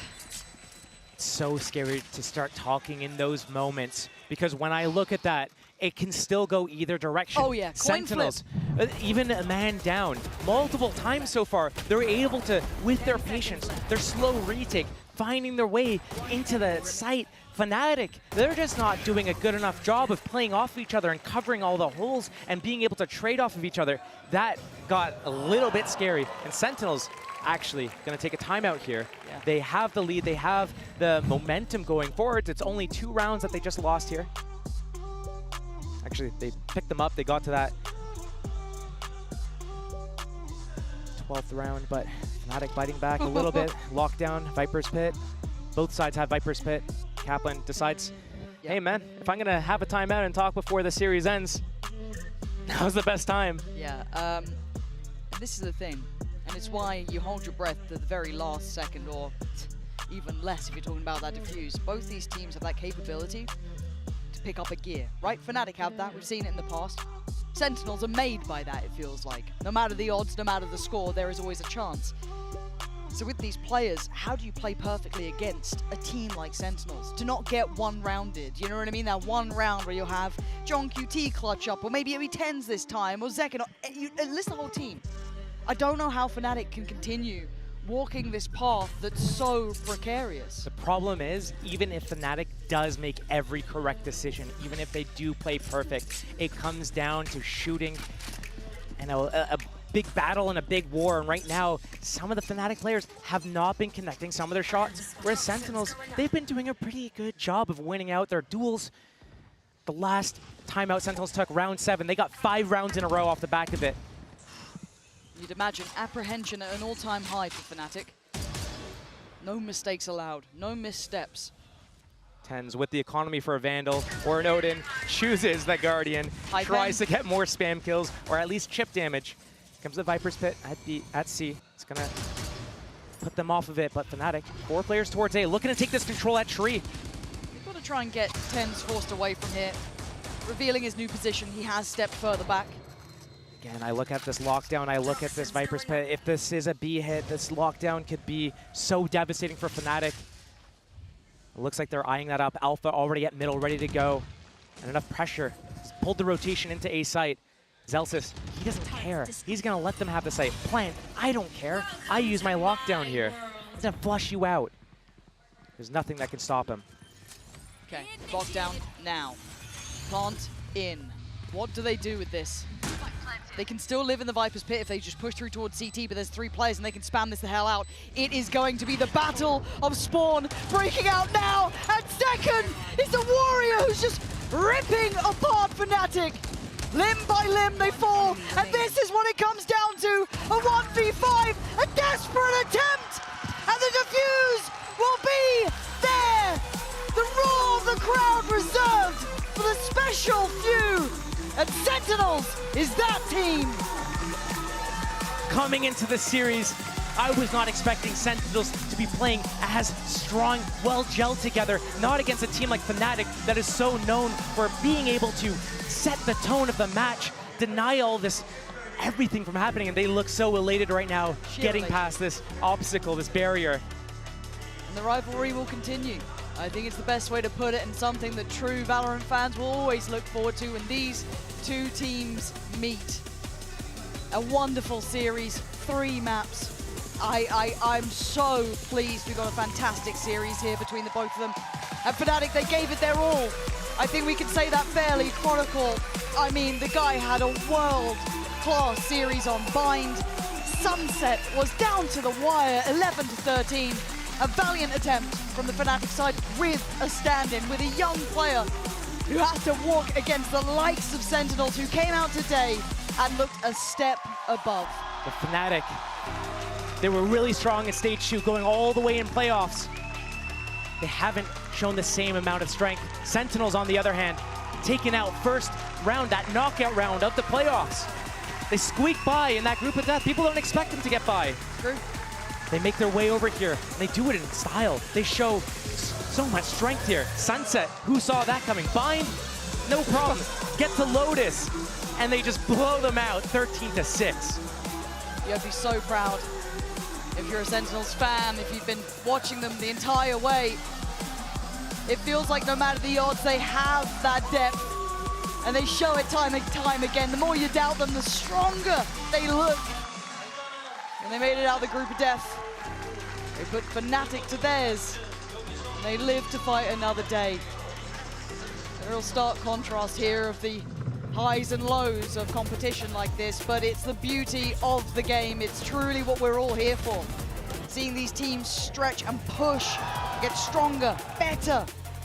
And this is just a perfect example of that, Josh.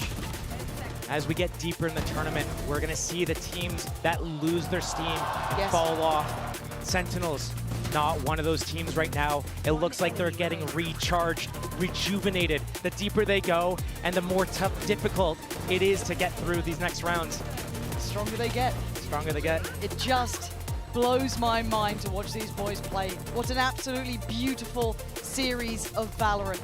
And a little bit of a treat for you playing along at home. You don't want to go anywhere. Obviously, there's another game coming up today, but we also get to check in as well.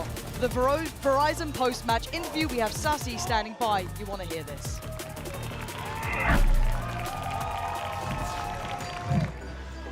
Hello everyone, it's Bella with the post-match interviews. I'm joined by Sentinel Sassy. Congratulations, Sassy. Thank you. Oh my god, what a game. I'm so nervous from it.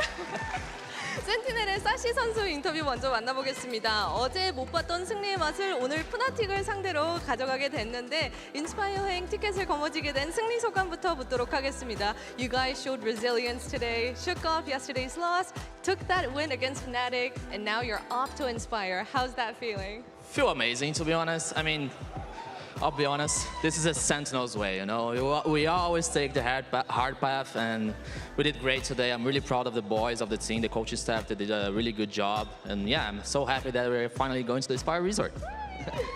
당연히 너무 기분 좋고요. 오늘 이렇게 경기를 하게 된 게 이게 뭔가 센티넬의 방식 같다고 항상 어려운 길을 이렇게 쭉쭉쭉 겪어오면서 오늘 진출을 하게 됐고 물론 코칭 스태프한테도 너무 감사하다는 이야기를 하고 싶고 우리 팀원들한테도 너무 자랑스럽다고 이야기를 하네요. 그리고 사시 선수의 폼이 되게 매 경기마다 좋아지고 있는데 이전에 트로피를 한번 들어본 경험이 좀 도움이 되고 있는지 한번 물어보도록 하겠습니다. You know, your form is getting better every day with each match. And do you think like you get that extra umph in Champions because, you know, you've been there, done that already?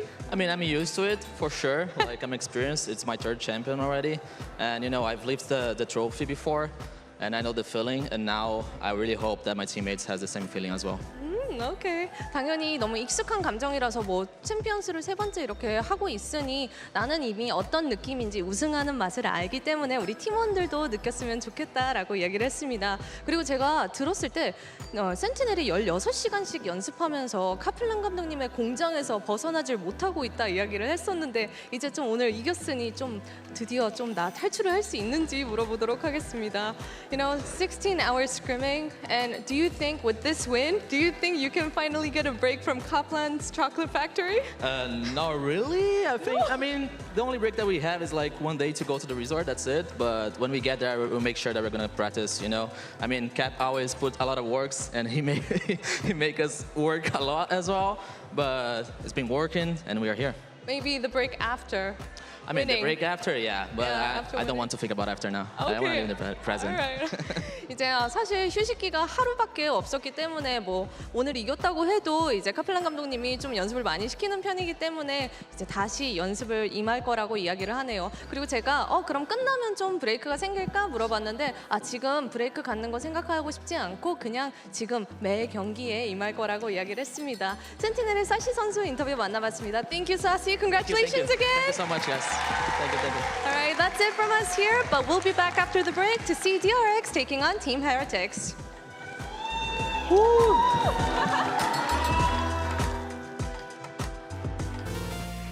There is a lot of history between these two organizations, and somehow every time they meet, the stakes are always high. Sassy sends out Dizzy. John QT, the lurk comes in perfectly. As Alpha left in a 1v4, he's been found. You can't get the follow-up on Boaster. Speaking about fragging IGLs, it's Boaster at the helm this time. Come on then, where are you? I'm in the market, I'm going shopping, bruv. And what's on the menu? Sentinels. How are you meant to persuade the players on the site? You can't when Tense does that. The camera comes up, they want to get it towards half. They might just do it, but Tense, the bully of the big boys, afraid of no one, shuts out map 1, 13-11. And it is all going to be down on timing. Tense completely unawares. Spots a pixel and gets the body. Nightfall and a fast retake. Chronicle on the swing, and he hits. 1v5. This would be monumental. Wait. Oh my God! It's halfway though. He has to go. He has to swing, and he falls. Do we go for the firing squad? I'm still a little nervous here. Okay, Durka. And it looks like this is what it comes down to. And it's over. Map 3 is unlocked. Can the man become a monster? It looks like he might be able to. And where does he wait? Where does he guess? The gap closes 15 HP. Paint shell to the left. He looks. Oh! It's outstanding! Zach! There's nowhere to run, there was nowhere to hide, but Sassy, this guy is legendary for a reason. Sassy saving Sentinels this round. Taking them away, step by step, maybe a chance made here, but Sentinels fighting back in. He's got the defuse. The roar of the crowd reserved for the special few. And Sentinels is that team.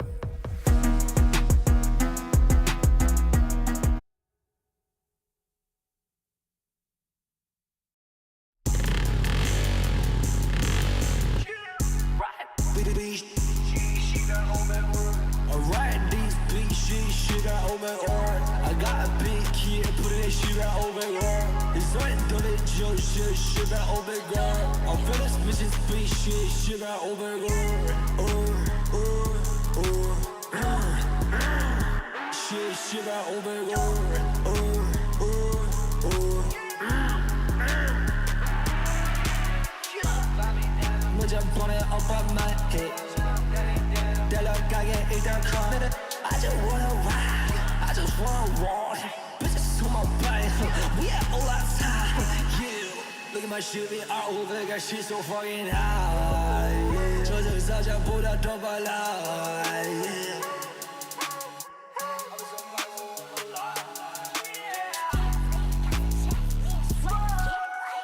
같이 섭식이. Ryan on your profile, you can't see me feel like showing shit. Goes by the hop, you are full bitch. Alright, these big shit got over on. I got a big kid, put it in shit got over on. It's right, don't let Joe shit got over girl. I feel this mission big shit got over girl. Shit got over girl.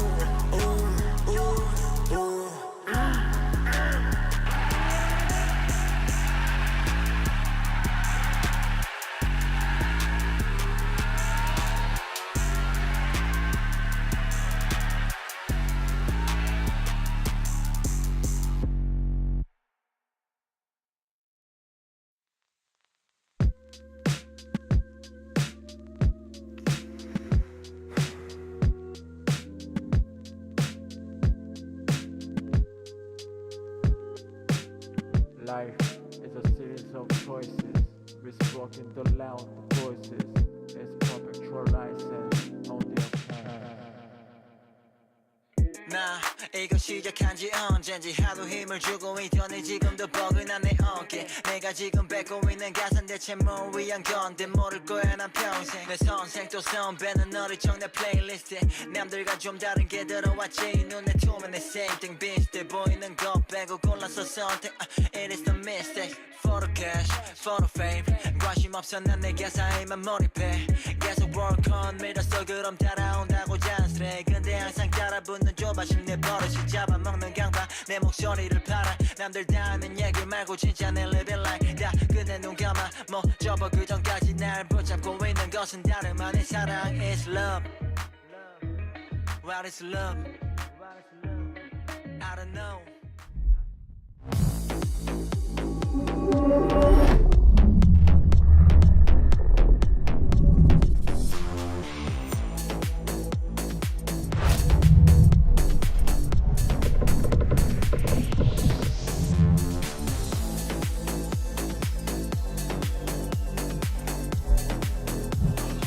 Welcome back to day 5 of the Champions Tour playoffs and our final match at the COEX Atrium. It is going to be Team Heretics versus DRX. I'm your host Yingsu and I'm joined once again by Bren and Sideshow. We're going to be here forever. This is going to be a 3-mapper, let's be honest. It feels like it. I mean, we just came off an incredible match, and I think this one proves like it should be very similar as well. Yeah, I think you've got two teams that have strengths in different areas. DRX have an incredibly wide map pool, I feel like, in terms of what they've showed so far, at least. And Heretics, they come into these matches with tons of preparation. They usually get off to strong starts with pistol round wins. I think if anything is to show from that first series, it's going to be explosive. Yeah, of course. These two teams, they've never met. I think partially DRX's fault this year and partially Heretics' fault in the previous years as well. But what a moment for them to meet, though, in the lower bracket like this. Absolutely. I mean, Team Heretics are the team that has that more recent pedigree of getting super deep, and yet DRX, they've previously, with the former roster, been able to get top 3 results at Champions too. And this rookie team of DRX now trying to match that. A win today would be top 4 for either squad. I think Heretics are more expected to do it, but that doesn't necessarily mean that they will by any means. Exactly. I mean, they have the benefit of that experience of making it to the finals before. They know that they've set their mark just ever so deeper into the tournament. They can almost see the finish line in their sights, but DRX are also going to be gunning for a deeper finish themselves as well. And I mean, with the rookies on the stage, they don't really look like rookies. They don't indeed, for both sides, I feel like. But let's talk about Heretics, because again, how on earth, Brent, did they even drop into the lowest bracket in the first place? They have been so impressive to me, I think, all series, like all tournament long, in terms of that preparation, what I was talking about. But I think Leviathan is one of the worst teams stylistically to match up against, because I feel like most of the strengths you can apply for Leviathan comes from King's mid-rounding and calling, adaptations that the team cooks up, and it's not so much in terms of what they're bringing in ahead of time. Heretics, I think, love teams that they can potentially anti-strat, teams that they can come out of the gate swinging with a pistol round win, and Leviathan are not going to give you that. Leviathan are going to give you heroic moments to upset the middle of rounds, and King's going to give you that adaptation and good calling over the course of a series the longer it gets. What we're watching right now, though, is Team Heretics at the end of a 7-round loss streak, allowing Leviathan to run over them. And that's what worries me a little bit, is that in this game, it felt like Heretics were not being disruptive. They weren't finding their moments to cook up ideas.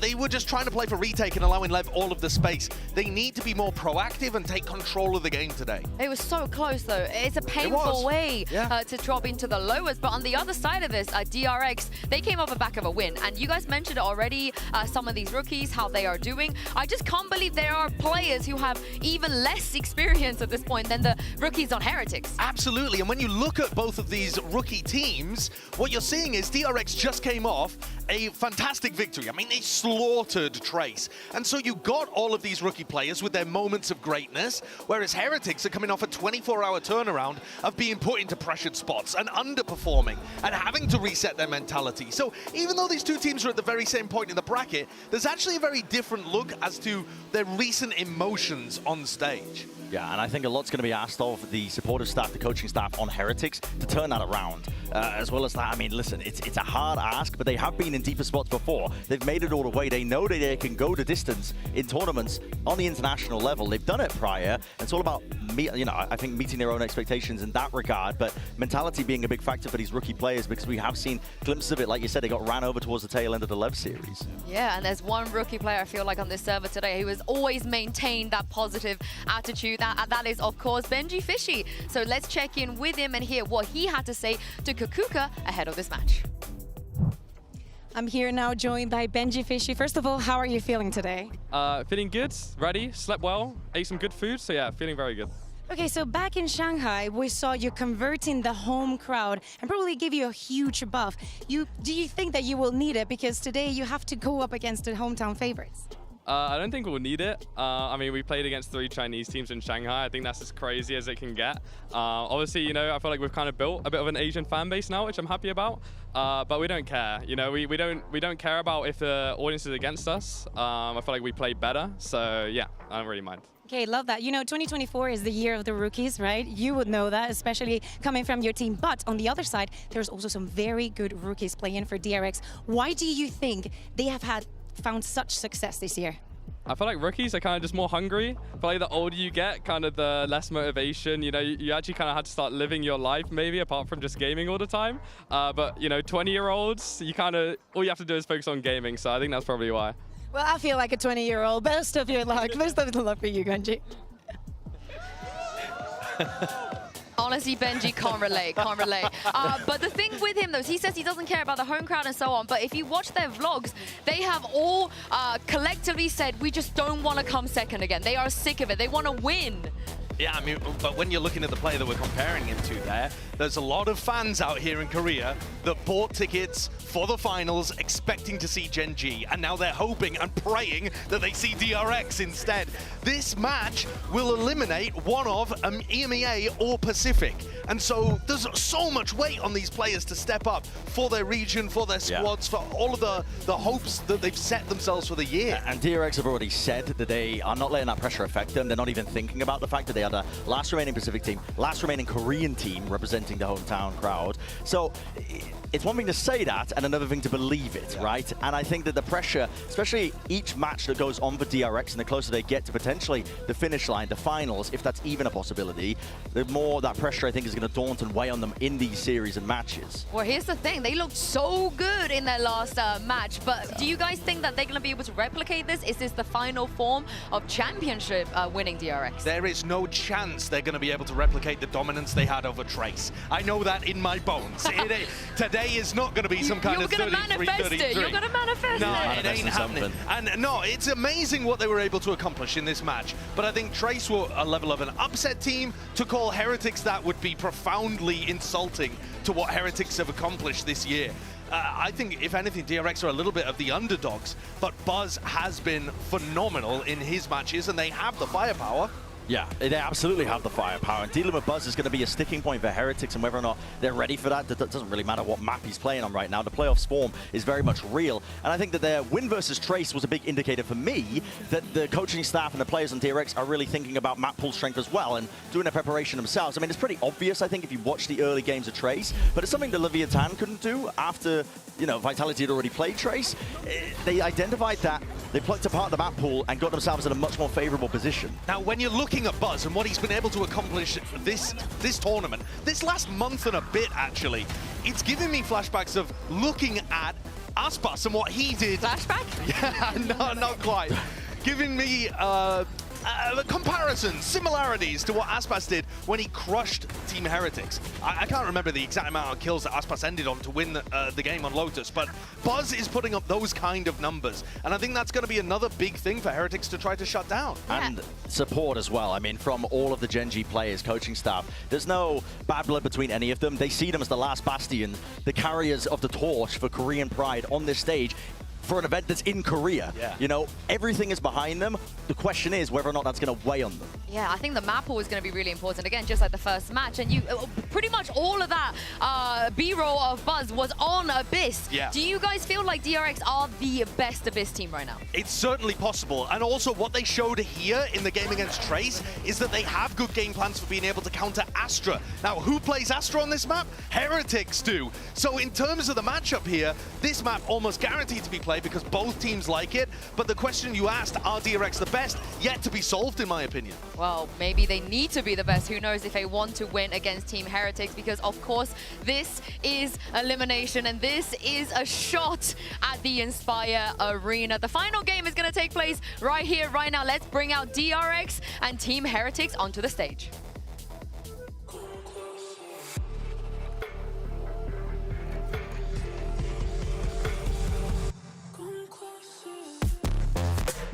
DRX.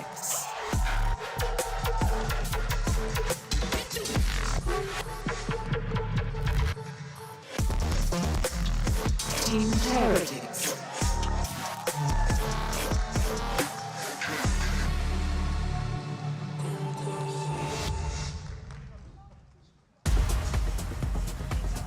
neither of these teams have ever picked up a global trophy, and this is elimination. They're close, they can do it, but they have to get past each other first. And let's take a look at which maps we're going to be getting today. Yes, we are. This is the opener. Yeah, we're getting Abyss. We're also getting Sunset. Team Heretics opting into that. They second round banned it last time against Leviathan. But here, I think they're pretty favored against DRX, I would argue. And Icebox to end on as well. We're getting all 3 maps. Yeah, I certainly hope so, but the Abyss opener is what I'm most excited for because the question was teed up. Who is the best Abyss team right now? Is it DRX with their form factor that they've looked good on almost every single time that they've played it? And Heretics are no slouches on this map either. They have a fundamental, I think, great understanding of the strengths of how to play the composition and the Astra and whatnot. We already highlighted that DRX are thinking of ways to counteract the Astra with the pull, such a powerful piece of utility to use in the post plants. And if there's one thing that Abyss is currently known for, it's all about the B main post plants. Yeah, and we talked about Buzz a lot as well. I want to see Miniboo to be able to actually go toe-to-toe with Buzz on this map. That's very true. It's possible, though, as well, that when the sides flip and we get into the second half and DRX are on defense, that Buzz, they will ignore him. Because one of the big things that Buzz does, he draws attention towards himself and plays in his teammates. I think an effective strat is to try to ignore him. Yeah, but not go away in the opposite direction, to push his site, but then kill the other people trying to help him. I think that's going to be the most effective, but that's not the side we're starting on. Like I said, it's DRX on the attack side, and their comp isn't as post-plant heavy. So I am interested to see whether Heretics can up the pace a little bit and deny DRX from getting in. Yeah, the starting on the attack side for DRX is very interesting themselves, but listen, I love this comp by Heretics. I think it has so many big tools to use. The Mosh Pit, as a point here, is a fantastic tool to use to clear back side control, where Buzz loves to play and retreat to. It's one of the only pieces of utility in the game that can clear that spot and put a stop to him. Yeah, of course, like we said, this is for elimination. It's going to be a very exciting best of 3. We haven't seen these guys in a couple of days, so who better to take us through DRX versus Team Heretics than Achilleos and Paperthin?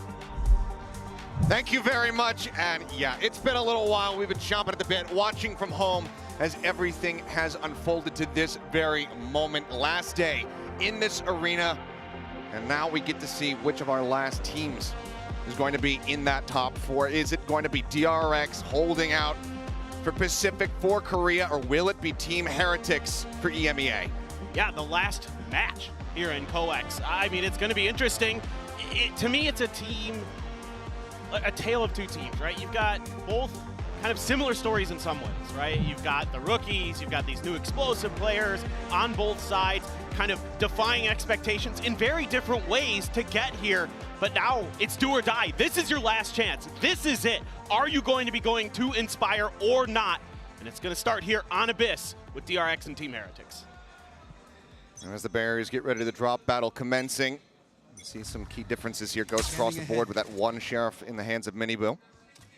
Couple classics in play here for the side of DRX as they start things off on the attack. Yeah, and one thing already that take a look at the mini-map is that DRX is very proactive, particularly Flashback on the attacker side, with taking control over mid, making sure that they have the ability to create that extra flank angle, whether it be through Link, whether it be through vents towards A. A lot of different options available to them, so they're really keen on making sure that they have control of that space, that they also have identification of when potential flanks and rotations could be coming through. But taking their time, pausing here, a deep Astra Star right by the orb has to have alarm bells ringing in your head that maybe there's some kind of trap play set up with the cam behind the box on the other side as well. Very nice hidden spot. See if DRX can get past. No, great shot. Miniboo picking things off nicely. Fantastic headshot to find Buzz right off the rip. Now operating with just those 4 players left alive here. Spam across, Bane taken down low. We'll be able to survive and get that spike planted. Now how do they try to pilot this one? No one flanking around from behind. Just going to be the full 5-man crunch straight up onto the side itself. You only have a flash left to work with here for utility for DRX. So it's going to be good gunfire if they're going to get through this round. Dizzy going to be waited out, no one peeking. Cage going up, Flashback working his way over in towards window. Goes out on the back of that flash set up from Boxy9. It's going to be 3 players getting 1 a pop. Time now going to be ticking down. Miniboo going to try to hold things down to half. They pull him off for now. Not going to be holding it down though. Pooh, last one standing. And as he peeks down for the recon, Flashback will take him out. DRX find the opening pistol. Yeah, just a pretty simple, straightforward round here from DRX. Yeah, they lose a player early, but they're able to get that plant down despite the spam. And even without much util left, they're able to win some very important fights there with an overstack towards that plant angle, and Team Heretics didn't have a ton to do in response. It's going to be curious to me to see how Heretics want to approach this map. DRX has been so strong on it in so many different ways. They show you so many different looks. They've got all these little extra cheeky plays, extra plans in the back pocket. A little bit of info there for DRX, but they're really difficult to kind of keep an eye on in this map because they're so proactive towards mid. They're so proactive towards those extra angles, towards the rotations, to keep track of where the players are. And already pings are coming down from DRX, considering how they want to deal with either mid vents or towards B. But for now, just another slow start, looking to see if anybody from the side of Heretics is going to make a move. Sheriff bought for Mini Boot. That's the only buy up there for the Heretic side. Casual glimpse onto Woot there. Playing within that mid connector as Flashback starting to work his way forward. A lot of angles to be wary about. That smoke does help obfuscate one, but well, smoke going to dissipate the push in. Catches a glimpse, Woot pulling back.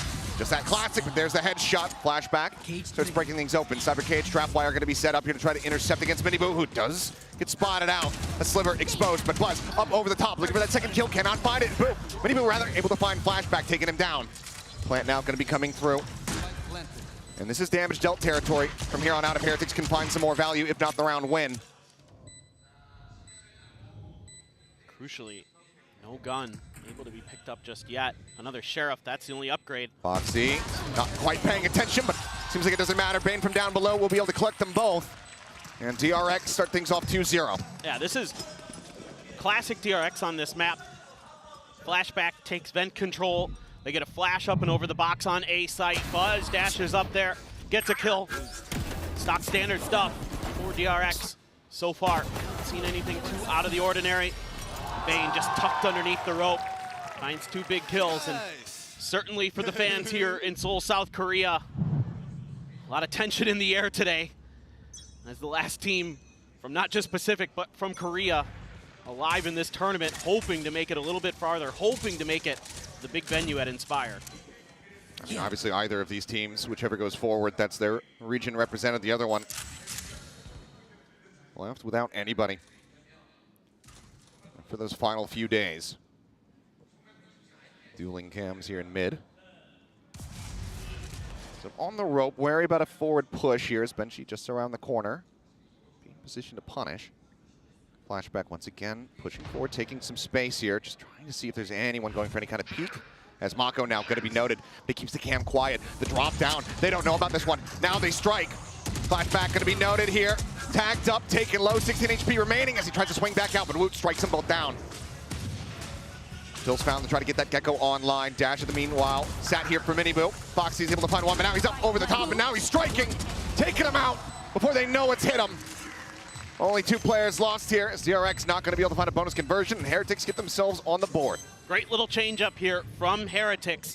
They tuck Woot in right behind the vent door and then hide that camera that gets all the information, and they just wait for the timing, go for the crunch, knock 2 players down. So that's a really good counter maneuver to what DRX likes to do on this map. Their own way of establishing mid-control here for Heretics. It works a treat. DRX completely bamboozled by this move. Woot, so important that he picks it up here today. Struggled mightily in their match against Leviathan. But certainly we know that he is capable of putting up huge performances. How many times do we see it at Shanghai? Oh yeah. On the right day, he is that world beater. From now, Blades online for the side of Heretics. Ult's still lagging behind here for the side of DRX. 1 off for Bane. Hunter's here nearly in play. Flashback once again poking, prodding around mid. That's just some spam out here to escort Bane forward. So ultimate now online for the Sova. It is just Boo alone on this A side for now. And it's a really cautious game plan from DRX, trying to squeeze what information they can out of Team Heretics. But so far, frankly, Heretics has been pretty good about keeping themselves obscured, not really making it easy to know who's where. Recon Dart sent over to A. You're going to get the spot onto Boo. But that's it so far. DRX faking some footsteps, trying to show that they're going back to B. Instead, they are going to be committing fully to this A side hit. Pink still coming down 2v5 to try to hold the line here for the side of Heretics as DRX gets into position ready to strike. Do have that Hunter's Fury to clear up some space. Might just open it to try to clear out tower, and it seems like that's going to be the game plan here, but Woot able to avoid that first burst, drops down, does get clipped by the second, tries to play elusive, but Bane, he's able to find him. Boo, however, finds the punish. Buzz taking out Snappy with a follow-up, Flashback's dead. Suddenly the man advantage back into their hands, but now equalizes. Foxy is able to find the enemy Astra. 3v3 as the spike gets planted. Foxy, the null command online. Does he opt to pull the trigger on it? Seems like for now, call's going to be to save it. But Wako, eyes carried over to the side by the recon dart, but Foxy holding the corner. Collects them both. He's up over the top. He's trying to find that fourth kill, and he will. The round looking like it was going to get away from them, but Foxy9 bails them out and gets DRX secured in the lead. And Boo, who was so clutch, so stalwart for Heretics in their loss against Leviathan, comes up huge here, outdoing Foxy9, or excuse me, outdoing Flashback. What a snapback from him as well. But Foxy9 answering big. This adjustment there to pull back just a little bit to cut that angle off from Rien, so good from Foxy9. Has been really instrumental for DRX with some of these big rounds that he's able to conjure up for them throughout these playoffs and throughout all of Champions so far. Now we look back towards A, where Team Heretics setting up a high-low potential. Well, they're going to fall back. Push coming through. They're still going to be good for one. His weapon will be recovered. Boo able to go ahead, scoop up the Vandal. Additional damage dealt as Mako's down to 37. This gives them an opportunity. And Mini Boo, he's here on the flank. Pushing his way forward. No. Cam not going to spot. Swing out, looking for the knives, but it's just too many targets. Has to back away, but now there's just one blade remaining. Has to get the reset. Trying to identify where Mini Boo went there with that Cam. Don't know if they were able to fully read that he is still right on their heels, but Flashback is going to continue to hold this angle.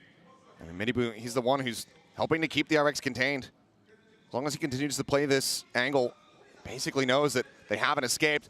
Next jump peek coming in, Flashback has the punish.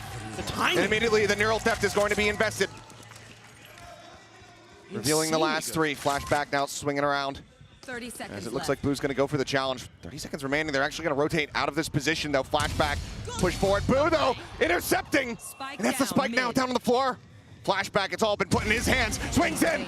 And he's good for the kills, but they need to get that spike. They need to get to the site. And I just don't think they have the time. 14 seconds remaining. I have retrieved the spike. Oh, boy. 10 seconds left. Can he sprint in time? Found him. Oh, it doesn't matter, Buzz! Catches Rien's in transit, and he saves them. What in the world? That was so scrappy there. Little wave from Bane there, too. But great start. I like the idea here from Heretics, the way that they're trying to crunch. DRX try to get that Blade Storm opened up, but Mini Boo just can't find the targets. Boo, however, has been popping. Finding some huge kills, but Buzz just goes for it. Catches Rien's off guard, not sure. And with 7 seconds remaining, I'm fairly certain that Heretics would have had the round. Yep. Either way, 4-1 now for DRX as we go right back into the thick of things. 0 point off the rip to Scout. Boo. No ambiguity in his positioning here. Just look to back away. There's the null command. Spam looking for the tags here, and Buzz as he comes out of the flash. He's a little bit ahead of that. Flash ends up getting taken down, coming through the smoke. And Benji Fishy with covering fire as well. Getting a pinch there on the Flashback, not allowing him to have that presence in mid. So now 3 players to try to defend here versus the full forces of Heretics. They have the Thrash and DRX so close to the site. It'll be the neural theft to start. Getting the reveal, the Thrash now. Being able to seek target up and over the top. Bane gonna be detained. It's an easy kill. Mako fights back, finds one. Mosh sent, but now Foxy, last one standing. Pulls back over in towards main. Spike planted for him, but the Nebula cuts off his vision. Drop downs coming through. Flush finds one, but cannot get the other. Solid efforts from the side of Foxy9, but Heretics will be able to take this round. Yeah, DRX trying to turn up the tempo off the back of Foxy9's ult, but Boo is just having none of it. Great opener there. get Buzz. Just waits around that extra half second before that flash lands to find that first kill. And Boo has been so hot. It's very fired up at the moment. Kill leader here for the side of Team Heretics at 8-4-2. And still a bit of a hill to climb, but because of the scrappiness in the previous rounds, you can see it's going to be DRX now, forced back over towards an eco. Just a stinger in play for Foxy. Knives pop for Buzz. Jess was talking about it. Can Buzz find that same impact that we were seeing from him versus Trace? So far, it hasn't been quite as explosive. He's going to go out and around the back. It looks like he's going to, and the distraction is there. Lands on the bridge. Caught by the Dizzy, but otherwise unharmed, untethered. Couple shots through, some damage dealt. Bane down to 14 as Rien's able to snipe out Buzz, knowing that his mobility had been burnt. Spike planted. 4v4, but the weapon's very much still in the hands here of Heretics. Flashback, a Vandal picked up. 0 Point will scout them all. Pop flash will swing onto the corner, just trying to utilize that stinger up close and personal, but it doesn't find any value. Instead, it's Minibu coming up with 3. Flashback now, recovered weapon. He's able to put down 1. Recon reveals, and the firing squad's on the opposite side of the cloudburst. And Heretics stringing 2 together, themselves separated now by just 1 round. Yeah, and you can see some of the ideas that DRX has on this map. Playing off the back of that drone, getting the spot, allowing the up and over for Buzz, but a great find here for Rienz, who has been absolutely stellar throughout all of Champions. One of the top-rated players so far throughout this event. Finds a great pick there, and then Minibu comes alive, ties up with Boo in the kill department, 8 apiece now. That was a huge hold there off the back of that pop flash. That could have been devastating for Heretics. Not a bad idea for DRX, but Boo was just on it. So quick to react there. Now, deep dart, a little bit of mid-control established here for DRX to set up that cam for flashback. And back to more of this slow, steady style that had been working for DRX early on in this half. We saw a couple rounds where they turned up the tempo, weren't really able to get what they wanted out of it. Those retakes so good for Heretics. When they clump up like that, that is when they were at their best against Leviathan. That was one of the big things I noticed going back and watching that game, particularly on Icebox. They got together, they started playing shoulder to shoulder. They were extremely scary, as they have been all year. They can start stringing rounds together, and all of a sudden you're down 6-7 rounds in the blink of an eye. Shock dart sent to try to clear out any Cypher util that might be there. As we can see though, Heretics have set everything up on that A site. With Wu playing out, peeking towards mid, but is very nearby to help receive some of this pressure that's about to be exerted by DRX. Haven't been seeing them pay too much attention towards this side of the map. Looks like Heretics get a decent read, especially as those shots start ringing out. Nebula's coming down, Buzz on the entry, gets himself up and over, and he's not ready for Minibu to be just sat at backside. A bit of damage going to be taken to Foxy9, able to confirm the kill, as it will just be a trade out on the Jets for now. Flashback approaching from behind. Looking for his opportunity to try to intercept, and time is ticking. They clear out the site, the reveal coming through, another Neural Theft built up. Flashback finds Rienz, and now it's just Benji Fishy left. Hightailing it across back towards A to try to keep his life intact. What a pause from DRX there. Even though Buzz goes down, Foxy9 is able to find a kill and get himself to the back of sight. And then they just wait for those smokes to go down and they strike together. Akko should have heard that. There's a setup. He definitely knows about that one. Yeah. And Winley just going to be waiting for the rest of his teammates to try to get into position. Warning ping coming down. There's the clear on 1. Flashback also held at bay. They're going for the peek out. Have to assess that he's going to be playing towards that back site. Push onto the corner. Benji Fishy going to be good to hold his ground. Finds 1, clears the recon. Can they overwhelmed? As he's looking for that 3rd kill, can't quite make it happen.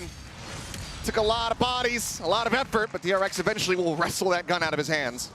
But still here. I mean, DRX going back to what had worked. That's a huge opener there. Take Minibu down for Foxy9. That opens up that extra angle there for them to collapse onto Woot and Boo.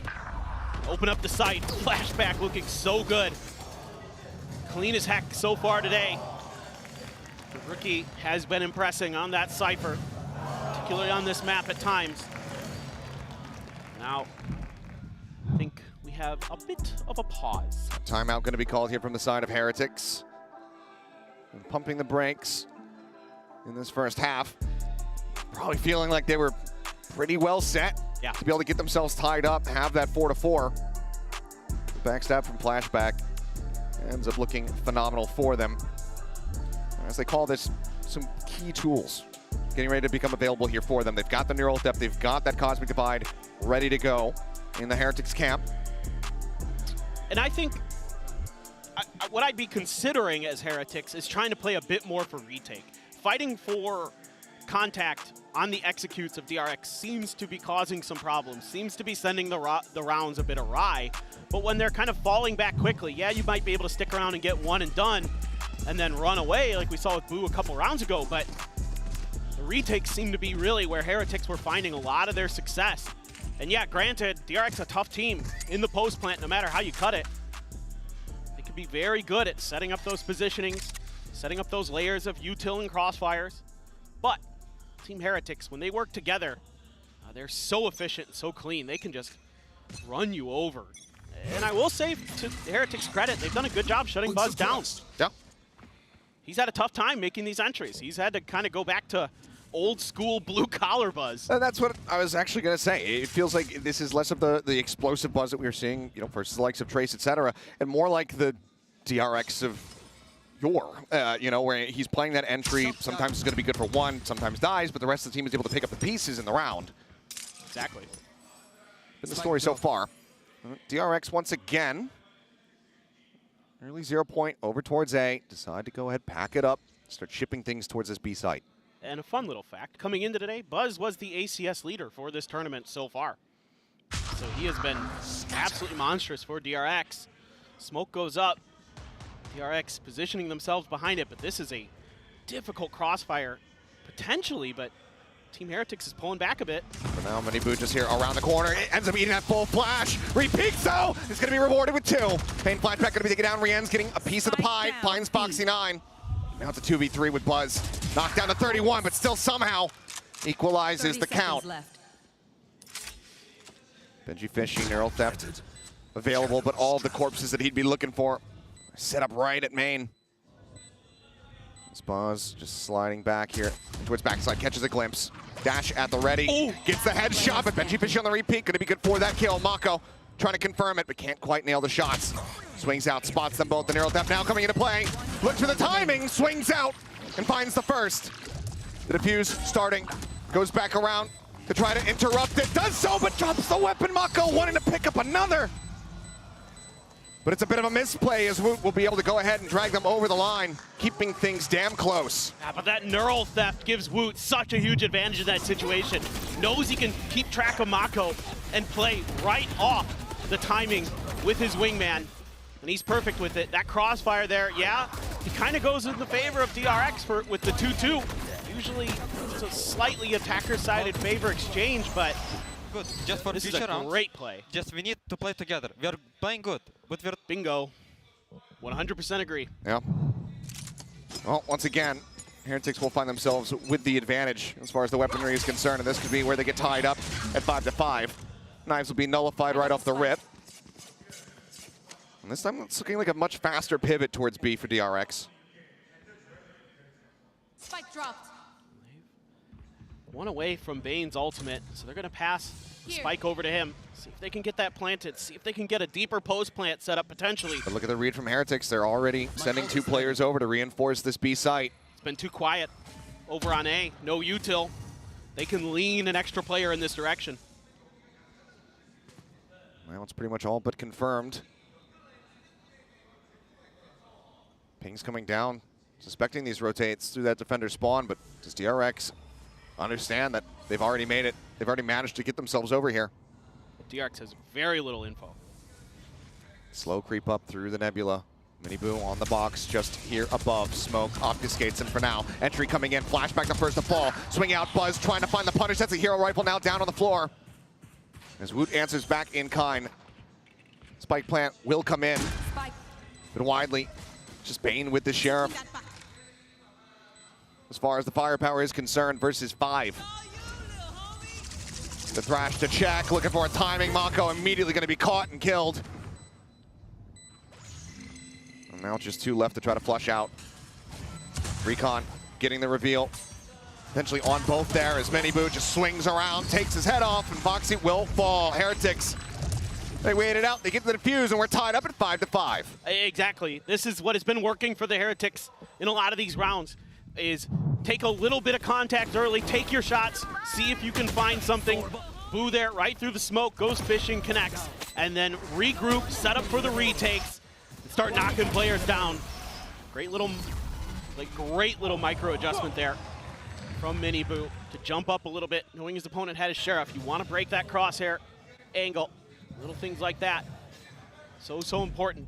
And that's a clean round from Heretics, and absolutely going to need a timeout here as Yeah, DRX. I didn't fully get to see exactly what had happened at the very end, but you could tell from Rien's reaction that something had gone afoot. He went off the side of the map somehow at the very end.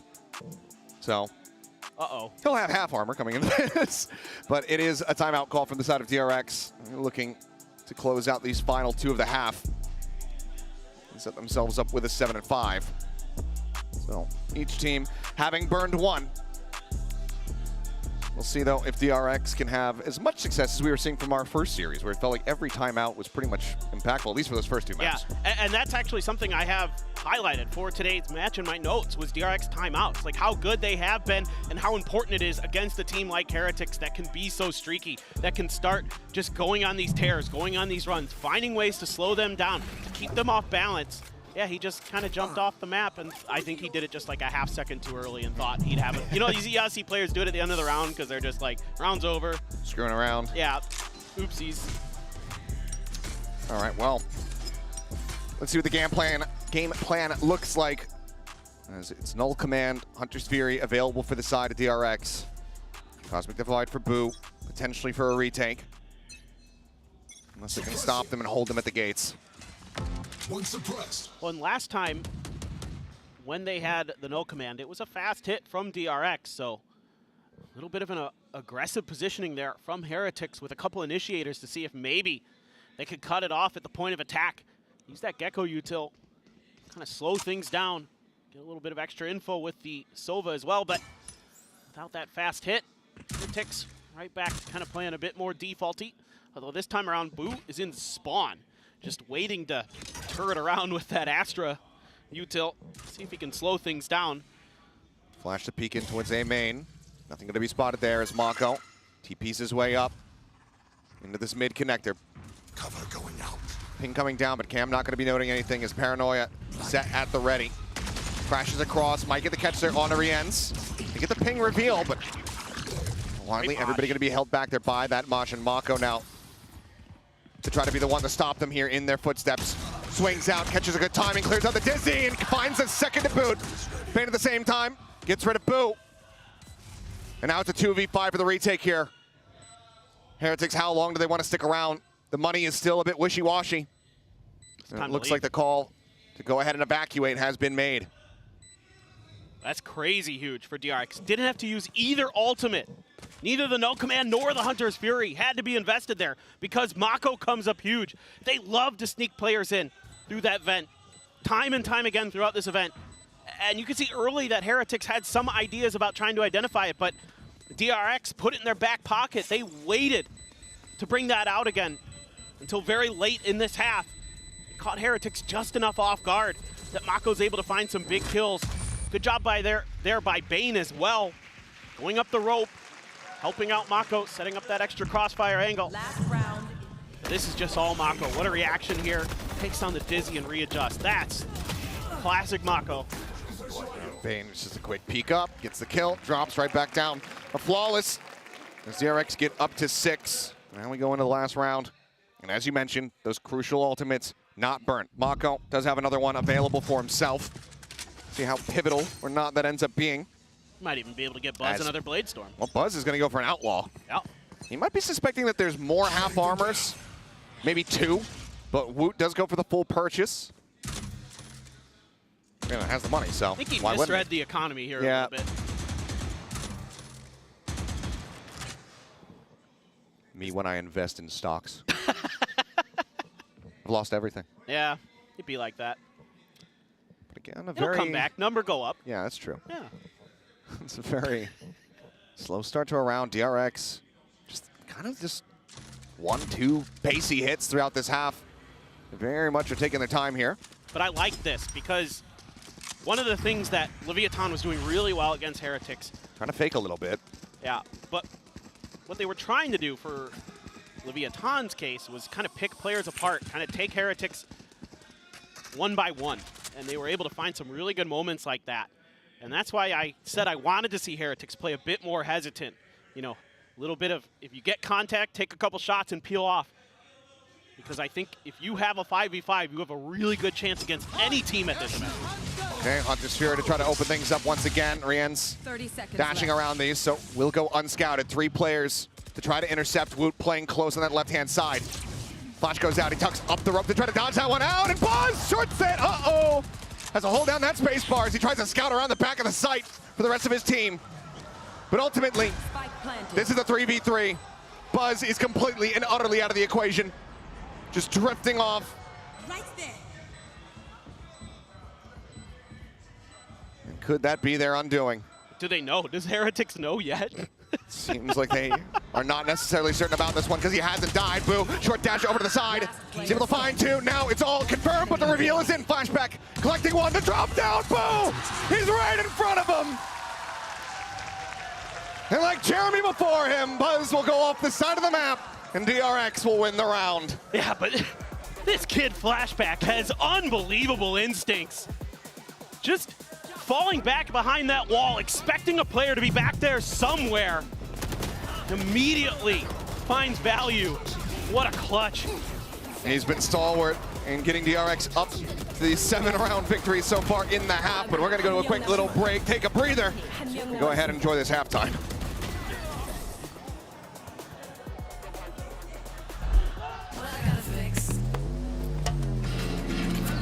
Oh, come on. Trade in any phone in any condition guaranteed and get $800 off the new Galaxy Z Fold 6. Only on Verizon. Red Bull gives you wings.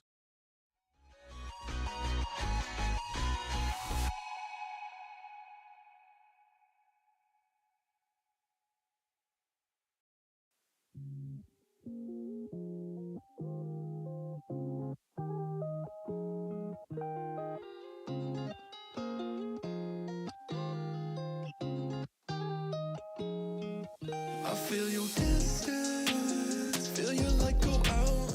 I feel cold, but I don't know why.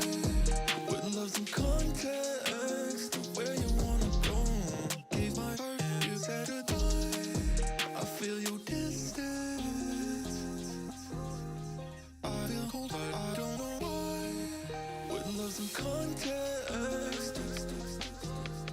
Gave my heart and you said goodbye.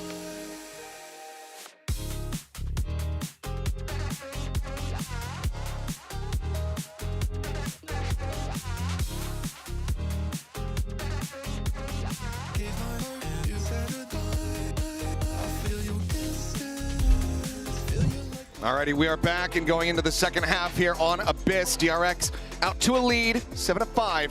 We know how quickly that can be turned on its head. No doubt about it. And you were expecting today's matches to be hotly contested.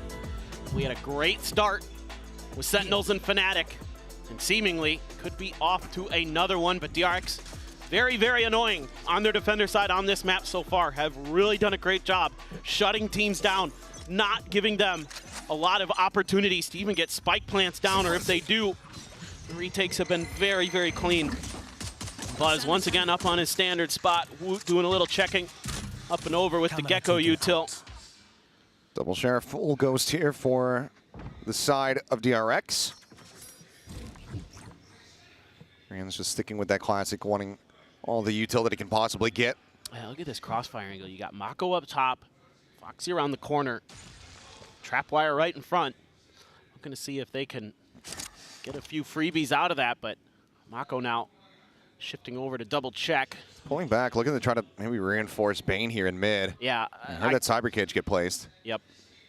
They got to make sure that nobody's sneaking up off the back of that. They don't have information from the other side of that smoke, so they need to make sure that it's clear. As that 0 point comes down, they're able to dodge it. As Heretics had already started backpedaling, so they don't get caught. But now it seems like after having that come through, they do want to end up going here in towards A. And Heretics are doing everything they can to try to send obfuscation towards mid. Now the hit is on, and a spot already. There's the reveal. Miniboo trying to dash away, but eventually Foxy is able to collect. Gets tagged once, down to 86. Quick clear. Oh! And Mako finding Benji Fishy. So he can continue to just one by one swing out here from backside. Up and over the top goes Boo, but can he find the impact? Spots them both out. Finds the first, cannot get the second, cannot get the transfer.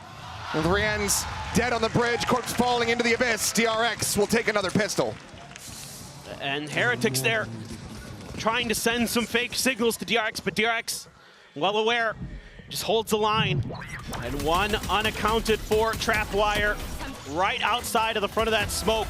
Catches Mini Boo, and things just start crumbling for Team Heretics. Great setup there for DRX. And they're able to capitalize quite nicely. And it is a great start once again here for DRX on Abyss. And the desk was asking, is this the best Abyss team in the world right now? Well, we'll see. But I think that direction. Yes.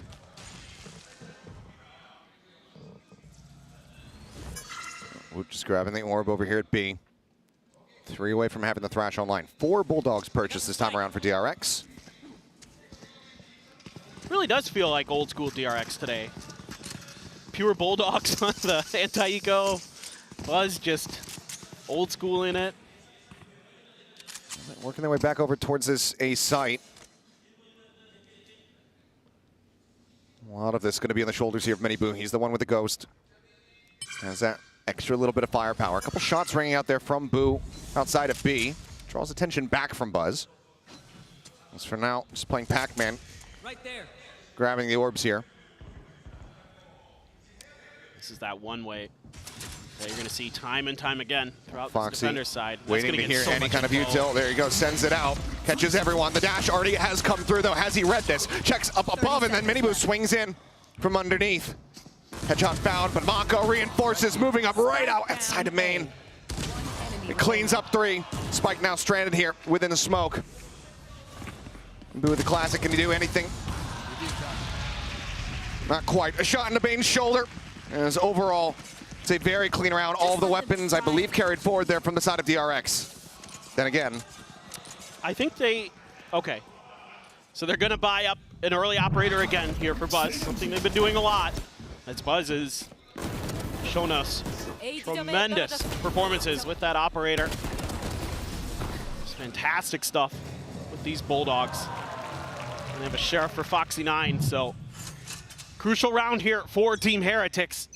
They need to prevent DRX from claiming this bonus. Otherwise, it is going to be very, very difficult to claw their way back into this match. Buzz is going to be watching mid, and Boo. A big kill. Foxy 9 going to be taken down. That calls for the immediate rotation. Look at Mako, though. They pinged it out. They're aware. Buzz peeking, but he doesn't know how far in Boo is. And now he's well aware. Boo the headshot as they all go drifting over towards this B site. Team Heretics slipping the net, rotating back into A. Flashback has his setup here to try to buy some time, and Mako waits out patiently. Finds the kill, gets a bit of a weapon upgrade. As there's the up and over, there's the ping reveal. Flashback able to interrupt. Stops the plan from coming through, offering up some time for Mako to try to rotate back around. And there's the re-ping! And Bane this time gets involved. And suddenly, it's DRX, the ones with the advantage. I was thinking they should go back and maybe just grab the op and... Yeah, settle in. Yeah, exactly. Now with a real chance to close out the round, Miniboo peeking in behind. DRX taking their time. Paranoia goes across. Benji Fishy going to be caught by that one. Miniboo up to the challenge. Finds the first, but Bane flushes out the enemy side for now. It's just Miniboo with 11 HP, and the spike is not planted for him. Mako set up, waiting on the line. Swings the corner, and Miniboo's dead. The fuse comes through. DRX They will convert the bonus and get themselves up to 10. I mean, just crazy how much value Flashback is getting out of his utility on this site. The pings and the repings, the lurk from Mako. I saw on the minimap that had been accounted for, at least initially, by Team Heretics, but I don't think they expected him to change direction back towards B. I think they expected him to go towards A. That's what we've been seeing Mako do a lot when he goes for those lurks, is it's setting up for an A maneuver. And this time around, Heretics just, even though Boo makes another great play, it's still not enough. I mean, huge impact kills from him. Yeah. Get Foxy dead off the rip, put that operator on the floor. Granted, yeah, I don't believe he was carried forward. So, yeah, repurchase has to be made for DRX to keep that one in play. But it looked like the stage was so well set, potentially just for a flawless anti-bonus. That's what I thought. These narrow margins, those trap wires, just getting so much value from Flashback. I mean, you don't want to give him any more opportunities than necessary because he's already very, very talented. Making it easy with those pings. Well, there's now a final timeout expiring here for Heretics. 5 rounds to run back if they want to go ahead and tie things up. As you can see, it's going to be a bit of a purchase coming through, as actually they opt to go for some Guardians here alongside these Sheriffs. But this feels like a fairly big gamble. I agree. Make it 4. Now Bulldog instead of a Guardian, but oh wait, Still playing around with it. Okay. Okay, there's going to be some firepower. Is DRX going to be ready for this? Already, smoke goes out. That's just going to be disrespected. Charge passed by Heretics as they look to make a bit of a pacey hit here towards B. Clear out on one of the trap wires. Missed it. Yep, not finding it quite just yet. Bane sending out the recall and Flashback just swings into the site! Cleans up 3, Rienz will be good for 2, but then Mako takes him down and suddenly it's just Boo left standing. He's unbelievable. Just absolutely unreal. They have a 0 point to try to scout his position, narrow things down. They know that he's not going to be playing forward. Smoke on the window. Seems like they may have sussed this out correctly, but there's still going to be time dwindling. DRX have been so good about denying these grab wells. Can they do it once more? Is Mako in position, locks him into the corner. They say, we've been through this so many times. And DRX, a Flashback, swinging out into the site, collecting 3, will move up now 11-5. Little did you know that the D in DRX stands for defuse. Little did you know. Or deny. Or deny. Pick your poison. What? That last shot. Look at this. Oh, that is so good. Just a fraction of a second away from saving his teammate there. Was Rienz, but unreal from Flashback. And he's not even top of the table right now. No. It's Mako, I believe. Yeah. You are divided. Well, now, Cosmic Divide from the outset here from Boo. Another pacey hit in towards his B side. Trapwire set up, obviously can widely be ignored as Flashbacks just here alongside the wall. Do they consider checking it? There's been a concuss going through. He peeks out. He's fully blinded. And Flashback, he manages to strike. Rienzo, quick to reply. Equalizes that.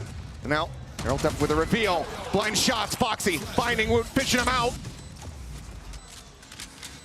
Sends out the flash, the drone, now the chase as well as Mako arrives, swinging in from behind that mid connection. But pings have come down. It seems like they've sussed out that flank here, and the paranoia will confirm it. Benji cannot hold his ground, however. Taken out by Foxy9. And now 4v2. It's Rienz and Boo to try to delay this, to try to stop it, but once again, they have him body blocked, they have him stacked up. The defuse will be interrupted, but it's going to be resumed immediately. A few seconds to spare as DRX have not surrendered a singular round in this half so far. I mean, what are you going to do? You know, this time around, Heretics try something a little different. They're like, okay, we know what they're going to do with the grab well. Let's use an Odin. I mean, just the timing there, just a little bit off for Heretics. Not expecting Flashback to be right in that corner. Still able to find value. And Mako, even though he's identified the whole time, he's just waiting for his moment to strike. Waiting for his teammates to say, hey, they're going for the grab well. Now's the time. Just beautiful coordination from DRX. Dizzy up over the top. Buzz looking to go a bit aggressive here with that operator. But Boo has the punish. A fantastic shot from the leader to once again put Buzz down on the floor. Operator this time around not finding any value. I got the spike. That's one of those rounds where you're so far ahead. Oh, Rians. Bane just spamming, shuts down Miniboo on the aggressive entry, and Riens does get tagged down to 62. Foxy peeks in, finds one. Now Riens is completely and utterly trapped, pushes out, flashback, ready for it. As the paranoia goes across and the spike is stranded here in the site. Every time they try and make a move, DRX has something better. Oh, what a shot from Boo, though. He finds one, but the B side's opened up, but how do you get the spike? Yeah. And even then, the Hunter's Fury to further delay as the time continues to tick down. Woot needs to deliver something with this operator. Foxy's gonna go for the peek out, and he will end up falling. That's an opening now. Smoke coming through. Spike still within the nebula. 20 seconds remaining. And Bane finds Woot. Mako gets the other. And it is an absolute masterclass on the defending side as DRX say, yes, we think we are the best of best team in the world right now. 13-5. They start things off with a victory here. Just incredible the way that DRX is able to recover from so many early losses, so many rounds where Heretics had an advantage. But DRX was able to climb right back and take some big wins. A fantastic way for DRX to try to start things off, but now we set our sights on Heretics' map pick of Sunset, where they can certainly turn things around.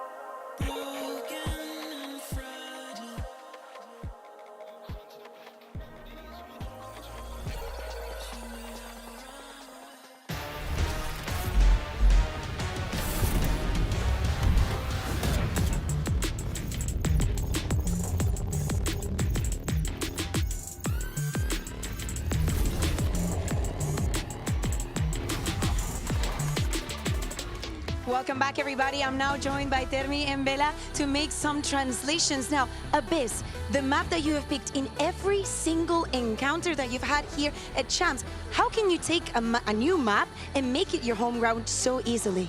DRX가 이번 챔스에서 매번 어비스를 고르셨는데 어떻게 이렇게 홈그라운드를 삼아 자신 있게 어비스를 고르실 수 있는지 궁금합니다. 일단 어비스가 처음 나왔을 때부터 조금 저희가 파고 들었었고 사실 저희가 보기보다 신규 맵을 좀 좋아하는데 성적이 조금 안 좋았을 뿐이지 좋아하는 편이고요. 그리고 챔스를 준비하면서 어비스를 쭉 연습했을 때 여기 챔스에서도 상대방들의 그렇게 실력적으로 저희가 충분히 이길 수 있다고 판단했고 질 때까지 그냥 자신 있게 픽할 수 있을 것 같습니다.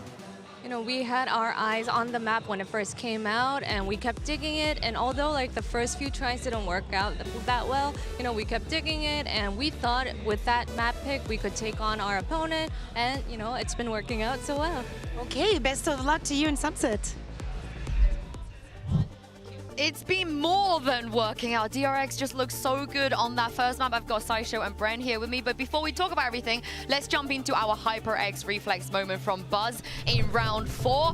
Bren, this was fun. Yeah, I mean, this is an insane moment here. In a round like this, where the spikes dropped around, we were, discussing if the marathon sprint, if he was going to have enough time for the plan. Buzz just takes the proactivity to updraft dash straight into mid. The only real possible win con, I think, at that point for them, and just takes the fight against Rians. Now, Rians opts into that. He needs to potentially get to the site. He doesn't know if they have enough time, but Buzz is the savior of the round. A decision-making like that is what makes him currently one of the best players in the world, and especially at this event. The form factor, he's just kept it going. Yeah, there were so many moments, actually, though, where Team Heretics had spots where it looked like they should have been able to win, and DRX either outplayed them, got a little fortunate, like in that situation, but DRX are just so good there on Abyss. Yeah, and there's no point playing Astra against them. It's just, you've got to pack it up. But this is the thing. We had a discussion about whether DRX would be the best Abyss team in this tournament. Surely, Saisho, that proved it. I think it did. And because you were talking about it, that the denial of those Astra pulls, we were focused very much on the defense side, but I've got a round from their attack side that I'd like to take a look at. This is round 8, and I think it showcases as well how good Mako is as a caller. So there's 30 seconds left on the clock. They've got Flashback looking to try to take a lurk through mid. But look at how well they play the clock in this moment, okay? They've got a perfect idea of what they want to do. The engage comes through off the rip, Paranoia, and look at the timing on these smokes. When these smokes go up here, these are 14 seconds long. These are going to drop at 11 seconds on the clock. You cannot wait them out.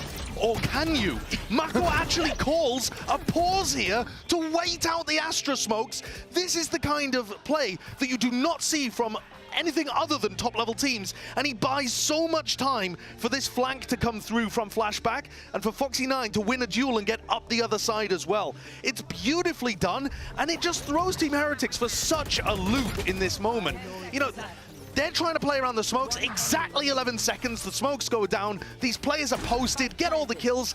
Are they flummoxed by the time pressure? Not slightly. How is Mako doing this when he's not really been in IGL for very long? I don't know. It's astounding. It genuinely is astounding. We've seen players try and move into the IGL role. Similar circumstances. We think about Ethan on NRG at the first half of this year. The attack sides were looking abysmal. And Mako has just come into his own with all of this. I mean, I didn't intend for the pun. I mean, I'm so... I was just going to reply with Mako is looking Abyss. Sorry, I'm getting distracted by the bald beauty in your background who's waving at people in the crowd. The Pacific casters are loving this game. I wish you guys could see Seth and Clint right now. They're loving over there. It's the Korean casters and Seth and Clint. They're waving at each other. Okay, map one. You know, best of 3 is a marathon, not a sprint. Let me cope for a second before we head to Sunset, because first of all, we're heading to Sunset. Heretics, they always love this map. And second of all, Bren, Mini Boo is doing all right. He's doing all right as well, but the trouble is, Sunset has not been a good map recently for Heretics, despite the fact that it used to be the thing that was paving the way for all of their victories. Yeah. Well, yeah, go ahead. Before we head to Sunset, let's hear from Coach Neil Zinho. I'm now joined by Coach Neil Zinho. Now, Neil, yesterday we did not see the Sunset because you second banded, but we all know you're pretty good at it. Today we're going to see it right now, and it's probably going to keep you alive in the tournament. Why the change of plans? It's always a map that we've been comfortable on. We've been looking to play it against certain teams, and DRX were one of them. So as long as we play better fundamentally than what we just did, we'll be good at Sunset again. If we don't play with good fundamentals, you'll see what happens. So I'm hoping that we step up because that was shambolic. Okay, and we will also pray for that third map. And he said that with a smile. Yeah, I can see where he's coming from, though. We pulled one of the rounds, round 5, where his team just completely let it slip. But there were later rounds as well, where they were in position that they should have closed things out, and they let somebody clutch or somebody get a multi-kill, or DRX, they allowed them back through. DRX were doing a lot of late round hits, and Heretics should have been set up for retakes and just kind of let it slip through their fingers. Yeah. I can understand why Neil's very frustrated about that. Yeah, 100%, and they're going to have a hell of a task ahead of them. You know, this used to be a very good map for Team Heretics, and it still can be. I don't doubt the potential of them, but DRX are no slouches to it. They should have won versus Sentinels when they played it in that one encounter, and they barely lost it, I think, in like a 5v3 scenario where Sentinels just clutched it from them and ended up stealing away the entirety of the map. DRX have a very good understanding as well of how they want to play the map in terms of hard focusing on extremity control, especially on their attack. I'm not sure. Looks like they're on their attack side from this look at the monitors, but I think that this is going to be really interesting, actually. The mini boost moving over to the Wraith. Wow. I was not expecting that. I thought we'd see him coming out on the Neon and trying to run a lot of the set plays that they have done before. I think that changes the complexion of things slightly. Yeah. Hopefully this is based on some development, some potential anti to what DRX want to do. It looks dangerous out there for Heretics, though. The bread and butter for Heretics used to be like proactivity, using the Neon's fast mobility to be able to play off any sort of utility to play Mini-Boo into these spots. It hasn't been working for them recently. They needed to switch something up. Maybe this is the answer. Maybe this is the key. I mean, if there's anywhere the Heretics can come back into this game, it will be on Sunset. It's time to jump back into map 2 and throw it over to your casters. How are you guys doing, Achilles and Paperton? Peachy Keen, I don't know, standard. Yeah. Peachy Keen, standard day at the office, just chilling out, relaxing, maxing all cool, you know? Ready to get into this second map. I don't know about you. I'm doing great, yeah. Yes, but let's get into this. You broke me a little bit there. Sorry, I often do. Yeah, but it'd be like that. Sunset, the staging ground here for Heretics to try to turn this series on its head. A dominant showing from DRX, but as the desk was mentioning, in the past, for Heretics, this has been their stomping grounds. No doubt. We haven't seen this map yet at Champions from Heretics, shockingly enough, and mostly it's been because teams have been banning it against them, which makes a lot of sense. They're really good at this map, but then they, interestingly enough, banned it against Lev, okay. But DRX, not bad at this map. I feel like they push teams at the very least whenever they play this. I mean, even against Sentinels here in Champions, it was an overtime. It was 13-15, yeah. Always has been a bit of a brutal battle here for them. I mean, as you mentioned, you know, Heretics banning this map versus Lev. Similarly, we saw DRX banning Abyss versus Sentinels. Right. So, both teams opting to go for the maps that they had banned away, at least in the second rounds. As for now, 3 players clustered up from Heretics on this defense at the A site. Flashback, bit of a walkabout from him. Not going to be really met with anything. Woot though. Flash in hand. Paint shell to lead. Mini-Boo jumping for that paint shell. Going to be finding some value. Foxy ends up getting his life for that one. Taken down by the paint shell in the end, but does find the punish here onto the enemy race. And there's a smattering of damage spread across Mako and Buzz. Well, the fact that he even finds one there is pretty impressive, to be honest. I mean, Foxy9 has had a really hot start to the day.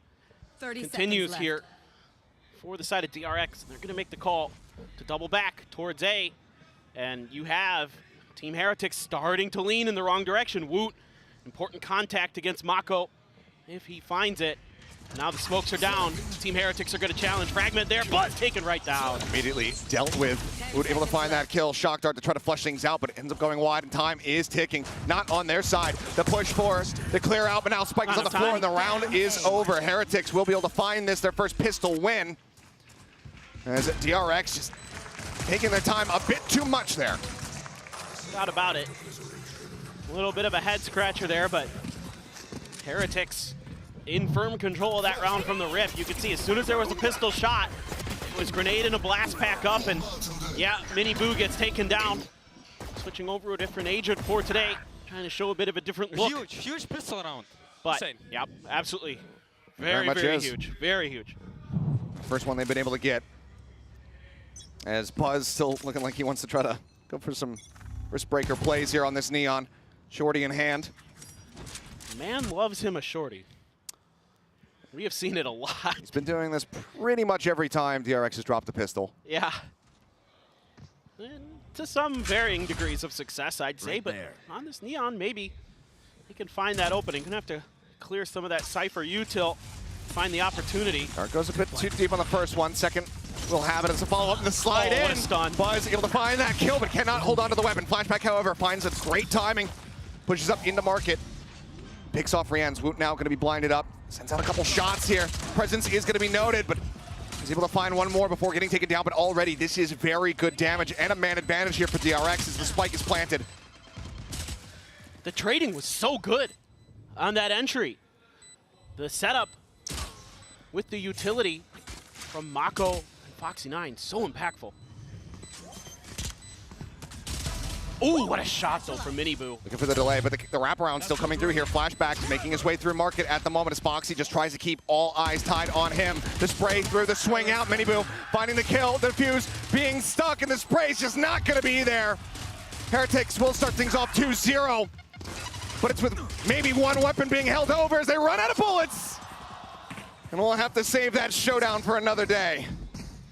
Still pushing Heretics to the absolute limit here. Fault line is beautiful.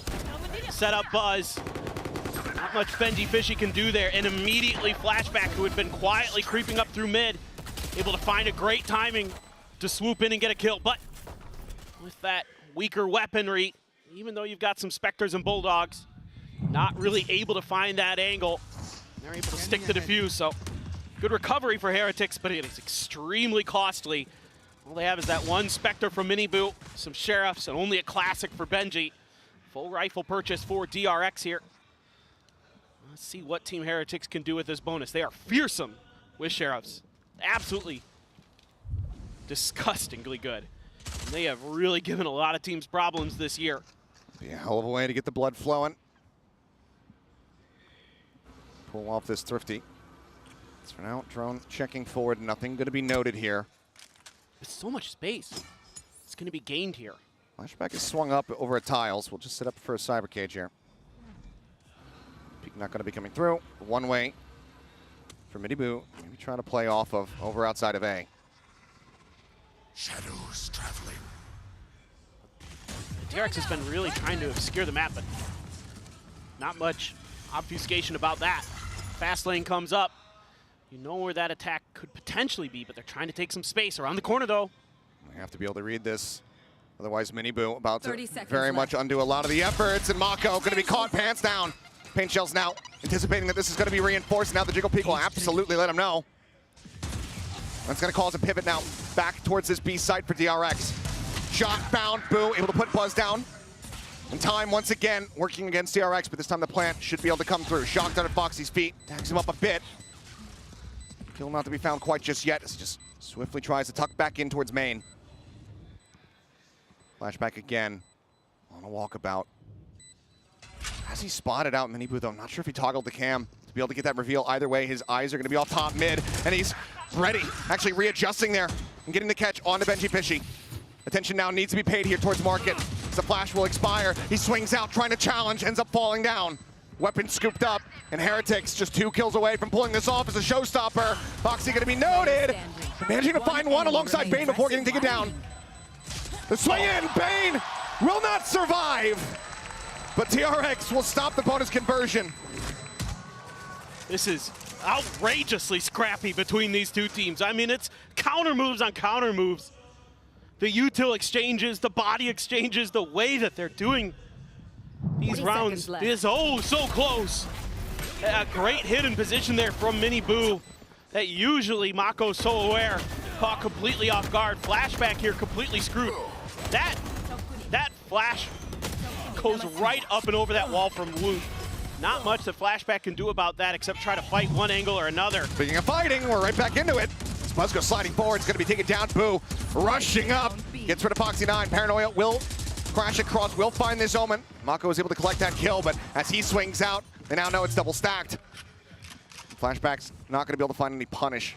20 seconds in, and just 2 players left standing here from DRX. Heretics not wanting them to tie things up. The 0 point tells all. They're both still here. Yeah, and this is what makes Heretics so difficult. Even without a Neon, they're still able to explode into B main, do a ton of damage, catch DRX off guard, get some big kills. Now you've got some questions for DRX, like, can you get this plant down? Your economy's gonna be broken, potentially, but in a 2v4, what more can you do? They're gonna try to go for it. Two young players, Flashback and Bane. Doing a hard line, and Flashback not quite reacting in time, ends up falling down. Woot collects the other. Just Boo on the floor as Heretics now move up 3-1. This is the exact kind of start that they need on Sunset to turn this series on its head. Exactly. Some great util here. Paranoia catches Foxy9. Paint shells in deep. Great job opening up that space and catch DRX. Good job, bro. Completely off guard. Just steady as always is Rienz. So good on that Sova. Right here. Bit of a slow build here still on the energy for the side of Heretics, but as they continue to string these rounds together, we know that those pop-offs will follow. Miniboo is off to an insane start. He is Fault line not getting the catch, and it is just Miniboo right around the corner. Or picked up by Buzz, but still going to be one away from having that overdrive available. Is that the whole plan of this round, is go to the other side, give him the other orb, see if you can get that overdrive and see if you can do something miraculous. I mean, you have almost every ult. You're literally one away from the Hunter's Fury as well for Bane, but you've got nothing but classics. Maybe if you can get a kill or two, get a couple upgrades, you could really invest into this round, but it is not going to be easy for DRX, to say the least. Slow approach, orb grab. Overdrive at the ready. Now going to be popped. Slides forward, sends out the relay bolt, has to tuck back, tries to go up into the cyber cage, and Woot has none of it. Shuts down the entry. Plant now to try to come through. Fragment going to be disrespected as they go jumping across this one, but Rienz is fine enough, and he'll find the finisher. A plant, but no damage. Heretics now 4-1. And there just isn't much utility towards the back of the pillar to really make Team Heretics uncomfortable there. They're just able to hold the line, shut down any attempt with the overdrive. Ooh, catches him on the slide in, but does he get him through the flash even? Jeez. But then they're so ready. They're so aware of what DRX wants to do on this weaker buy to try to push around that angle. They just throw a fragment down, swing around the back of it. Miniboo getting on his feet, Woot getting fired up. Team Heretics forces a timeout here early from DRX. Coaching staff knowing something needs to change, and with all of the ultimates that they have accrued ready to go, 4 online, they want to have a solid game plan because they can tell things are a bit shaky at the moment here. In the comms, in the play, don't want to be seeing your team overspending with these ultimates. Well, and a few of the rounds were close, but I mean, in general, just looking at how Heretics is reading the map, how they're playing, they've definitely got the pulse so far. They're making slightly better reactions, slightly better adjustments. DRX is able to really find those connections with some of their utility, some of those big plays that we saw on Abyss. And this is a tough map, and certainly why a lot of teams are avoiding Heretics on it. They're extremely scary. Like you mentioned, Achilleos, a lot of ults for the side of DRX. Rian's one away from his Hunter's Fury. Woot's got his ult, so some big ones on both sides. But what does Termi have dialed up for this round for DRX to try and stop this run that Heretics have been on to start this? About to find out. Caution here. Full purchases here on either side. As ping's coming down. They don't want to mess with that again. Full pullback. Well, as we can tell, it's just Boo. Caution here. Sat chilling out, waiting to see if any aggression comes his way. Benji Fishy at the same time. Cam set up over in market. This is so aggressive from Heretics. Just wanting to eliminate any opportunities for some of those ults early. Now they're going to peel back. Miniboo here on a very hard forward line. 0 point. They're able to tuck away from this one. Shots are going to ring out. No, Buzz actually does get caught by that suppression. Drone now to try to lead, but Miniboo just takes some shots in through the smoke, and he's out. A lights out play from him. Gets his kill, gets the hell out of dodge, and that null command coming through from Woot holds the rest at bay and shoves them back over towards the B site. Oh, just unbelievable read from him, and the timing is flawless. It makes it oh so difficult now for DRX. Rolling Thunder going to go across, but it's a tuck back. Benji Fishy not going to be caught by this, nor is Boo. Now they're well aware. Fragment going to be here at his feet, offering up a little bit of damage, but wow. Miniboo swings back around, finds Flashback in this round. It's done. It's dusted. And the timeout does not mean anything. 5-1 Heretics looking stalwart here on this defense. They're so good, and they're so aggressive at the points of attack, making it so difficult for DRX just when they think they're safe, just when they think they've avoided the trap. Over towards the B side, there's another one lurking, and Miniboo has been doing that. He's been finding that extra space, that extra angle. Saw it on the eco round, saw it here, and it has caused some serious problems, and it's got Miniboo. There's the pop-off. Yep. Well-deserved. He is playing phenomenal on that race. Slide across from Buzz, is able to confirm the kill, so Benji Fishy going to be taken down. TP over from Boo, though, quickly looking to reinforce this site. For DRX, looks like it might just be one hit and a pull back, but are going to be staying here for now. Hunter's Fury, onto the tag, looking for the confirmed kill, and Rien's will fall. 5-3 is Mako, lingering here in mid. At the same time, Flashback gets rid of the enemy Omen. Now they're going to scatter to the winds, working their way over towards this A site. It's DRX to try to pull off a flawless Thrifty. Well, what a time to find it. Another Altor for Foxy9. In fact, 2. She's got the spike in hand. But just a nice early pick here. A little bit of aggressive play, a little bit of an aggressive play call from Mako. Like this from DRX. Instead of playing scared, they've been getting beat up a lot in the early parts of the round. They're able to turn it on its head. Foxy's trying to slide up along the wall here, put that stinger to use. Now going to be noted. Woot, the swing out, drags it across, finds the headshot. Looks like that might just be the end of his rope, though, in this round right here. Yeah, flashback, though. Slow creep forward. Oh, Woot, good for it again. Second charge, but ultimately DRX, main concern is just getting rid of these weapons where possible.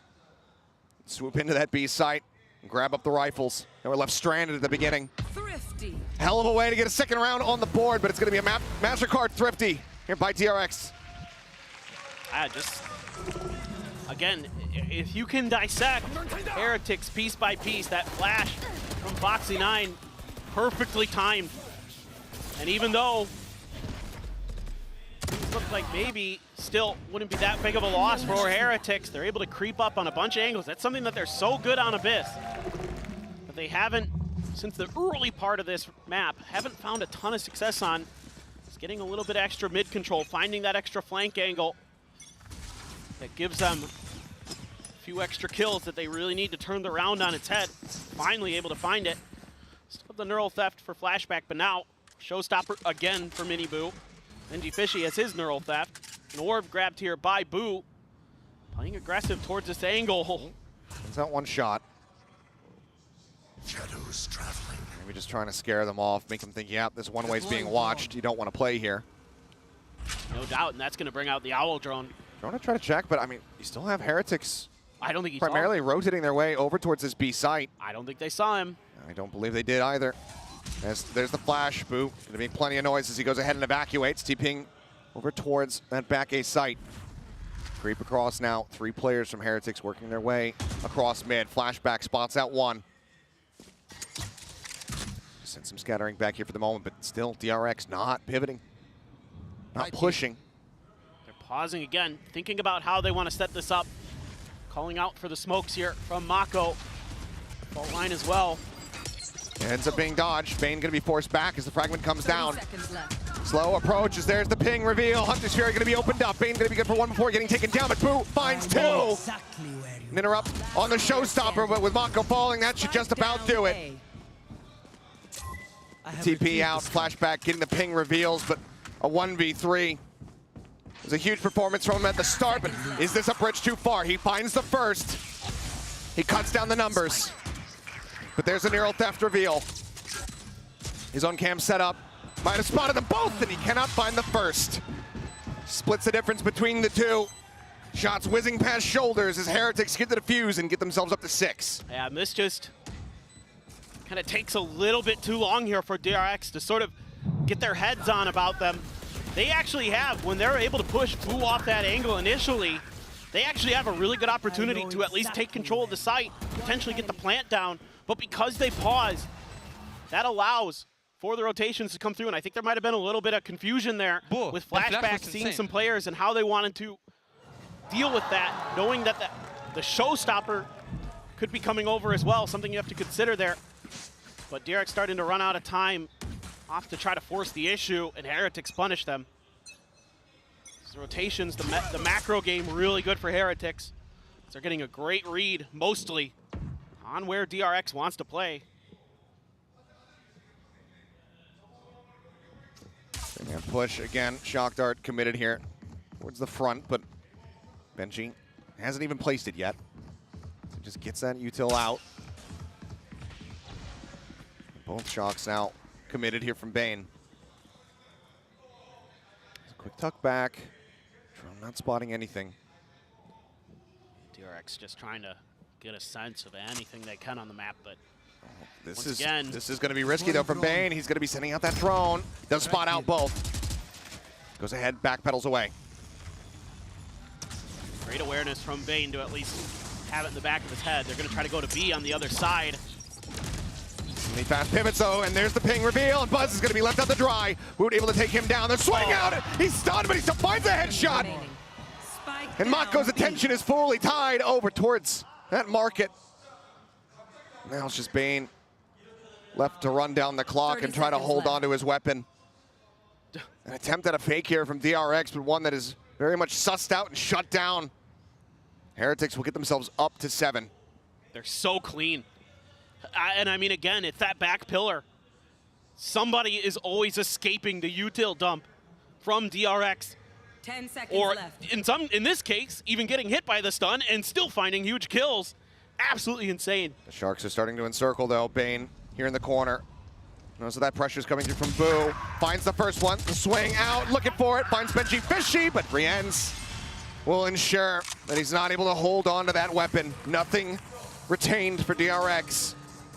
And it's just full steam ahead for Heretics right now. They're just in cruise control, man. They are so good at denying any space, and the util just phenomenal from Rienz. Finds a great timing, and then they all just swing together. I mean, this coordination is just absolutely beautiful from Heretics. You can see Mako look into the heavens for answers, but I don't know if there are many left because Heretics have such a firm grasp on this map.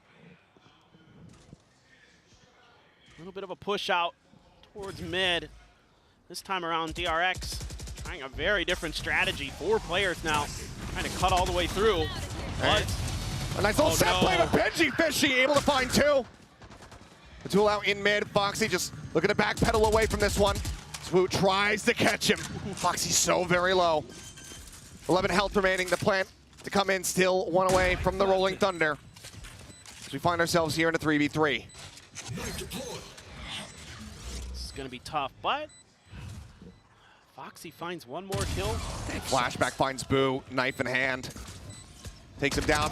Reveal out off the wire. Buzz collecting it. As Mini Boo now last one standing. Jumps forward, Foxy. Fault line at the ready. Will be dodged. The paint shell will find the kill. But time is still being bought. The swing onto the corner. Buzz going to be good to close out the 4-piece as DRX will find themselves a 3rd round victory. DRX is going to need more of that. Just a good idea.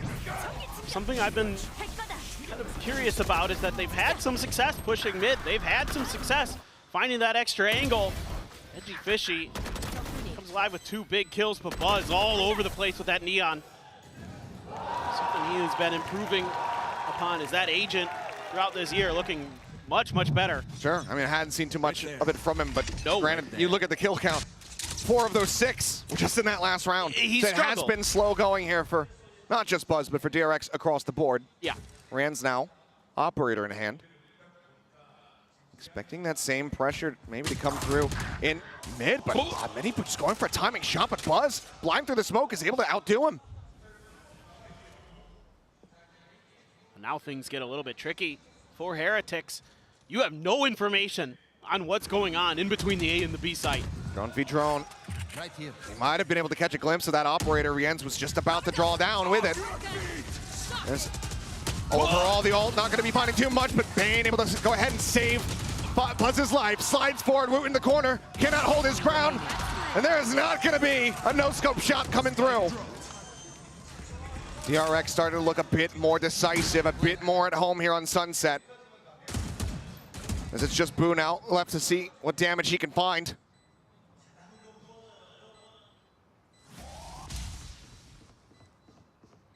Flashback fearlessly, rushing forward, and now position confirmed. Swings out, and flashback, yep, catches him with a wide swing, gets the readjust.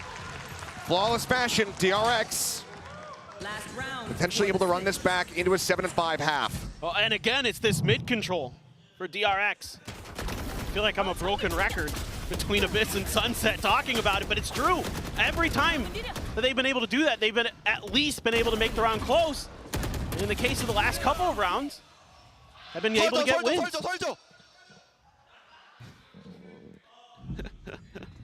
Just running them down there at the end, I think. This could get messy. 4 ultimates available here to the side of DRX. The neural theft, the null command at the ready for Heretics as they look for an 8-4 half. Some big ultimates. I mean, for DRX, if they could run this back to make it 7-5, what a comeback it would be. Heretics just looked like they were going to steamroll this map. Paranoia, they're not getting a catch here onto either player, I believe. Relay ball sent out to try to delay. Buzz, disrespecting the fragment, pushes up, tucks back away from that. Flash, re-swings, and gets himself a second. 7-5 indeed, it would seem. As it's just the brothers Boo now to try to get a 2v5. The neural theft reveals their positions. Buzz slides forward, overdrive, pop, not a care in the world. Finds some damage, blind through the smoke. Just holding them at bay, toying with him, slides back out, gets himself a third. Maybe another 4K here. He looks for the challenge and he'll have it. 7-5, Heretics out in front at the half, but DRX have done wonders to make it this close. An unbelievable comeback. Such a good start for Heretics, but DRX punches right back, and Buzz holding this angle, avoiding that flash. Unbelievable. He had 2 kills previously, got a 4K. He's ending the half 13, 8-4. It has been insane, but this is far from over.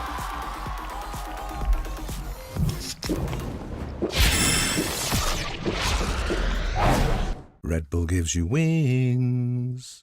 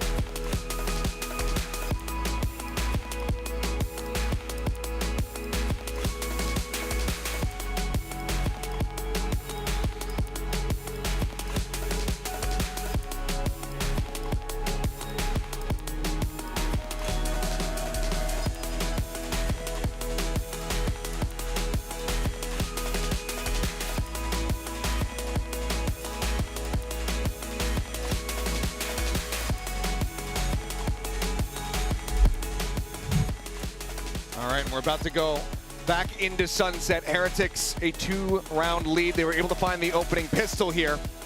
Can they do that again? One step closer to sending us to Icebox to close out this set, to close out this stage of the tournament here at COEX. We're about to find out. I'm gobsmacked. I mean, Buzz comes alive there when DRX needs him most, and now he's tied Miniboo for total kills. And Miniboo was playing brilliantly on this race. A changeup here that I didn't expect at all. He's such a good Neon. Sure. I mean, widely considered one of, if not the best Neons in the world.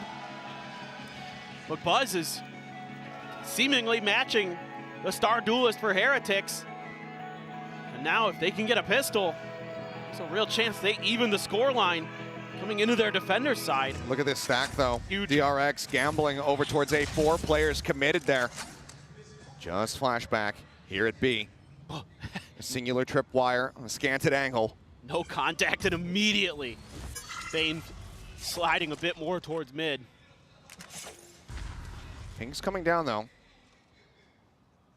Spoon to try to hold this line. Buzz gonna catch a glimpse. They want to try to hound down this Omen. It looks like he has just slipped the net.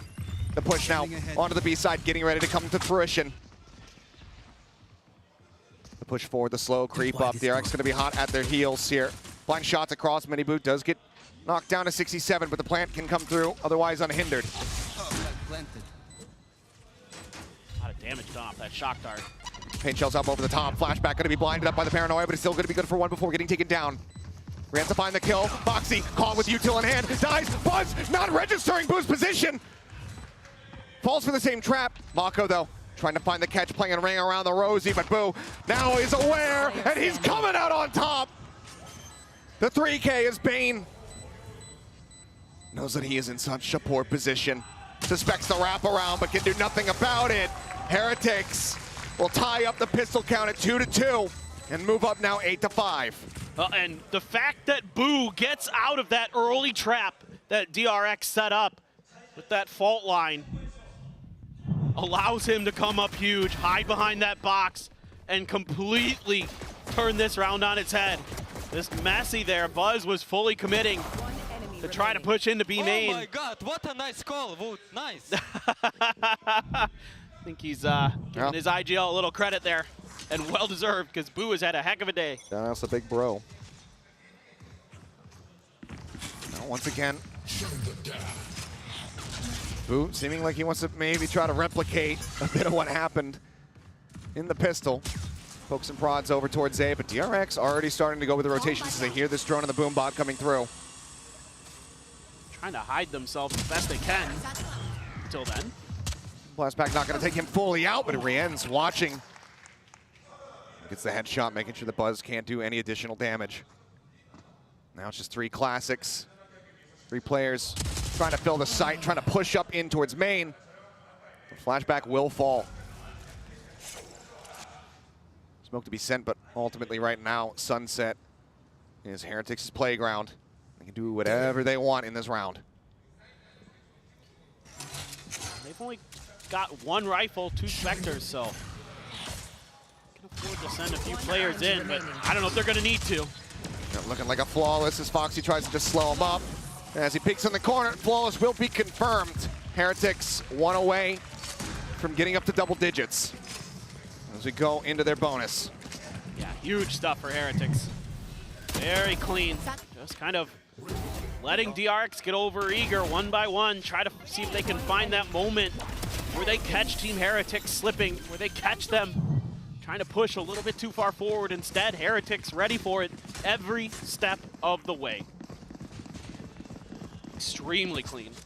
Now they're gonna have 2 more rifles plus 2 Spectres coming into this bonus round. A little bit of a spot there onto a couple players of DRX. They're gonna try to take a little bit of mid control off the back of this. Smoke to cover this angle. Miniboo challenges a bit. And shoulder gonna be spotted, some shots ringing out. Mako at the same time, though, trying to take space, but my God! Boo just snaps down and outdoes him. What a monstrous kill. And that is so much delay now taken away from DRX. The smokes, the paranoia. The full-blown pivot towards his B site. Flashback investigating, looking everywhere, except over towards B main. DRX now just not really reading that the rotation could have come through. Flashback not catching anything. I must wait a moment. Kind of sent the wrong signals. Oh, and as he peeks out, this could end up being devastating. Boo is on a line. Does he watch for this? The answer is yes. Flashback able to find some revenge here for his IGL. He's a sight. It's about to be taken. Plant now coming in. The rotation still continuing. Foxy trying to work his way over. Deep paint shells and the flash set here at their heels. Bing Buzz able to avoid the lion's share of that damage. Flash again to just continue to hold them at bay. Flashback cannot intercept. He cannot find those picks as everybody gets tucked back in towards main. And DRX has a ton of util to clear out this B main. Can they utilize it properly is going to be the question. Drone leads, spots out Buzz. Aftershock ensures that there's no one there behind. The push forward and runs! Finds two! Bane and Foxy eliminated. The push up, Buzz, he's not checking the right-hand side, and Miniboo strikes! That is a bonus conversion, and in damn near flawless fashion, Heretics now up by 5. And you can just see in the way that Heretics approaches this map how comfortable they are here. They're doing such a good job of clearing the Cypher utility, being so diligent, being so aware of the space that they have and that they're giving up. And the way that they set up Benji Fishy, of course, is a bottomless well of energy, but they're so aware of the map, and they're so aware of the utility, and they're so aware of the spacing, both of their own and of their opponents in this case. So impressive. Mako just noted there by the recon. Foxy grabs Orb halfway towards that Rolling Thunder. First one in the second half for him. DRX once again kicked back.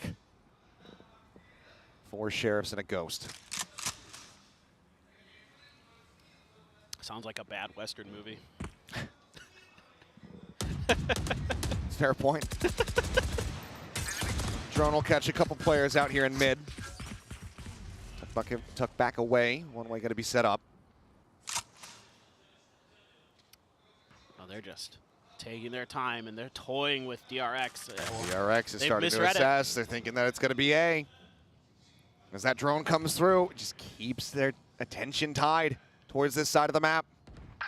And Rience even comes away with the kill. This is exactly what DRX tried to do to Team Heretics in the previous half, with DRX fall for it. 30 seconds left. The hopes of pulling off another thrifty victory very much dwindling here for the side of DRX. Everybody pulls back in towards main. Rien's still just watching in case there's a very late, deep flank through the attacker spawn. Foxy on the corner, seeing plenty.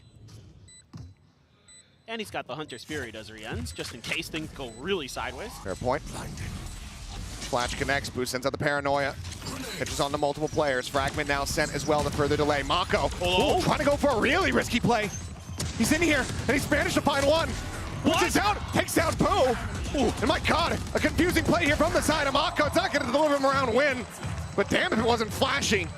And takes away 2 weapons, but Heretics still get to 11, looking to replicate exactly what DRX did to them on Abyss by having a flawless second half. It's definitely going their way, and even though Mako tries to find a little bit of a nook in the smokes, what a shot. Only able to find a couple kills before he's finally dealt with, and then they just spam down the spike. Just immaculate stuff from Heretics. Yeah. And while, you know, Buzz had caught up to Miniboo previously, he's starting to surge away from him once again. 18-8-0 as DRX will be calling their final timeout of this map. Buzz hasn't had a kill in this half. He had 13 at the turn. It's been slow moving here on the defense for this Neon. What do the adjustments look like here for him? Because right now, Heretics, they're out reading them, they're out reacting them. Plenty of work to be done if the DRX wanted to make this a 2-0 affair, but it seems like right now we are very well destined for that icebox. There's 2 rounds to go. No doubt about it. I'm feeling Very good. Again, it's everything for Heretics. It's their macro game. It's their little micro ideas, the way they understand the utility interactions, the way they understand that DRX wants to use some of that breach util to try to clear their post plants or do XYZ, and they're always just one step ahead. And they're finding these moments to find these huge picks right by this spot right here. You know, whether it be on the defender side with Mini Boo or on this attacker side. We saw it previously with Rian. They're so ready for anything DRX wants to do. They're going to clear that door immediately. DRX now forced to use some of their util. Check this mid space, but Team Heretics can pause. They can say, okay, let's figure out what we want to do. Yeah, they got a spot on us, but still plenty of time on this clock. Getting the spot on Mini Boo. It's got to be concerning because you know that showstopper is online. Boombot going to be sent. Paint shells as well to try to create some space. Showstopper now going to be in play, and immediately the kill is found, but it's going to be Buzz first to fall. Boo taking him out over towards back site. The push up, flashback, trying to find a timing, but Mini Boo, the relocation, it's just so damn clean. And off the back of this, Heretics will get themselves up to 12. Map point going to be theirs as they look to give us back-to-back 13-5 score lines. Foxy and Mako just set to save. But what can they try to scrape together to prevent Heretics from closing out this map? I don't know, but Heretics have been so clean. This round, nobody's died yet. See if maybe somebody goes down trying to grab guns. He's coming down. Mako on the swing will be good for 2. There's Boo up above. Mako will shut that down. Wow. So losing out on a couple players, but it doesn't matter. The coffers are full, and map point is now secured here from the side of Heretics, with no further help available for the side of DRX. And just great awareness from Mini Boo. Expecting that angle. Guys, I'm gonna do lineup live on elbow. I think that might have been his 0 point at the end. Lineup life. I love it. And here we go. Is this the last round? Or can DRX dig a bit deeper? They've been barely scraping the surface. Foxy9 on the swing, eating a bit of damage. Bane gonna be able to find one. Foxy gets the other, but Benji Pitchy finds 2 for himself. A 3v3 is the paranoia will force them back. Right now, Heretics split away from each other a bit. Buzz slow creep out. Benji Pitchy unable to reestablish that aim. Ends up falling down. But this is everybody now from DRX committed on this side of the map. Neural Theft coming through. There's a quick TP across from Boo. We'll be able to get the spike in play. Let's see what they can do. A lot of util already expended. Rienz is hanging around. He's sat here in mid. Mako gave it a quick little glimpse, They have no but idea. he's turned his sight now back over in towards Boba. Flashback here, waiting, watching, expecting, but not winning. Rienz to find the opener. Brings it back to parity. Brief slide forward, Boo. The headshot and the follow-up is clean. 13-5 once again, this time. Signed, sealed, delivered. Heretics will be taking us to map 3. And you can see why nobody wanted to play this team on this map. They are ridiculous. Icebox will decide it all. EMEA or Pacific, who will be going forward, who will be going home. We're one map away still from finding out.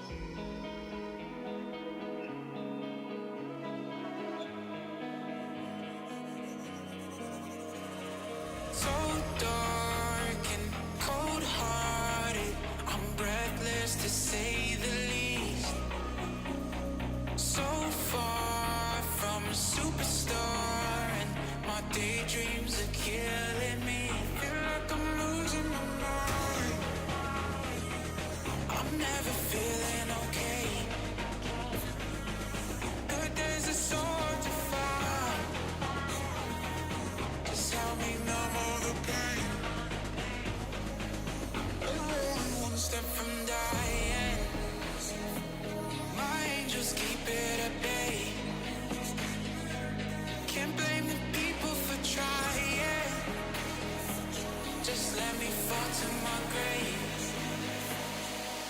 Just let me fall to my grave. To keep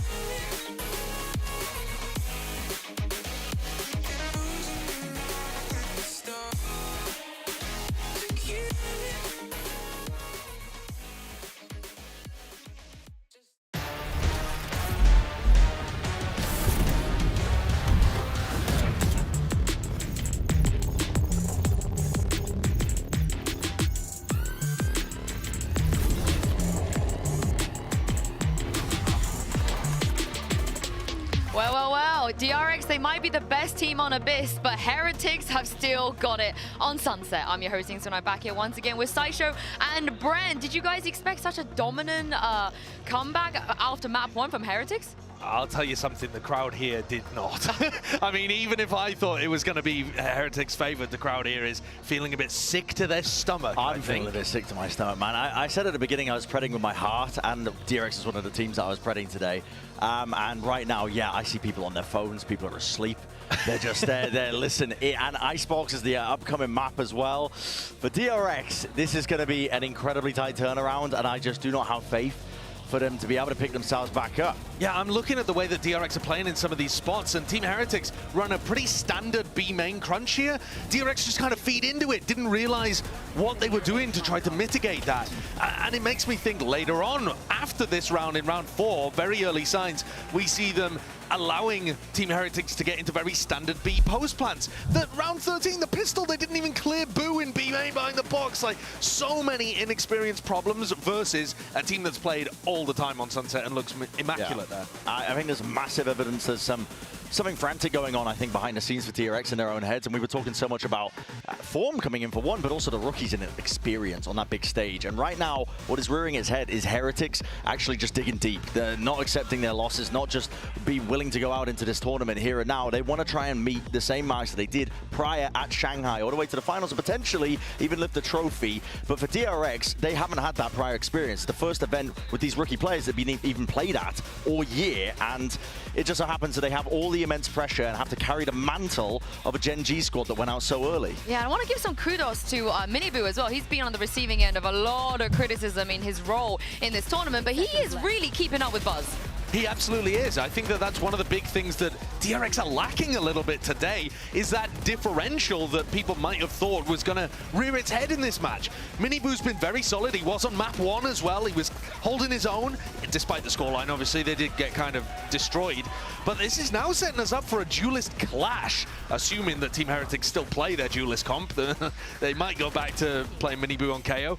But these players are going toe-to-toe, but it's not that outrageous performance from Buzz that we were seeing earlier on, even though he's having those good moments. Yeah, he had moments to bring them up to 7-5, but as soon as they lost the pistol round onto the next, it just looked good. It looked over. I mean, listen, he had these string of kills where he was dominating, as I said, to get into that 7-5 point. But past that, Miniboo took over. The inexperience is rearing his head from multiple players on DRX, and they weren't coming up with the right answers at the right times. And I'm so damn worried for this squad now as we head and look deeper into the map pool, because you're digging deep at this point. I was praising the kind of map pool that I think DRX had coming into the event, but you can see in the numbers here.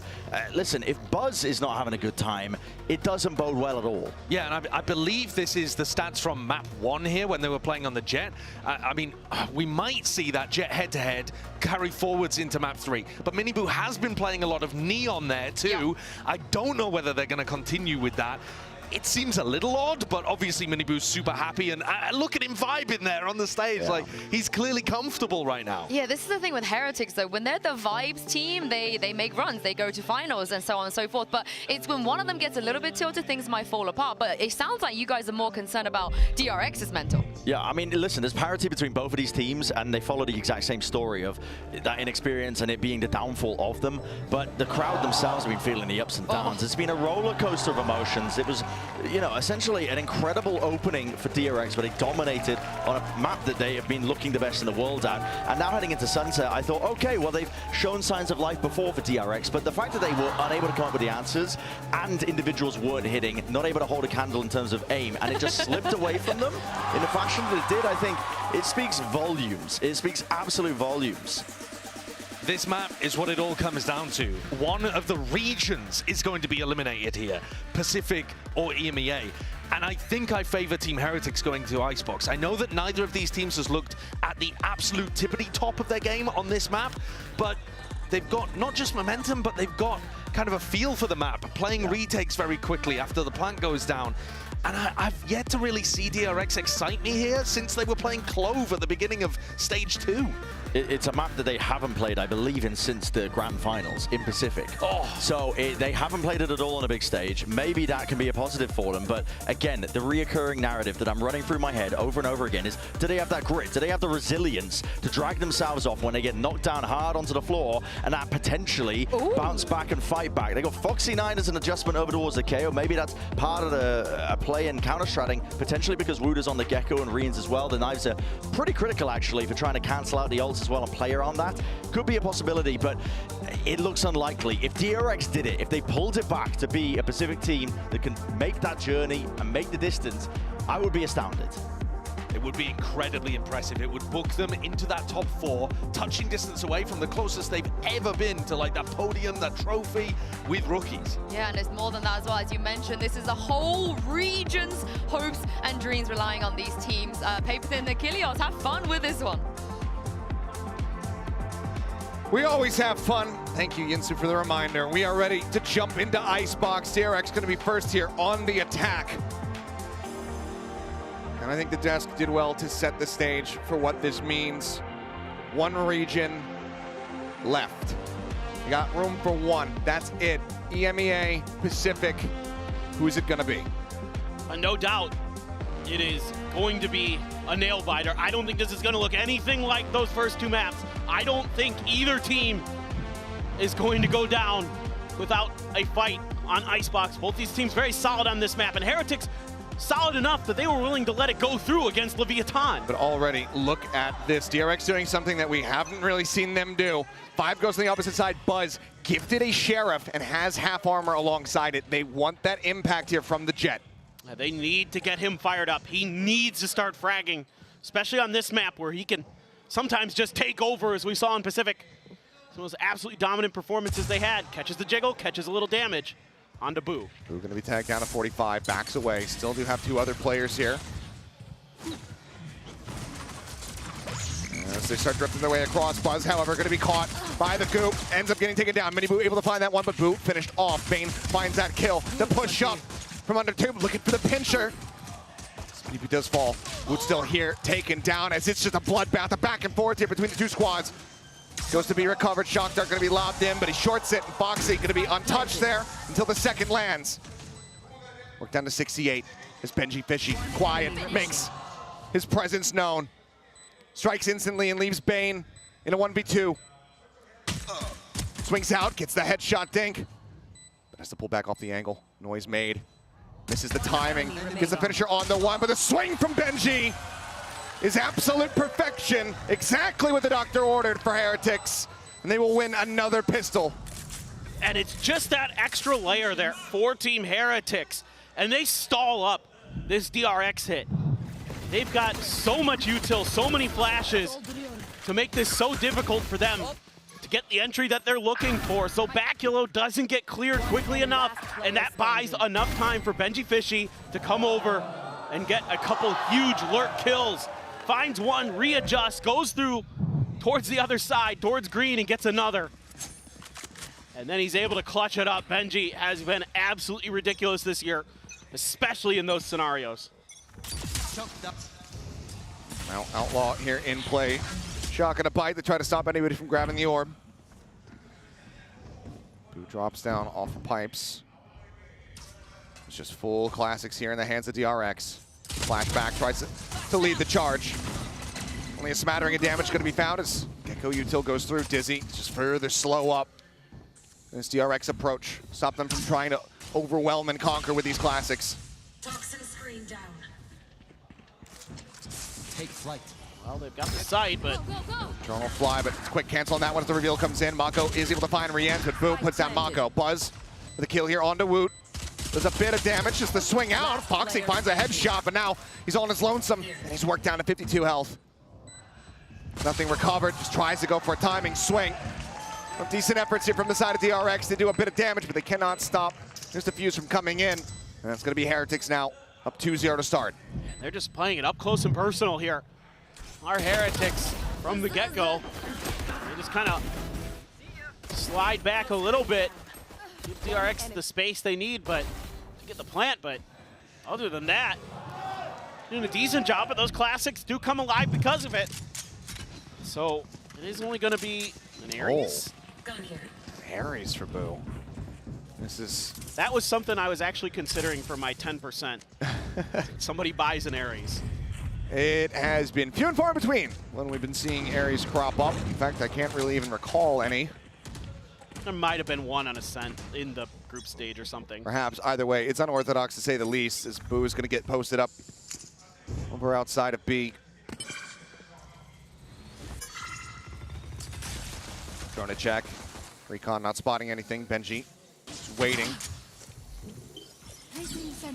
Set up his own turret here. A crucial round for DRX. Really trying to keep that outlaw hidden. Yes, he got punished a couple times against Leviathan trying to take that spot. So he's looking to see if he can turn his destiny around. Sends some shots out now, though.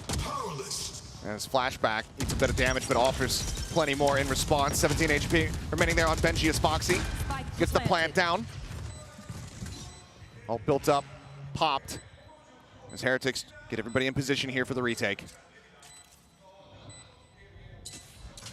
Two players already low on HP. Dash at the ready. Buzz pushing forward, trying to lead the charge, but it's getting further and further away. There's the push out, tries to dash back, but eventually Miniboo will be able to confirm the kill. Flash connects, ping, gets the reveal. As he stays tucked back here behind yellow. Weapon gonna be scooped up. Nano destroyed, cannot go for the delay. Mako, however, able to find Rian's to peek out. The area's gonna be denied. Miniboo out striking, it's gonna be good for one. Benji just trying to stick around, see if he can find anything. Recover this Vandal. Grabs it and will be able to dip out over to safety. DRX not allowing for a bonus conversion. And a lot of space given up here by Team Heretics. Just the buy very weak, so how much they can do. Buzz just trapped in no man's land there. No assistance for him available. He just had to go big or go home, and he did get one, so not too bad. That allows a little bit of extra space to be taken, but Mako up on top of that box doing a good job finding timings to strike. Catching a couple Heretics players out in the open. Now Miniboo does have an overdrive, but it's a rifle round, so you never know, I guess. And again, Benji underneath that tube, but it's smoked off. Guardian shots it. Doesn't re-clear it. Yeah. They're able to note the slight reposition here from Boo. Backs away, looking to display here on the side alongside his little brother. They're really looking to try to punish this B site, but I don't know if they're going to have any indication that there's somebody behind yellow. I mean, they're playing like there could be, and they're just trying to pull rotations. Seeing that shock dart, and the Nano was behind it, but that's all just attempted bait, and it's at least got Benji to settle up in kitchen. Given just enough space here for DRX. They're completely pulling off. I mean, DRX didn't show a ton of fakes on Sunset. A lot of pauses, but slowly working their way into position, but Miniboo, it's taking too long. Yeah, he's starting to sprint his way over. You've got to remember the Neon then to the other side. 3 players in position to try to stave up and stop this push from DRX. 30 disconnected seconds spots, though. Woot just one away from having the Thrash online. 0 point. Not going to be scouting anybody. Dizzy at the ready. Goes up over the top. Buzz going to be blinded. Drops back as they now look to try to take space. Mako going to be dealt with. Taken down. And Miniboo and Woot, one apiece. Time dwindling, but Woot's still standing. And now it's just flashback all on his lonesome. And he is dead. 3 kills for Woot. 3 rounds for Heretics. They stretch the lead up by 2. And it's just an attempt to completely obfuscate what they're doing, try to keep Heretics guessing, but Heretics guess correctly. And again, they have a Neon. They can take risks with their rotations, with their macro play. DRX doesn't have the ability to. They can't afford to do that in the same way. And Heretics are gonna make you suffer. Gonna have to find some different answers here for DRX. They're on a weakened bye once again. Flashback has the hero rifle this time. And now they're gonna at least show some force towards B. Similar start, sending out that drone early, grabbing the orb, got the Blade Storm for Buzz. Now they pull off. See if they can Get out of my way. find some openings, find some kind of success. It's just gonna be this mid push, but Benji has the turret to play off of, right towards Boiler. Does Buzz go for the up and over? Oh, no, he's just gonna get knocked down at 34. And some damage found. Benji at 87, turning his sides. Oh, the jiggle peek forward. That one going unpunished. Doesn't need any additional damage. Flashback tries to lead the charge. Buzz at the same time, though, going to be dealt with, and Benji wins the fight. The hero rifle on the floor. Mako pushing forward. Is able to scoop it up, swings in. It's going to be good for the headshot. But he's completely surrounded. Spike in hand. With Rescue a world away. Bane trying to strike, needs to hit that headshot, but cannot. Now it is just Mako. See if he can do anything else here. Spots out Miniboo, finds the first one, snaps down, does get a third. Some damage dealt, but with 15 seconds remaining, just nothing realistically more to be done. But now, can he actually make it in for the plant? 10 seconds left. 10 seconds remaining, no line found for Boo. He has time. He's gonna have this plant. Now, about 0.4 seconds left to spare. Plant to come through. Mako. They're trying to bail them out, and the pin is in play. Can he actually do this? So aggressive. He's out of it for now. He does have a bite available. Tiptoes back in. Completely unaware of the angle of approach, but the decay now has brought the parity between these two, and Mako stands tall. The ace to clutch it out as Mako is back. You have got to be kidding me! How does he do this? This kind of play from Mako. It has been a long time since you've seen something like that. I don't know if I've ever seen one that good from him. He has had plenty of greats, but that may be his best yet. Absolutely incredible. The ace to get DRX their second round win. And if you want to inject some hype into your players, into your rookies, that is one hell of a way to lead by example. But timeout called all the same by DRX.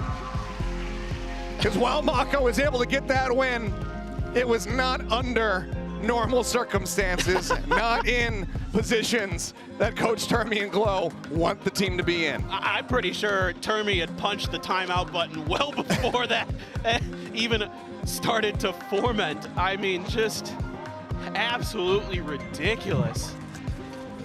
I didn't even think that was. After he got two, I thought, okay, well, Heretics can just pull back and. Yeah, his pit's online. You know. Just wait it out. Yeah, you know. Unbelievable. Alrighty, well, we were suspicious and we were hopeful that Map 3 was going to deliver, and already just 5 rounds in, it certainly has, but Heretics still do have the lead. Purchase, though, advantage goes the way of DRX, but the ult economy from Heretics is quite deadly at the moment. Contesting that orb early, showing a very different look now, our DRX. It's been a lot of early B pressure. This time around had Heretics adjustment to try to get a little bit aggressive themselves towards green, but Woot is here. He's one of the players with a hero rifle. Miniboo with a Guardian on the opposite side of the map, going to start sprinting his way across.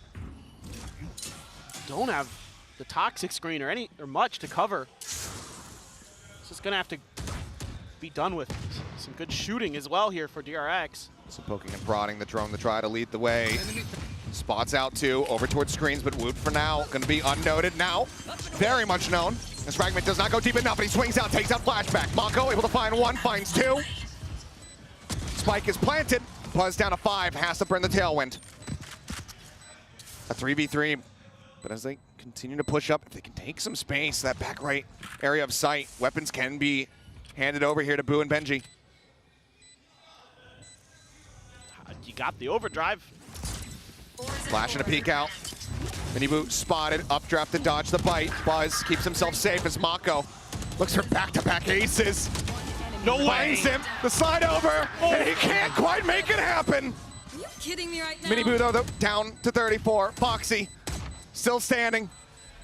Just a classic with time ticking. Foxy drifting across the opposite way. Minibu wanting to at least be able to try to find that elimination. No, he will not. We are tied up at 3-3, but it's still narrow margins. Heretics fighting tooth and nail.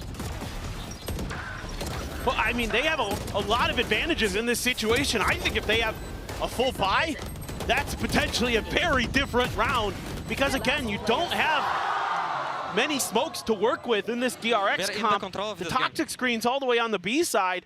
So it's going to take some fancy shooting or some really good flashes, which DRX doesn't have too much of. It's just great play by Mako, who has had unbelievable rounds, the last 2 rounds. Just absolutely unbelievable. 2 rounds, 9 kills is pretty damn good. I thought he was going to get the ace again. I thought it was going to happen. I'm sure for a brief little moment he did as well, but now Woot up above. That Thrash still online. None of the ultimates committed into that previous one. And Benji Fishy now just 1 away from having that lockdown available to really stack up the war chest here for Heretics. 4 players hovering around mid. DRX would commit the Hunter's Fury there, but just gonna wait this out. Clear that drone, but trying to hide the stack of players on the other side of the wall. However, it's not, again, not fooled Heretics at all. They're doing such a good job these last couple of maps of Clock reading. is running down. 43 seconds now remaining. DRX seeming like they're in position to try to strike, but right at that very moment, they get slowed up. The Thrash comes through.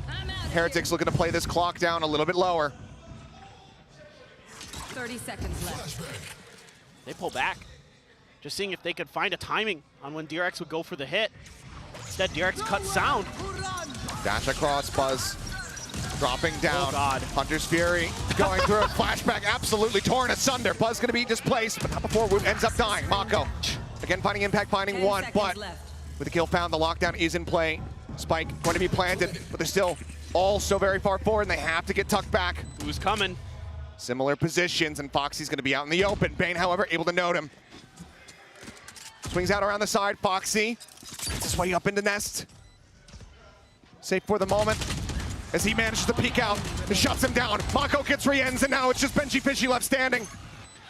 Rushing forward, trying to take some space. He will be able to find 1, but he's got 5 HP remaining. Don't interrupt. Being at the ready, the recon coming through. Pink spots him, they know that he's not on it. They know it's not the half. Benji has to let it go. He has to run away. DRX will gain a lead of 1 round. And it's just enough of a pause here from DRX that Team Heretics overcommits to an attempted crunch play right at the orb. And this time around, that extra time, that extra pause that DRX has been showing throughout this entire series works a treat, and they're able to get through. I mean, poor Flashback just stuck between dueling lightsabers there. Obi-Wan and Darth Vader are dueling, and Flashback is stuck right in the middle. But, I mean, Mako's hitting some big shots along the way. I mean, frankly, that's changing this map. 5-1. It's changing this map. He has 10 kills more than anybody else on his team. It's 1 player. And that can happen, but it's been I don't want to say a quiet year from Mako, but it hasn't been that kind of stalwart performance. He hasn't had that oomph. Yeah. We've talked about that plenty of times in the Pacific broadcast, but as of late, it's like, you know, really the playoffs, that Brim ace that he had on Blind, kind of when things started unlocking and clicking a little bit more for him. But true. Heretics using their first time out of the map, want to try to bring us back to parity, keep things neck and neck. For DRX, they know that this is the side of the map that they should be accruing some more wins on. Heretics want to stop that from happening, but that was a pretty hefty commitment. 3 ultimates used in that last round from Heretics. A pit, 1 away here for Boo. And it looks like that overdrive that Minibu's been sitting on is going to be popped here. Yeah, should get used. they're aggressively stacking towards that A orb, our Team Heretics, but DRX changing directions once again. Going back to that default we saw. Using the drone early to try to identify Boo's position. They're gonna get the spot, trying to clear him out with utility, and they do. He's gonna fall back, but again, it's taking a long time. So you're giving Heretics the ability to try to maneuver their chess pieces into position to try to keep DRX finding checkmate in the round. Your point not spotting. Kind of going to be set. Mako, oh, the timing is just absolutely perfect. I think you just heard Miniboo sliding all over the place. Decides to push in under tube, finds that kill. As Mako pulls Boo's attention long enough for Buzz to strike. 2 quick kills here for Flashback. Woot able to find 1. But otherwise, it's Benji just having to hold on to that Vandal, clutching it now 2 rounds in a row. That is a much cleaner entry there for DRX. Able to just keep inching their way forward this time. Able to keep Boo a little bit off balance. Something that at times they've struggled with, even back to Abyss, where Boo was able to find those big early kills on DRX executes. Make it much more difficult this time around. Able to find those opening picks quickly. Flashback on the hunt. No. She should be okay. Just stay seated here in this position. Doesn't seem like he's going to be scouted. Yep. We'll take a drop down and some noise made. So yes, weapon will be retained. But DRX similarly not allowing for that timeout to find value. Now we're up 5-3. Waiting for that DRX A-hit util dump where they send Buzz up on top of the box next to 410 and try to just quickly take control. But again, it's hard to because Heretics is so willing to get aggressive with this Neon. You have to respect it. And a great check with their util early, anticipating a potential maneuver. Oh, Buzz. Buzz getting spammed out, forced out of that nest. Pulls back away, and that's some very good, much needed early damage here from the side of Heretics, who have so many players on this side of the map. But that lockdown gonna come through. There's the Mosh, sent in, shock darts, everything to break this, and they will. DRX may be scratching their heads here for a moment. Boo still sat outside of B in case there's a pivot. Wall falls, but Buzz out on top finds a headshot, puts down Miniboo. And that's one of those mistakes that often sent rounds awry for Team Heretics in their previous matchup. But still, DRX are really taking their time, trying to work this as slowly and efficiently as possible. Clear the Dizzy. Buzz, though, Ball to drop again. Let's just stand here on top of 410. Start backpedaling. Now the null commands to come through. Recon. Not going to find Woot in this position. Eventually is able to find the headshot there. As Mako gets taken down, and Benji is going to be good for 2. Buzz and Bane on the floor to push up over the top. A shot in the Flashback shoulder. As he stays tucked back away, but now the null command expired. The pit available. Does Boo pull the trigger on this? Fragment and Nano, but Foxy's so close. He's playing on a narrow margin, but he's got a spot. He takes him down now. It's once again all on Benji to try to be the hero. Jumps up over the top, eats an immense amount of damage. As you can see the panic setting in. Fragment down, the rope ride coming through. He's up over the top, he's found one. Foxy 9 a deep reposition. Imagine if I died right now. The tap of the spike, and Foxy with the finisher. DRX get to 6. The economy for Heretics once again broken. It's so scrappy, but DRX on the back of Mako's heroics have started to gain control of this match. What a play there by Foxy 9, identifying that small gap in the toxic screen. Look at this. Understanding that utility so well. What awareness from him. He has had a tremendous day. His Abyss was insane. And he's right behind Mako. Well, not right behind, but he's behind Mako. Second place on his team. Everybody is. Yeah. Benji looking to try to take some space here. Pushing his way out in towards mid. And this is telling Heretics, like, yeah, this is likely just going to be another A hit. DRX continuing to prioritize and target this site. and they're trying to be a little bit quicker with Boo's movement out of B to try to get this flank angle. It's taking a huge amount of space here. I mean, they know exactly what's going on. Turret set up in mid. They know that there's not been a rotation out. The last attempt at a weaker buy at a Thrifty. Didn't quite go their way, but it was damn close. Heretics this time, can they make it happen? Gives away a lot of info, seeing Buzz there. And that allows them to just stay, to just plant their feet onto A, because you basically know wherever this attack is going to be, Buzz is going to be as well. That is the MO of the way DRX plays this icebox. And they can just wait, and DRX now going to have to pull the trigger here sooner rather than later. 30 seconds. 30 seconds. Watch has been burned, but Benji cleared out. Foxy able to find Rien's. Mini Boo going to be good for one. It's the headshot. Finds the follow-up. Buzz gone. Root with the Sheriff. Looking for that second elimination. They double face him. It's Bane to strike him down. Boo now arriving. A Sheriff in hand. Bane at 49 HP. Has to go for the reload. The slow creep up. The noise has been made.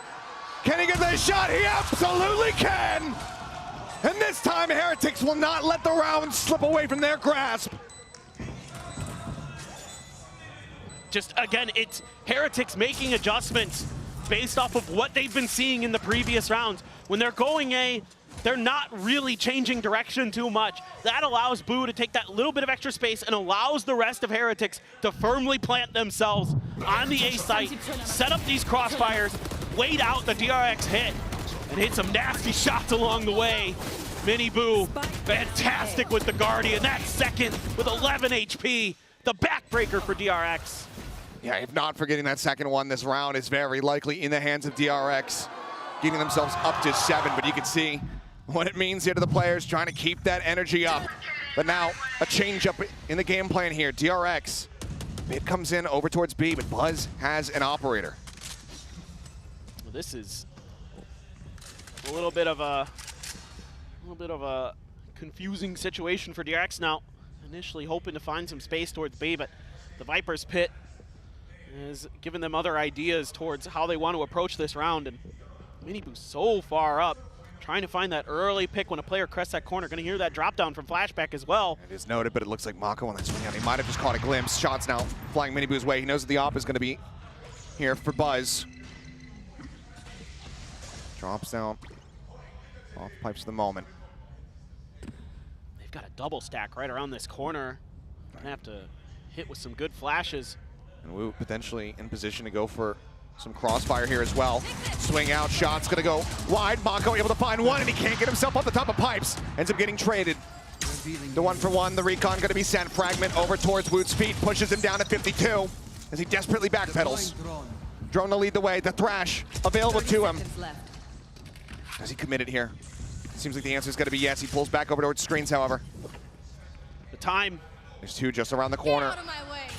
This could be brutal. Pop flash gonna be sent. Buzz watching. The Thrash chasing. Foxy to be detained. Shot into the shoulder, finding one. Cannot line up the knives. Rien's able to stay alive, and now it's a 2v3. Placing swarm grenade. Got down. Arrow sent. Bane. Shock darts in transit. As the holes in the defuse gets ready to come through. Takes down Benji Fishy, but he got it up to half. Hunter's Fury now sent out, but he's doing this before the retap. A bit rushed from the side of the DRX. They drop down. The defuse once again going to be resumed. The reveal ping, however, for Bane is monstrous. And he's just keeping him off the defuse, the hold, the attempt, the dink, and the 3K Red Bull clutch. Bane will bail them out as DRX get up to 7. It took everything in the kitchen sink here for DRX and for Bane to get it done. Every piece of utility he had. The shock darts, the Hunter's Fury, the recon dart. I love the way Heretics plays this. They know they have the Thrash. They know they have time on their side, and they are trying to delay. But somehow a few players of DRX are able to slip the net, get the plant down, get into those post plants, and they have just enough to get over the line. And Boo once again pushing forward. Tiny amount there on the Foxy. DRX again A bit of a change-up. Operator still in hand, but now sight set early towards B. Clear it on that recon. They're trying to see if they can catch a player a little off guard around that corner. Going to use the drone to check it, but Flashback has already abandoned that belt position. He's already scooted in back towards mid to back up the rest of his team. Still have that Hunter's Fury to consider during this plant. The op. He's not peeking out. There it is, and Buzz able to align the shot. Boo going to be taken down. B site for now, broken open. Benji Fishy not too far off. Creeps his way up through kitchen as the spike gets planted. Hunter's Fury comes in. Foxy maybe getting his light forward, but follow-up shots are not going to connect. So he just gets tagged down. Jiggle peek out, but Miniboo not going wide enough to actually catch a glimpse here of the operator, but the shot from Buzz will not find its mark. Three peeks, however. Benji Fitch is going to be taken down. Dizzy finds the blind, the push out, the spot through that cloud burst, and Woot is able to flush him out. Bane, however, finding Rienz. The push up here into this smoke, into this pit, and Woot draws down the shorty. Able to find 3, 1 HP on him as he shoots from below. The 4K from Woot as he gets himself onto the defuse. Narrow margins, but he has it. 1.21 seconds remaining, and Heretics will give us another 7-5 half. This is absolutely insane, absolutely crazy how close these rounds are. Neither team leaving anything on the table. Everyone fighting tooth and nail. We'll see you guys on the other side of halftime.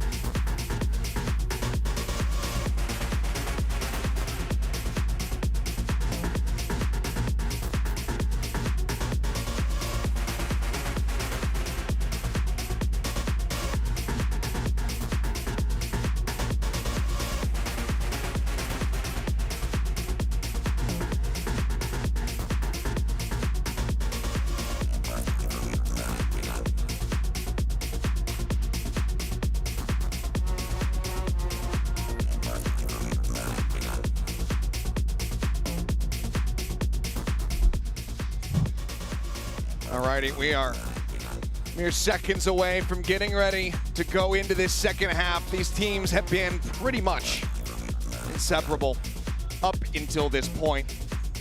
But on Abyss, on Sunset, one team has always managed to break away from the other to have that perfect follow-up half.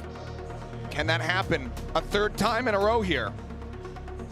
Or will we just continue down in the mud, brawling it out? I mean, it's going to be tough for DRX, if I'm being honest. I know they're up 7-5, but this is the side of the map where they struggle. I think in Pacific, it's something like 39% win rate on their defenders' side. Who knows how it's going to fare against this Team Heretics team, against that neon-infused Miniboo composition that they have. I don't know, but it's going to be, I think it's going to be tough. It certainly is. Both teams wanting this so desperately, but only one can have it.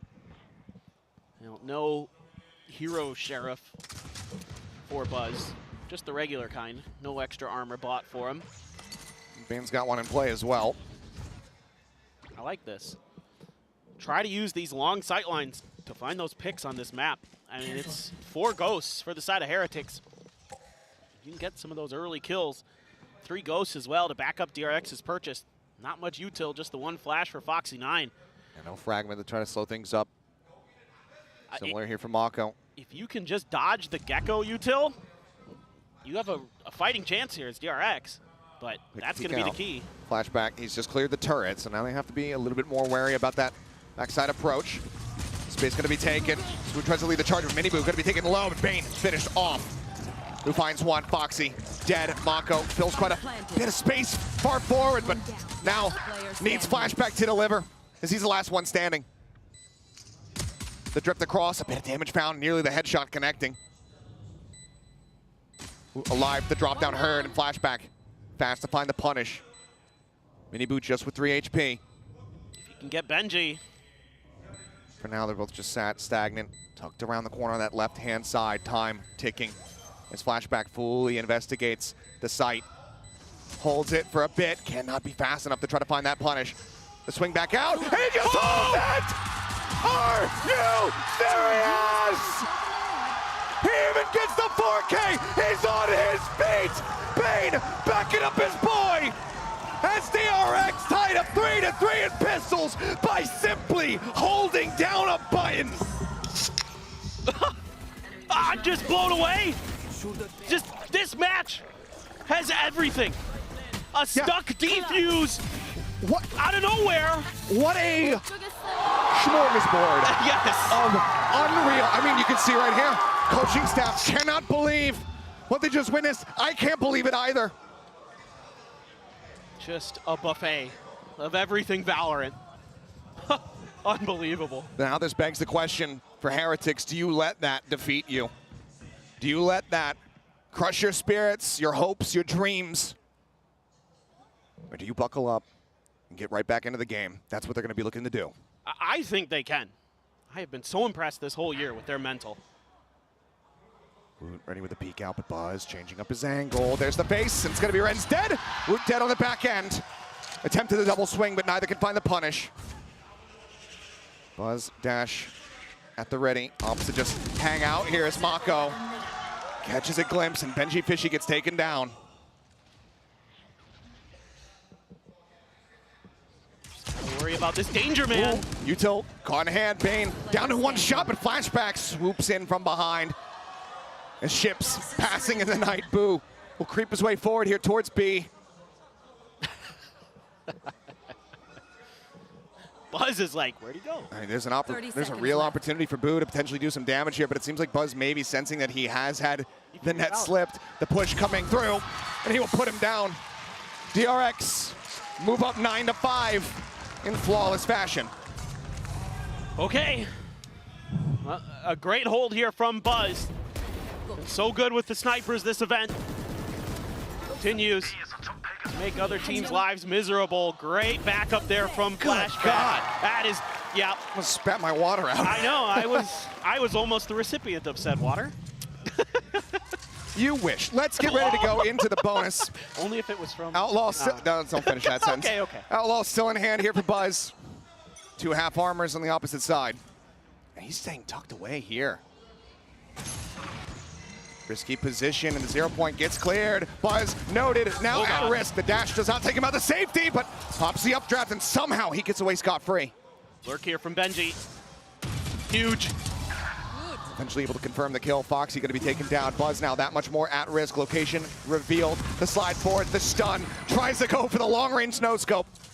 But that's not going to hold any water. Bane on the swing out, taken down as Benji's able to find the kill. Mako the only one able to reply back. As the bite far too late to try to set up for a deny on the plan. Look at this lurk from Boo. All the way through. Defenders spawn already. All the way in around the back, and this could be devastating, but there's still 3 players that DRX immediately have to be concerned about. Double creep up. The tap coming through. Poison orb going to be set up. The spray being found. Boo now getting ready to strike. Creeping his way across. Here at top side. Push out of the smoke. Miniboo going to be able to find one. And he'll find the other. Not quite flawless, but damn near. Heretics not allowing for DRX to start running away with this. They answer one back. The way they're using their util to keep Buzz uncomfortable, to keep him off balance, to set up Benji Fishy again for another nice lurk through mid. You have to be so aware going up against this Heretic squad on this map because players are all over the place. They are always poking and prodding, looking for those openings. Something Leviathan did an okay job of shutting down. Better than okay, honestly. Because Heretics had to clump up, had to start fighting as a squad to pull it back against Leviathan. Leviathan was so aware of their angles. And DRX needs to shore that up here if they're going to continue to find success, because you are letting players like Benji, Fishy, and Boo go on lurks like that. It is going to be rough sledding. Clear on the ring con. One shot rings out. No real read on just quite how many players are here. Smattering of noise made. Bane turning his sights over in towards Kitchen. Worried about maybe a delayed lurk there. The alarm bot right on top of the orb at A. So DRX seemingly look to do a delay with the utility. Push Alarm forward. bot cleared. Yep. Swiftly dealt with. Bit of a slow up. Shock darts, everything just going to be lobbed through. Recon looking for the reping, but nothing going to be spotted. Mako repositions, dropping down, filling some space as that Mosh goes away, but they look to try to flush him out. He's a bit of damage. He swings out, and Rienz is going to be good for the shot. Wood able to find a flashback. Rienz finding a second. Bane taken out, and Foxy and Buzz have no other choice but to stay put. Boom may be at risk here as Foxy does not opt to go down two, will not be able to peek out that window and find that punish. So Heretics, they will pick up a flawless to bring it back, just 2 rounds separating once the spike goes off. Yeah, this whole setup here for DRX, I thought might be more of a buy time for the rotations from Foxy9 and Buzz, and then go for the retake, but instead they opt to try to contest the plant itself. And that might be part of the idea, to try to catch Team Heretics off guard a bit. You know, Mako there waiting for that Mosh to dissipate before he drops down behind that box to try to catch them off guard. But the problem with that is you have Boo, you have a Neon who can run around and can kind of catch you off guard a little bit on some of those timings. So Mako steps out, and that gives his position away, makes it easy for Team Heretics to clear him. The 2 other players try to step in there, Flashback and Bane, and they just get shut right down. So DRX there, forced to go into a save. Still have the op for Buzz and the rifle for Foxy, but that was well handled by Heretics, and that's something that needs to be rethought about. The gears are turning now. Thrash online, Hunter's Fury there for Rienz as Buzz trying to go on his forward angle. Dizzy sent, forces him back the wall, not spotting anything. Catches a glimpse of his shoulder, messes up the dash, but still is able to get out. Minor damage taken, the drop down somehow. Neither Foxy nor Woot being eliminated as a Hunter's Fury from Rienz is absolutely spot on. Cleans up the enemy KO, but in all of the chaos, rotations across from DRX towards this A site as Heretics now evacuate and look towards B. Everything was gambled onto that A site to find those picks, and they get one. They're going to try to contest. Mako very close to nest. Buzz already here with the op. They get the Viper, so they can't try to play off this wall, but Dizzy will hold him at bay for now. The Thrash comes into play. Location revealed, and he might just get caught, and he has. Midiboo playing right off the back of that Thrash, chasing it. As Mako tries to swing out, but is instantly dealt with here by Rienz. Just Flashback and Bane now. Operator potentially recoverable, but it's up on top of the wall. Can grab that relay bolt as they both stay tucked back. The Benji Fishy is able to find one. Heretics are going to get within touching distance. Nope, Boo's got him. And yep, Boo swung around the back. Bane, no read on it whatsoever, but doesn't really matter as Rienz will clean up a third. And now we are just 1 round separating. Heretics looking to tie things up at 9-9. Quick timeout, I think, going to be taken. I think you've got to find ways that you're not allowing this Neon to run all over the place. Keep yourselves a little bit more mentally aware. That's a great shot from Benji. Right up and over. Unreal. We can go big, guys. We can. Just let him know he was absolutely right. Yep. And while getting the kill onto Boo, a great one. Can't play with that Viper's wall. Not being able to confirm the kill on Wu means that that Thrash was in play. Final timeout call now here from the side of DRX. Heretics still with one in their back pocket.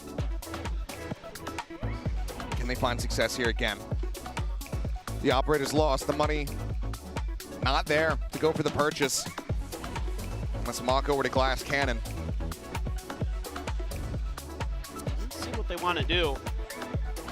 I think they can scrape enough together. Buzz has the Blade Storm potentially. Actually going to get the op. Okay. And it's going to be, yeah. A little pass around. Put it all Okay. together, yeah. They managed to scramble it. This is do or die for DRX, it feels like. I mean, so much money in the coffers here for Team Heretics. You can't let them just run away with that economic advantage. And it's been tough for them on this map to hold this defender's side this year. Can they shore it up when they need it most? Dart at the ready to try to scout for another forward position with that Operator, but this time it's Buzz once again back towards that B site. Foxy immediately being told, rotate over to A. Yeah. Flashback though, covering your screens. Does he just send it for the lockdown? Clear out on the Nano to start things off. It's Bane gonna be sending his own drone. Boo pulls back behind the wall. The Dizzy up over the top, gonna be cleared. Bane here in the corner, full flash connecting. He's able to tuck away. Spike for now, still stagnant. There's Boo here at the top of 410. Goes on scout at the side forward, and Mini Boo. Great with a shot. Finds Bane, looks for a little bit more, but it gets a little bit dicey as Foxy holds the line for 3. Boo will put him down, and now we go into a 2v2. The jump forward, flashback. About to face into both, and he will conquer them all! 2 kills, 2 HP, no problems. Flashback somehow rescues the round. And what a round for the youngsters from DRX. Foxy 9 coming up big once again. 3 huge kills. It looked like this was going to be Mini Boo just running freely through the rest of this round, but he was shut down. And Flashback with 2 HP left, able to finish the job. And DRX able to stabilize, able to keep their economy, well, alive. I'm not going to call it good. It's afloat. It's not drowning quite just yet. Yeah, there are holes in the ship, though. Yeah. Meanwhile, Heretics, they're still on a yacht. Yeah, the Heretics are they're living large, but they're a few rounds behind. Yeah. So they're going to need to find a little bit more success. Crucially, that lockdown did not come into play. Flashback was able to hold on to it, so still has that moving forward here into round 19. Once again, a lot of space gained here. This drone quickly going to be cleared out. Let's see what they want to do. I thought maybe they might try another switch of sides, heading over towards B. I think Heretics, though, really looking to try to brutalize. I mean, I feel like they probably looked at that last round and said, if we can just hit a little bit better utility, maybe towards the back of sight, we might be able to use Mini Boo's Neon to take control. They're going to go for it. Oh, it did a lockdown immediately in response. Yeah, lockdown here, looking for the timing. Mini Boo, though, unable to align the shots. We're going to be ground up there by the Nano Swarm. It's a lockdown. It has to be respected, and the Spike is left stranded. Buzz given an opportunity, a time now to try to rotate over. As 2 players are detained, but Benji's playing protect. He's able to find one, and that kill right there, that overextension from Mako could be their undoing in this round. Bane is eating this damage on the bite, trying desperately to allow somebody to push up into him, but as Buzz falls, he has no other recourse. He was trusting in Buzz to get one and get out, but instead, it's DRX. Egg on their faces, allowing once again for Heretics to get within touching distance. This is just muddy, to say the least. I mean, you got Nano Swarms killing players, you got Snake Bites killing players, you got overheating, you've got a lockdown that detains 2 players. What an absolute roller coaster this Icebox has been. And you can see the pressure, and every moment, every round is so critical, and DRX back onto an eco because that economy just could not stabilize. Dash at the ready, the wall to fall. A glimpse there on a Mini Boo. Can't quite find the pixels though. As 2 knives expended, down to 3. Buzz has to back away. Heavy stack here from DRX. 4 players at this site. Heretics, onus is on them. They just cut the noise, keep things quiet for now. Kind of curious. With the way Benji has so far been playing, it doesn't seem like they're going to go for the rotate. And now Benji working his way towards mid. Seemingly this will be a B hit. Making some noise here. Benji trying to see if he has any kind of access, any way to get himself under tube. Flashback's able to hold things for now. Wingman will lead the charge, and Buzz will be taken down just there in front of the wall. An instant headshot found. Now the overdrive going to be popped. They flood forward over towards Snowman. Foxy9 going to be able to find one. Mako similarly with a kill. But now it's just Flashback left standing. And they know exactly where he's at and exactly what weaponry he has. Scoops up the Vandal. Can he try? Can even think about getting the clutch here in this position? There's the first one to fall. A retap here on the spike. The time's starting to tick. They double pace out, and he can't quite isolate. Benji will put him down and will bring Heretics tied up now at 10-10. And I just love the way Heretics utilizes this Neon. Woot's been really good here on this Gecko as well. It's so annoying for DRX to go up against, but with that overdrive against an eco, so easy. It makes it so easy to push towards Snowman, to push into those deep post-plant positions and make just DRX's life a nightmare. And here they go again, the op. Everything from their economy being invested into this round. You have some ults, you have some things to work with, but so does Heretics.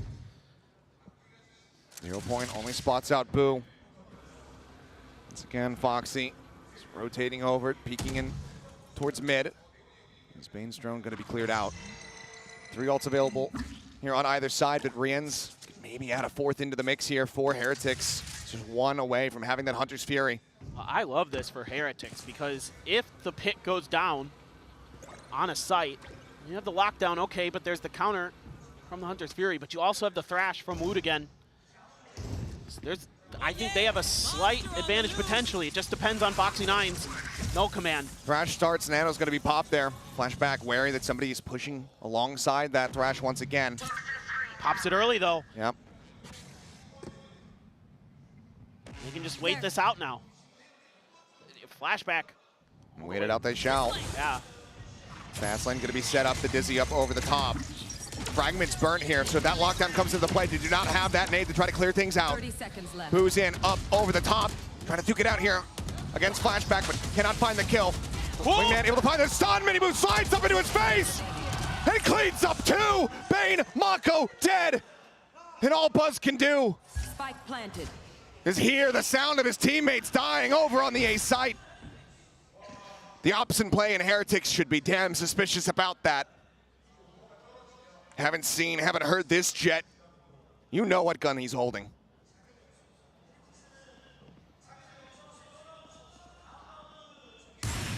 Shot goes wide, Buzz, position given up. Tries to tuck back here behind Yellow. He's in trouble. But holding on to this weapon is going to prove to be a nigh impossible task. The second shot will not connect, and Benji will rip it out of his grasp. Heretics have the lead, and are just 2 rounds away from punching their ticket to the Inspire Arena and sending DRX home. I mean, it's just so amazing what Mini Boo can do on this Neon. He gives you so many dilemmas, so many problems, and you either have to shut him down before he really gets up to speed, or he's just gonna start blowing past you and knocking players down, time and time again. And once again, it's a kickback economically. DRX Out of charges. barely able to scrape together some weaponry. But more importantly, they lost out on 3 ultimates. There was only 1 expended from Team Heretics in that previous round. Yep. And Rien's was able to get that Hunter's Fury. They threw everything they had at that round, and they came up well short. That may have been the death knell here for DRX, but we'll see. I like this idea to grab a shotgun. I think that's a decent potential counter to what this Neon is going to bring at you. But only if they can try to usher people over towards Mako. That's true. Dizzy up over the top. Mako's just sat in garage for now.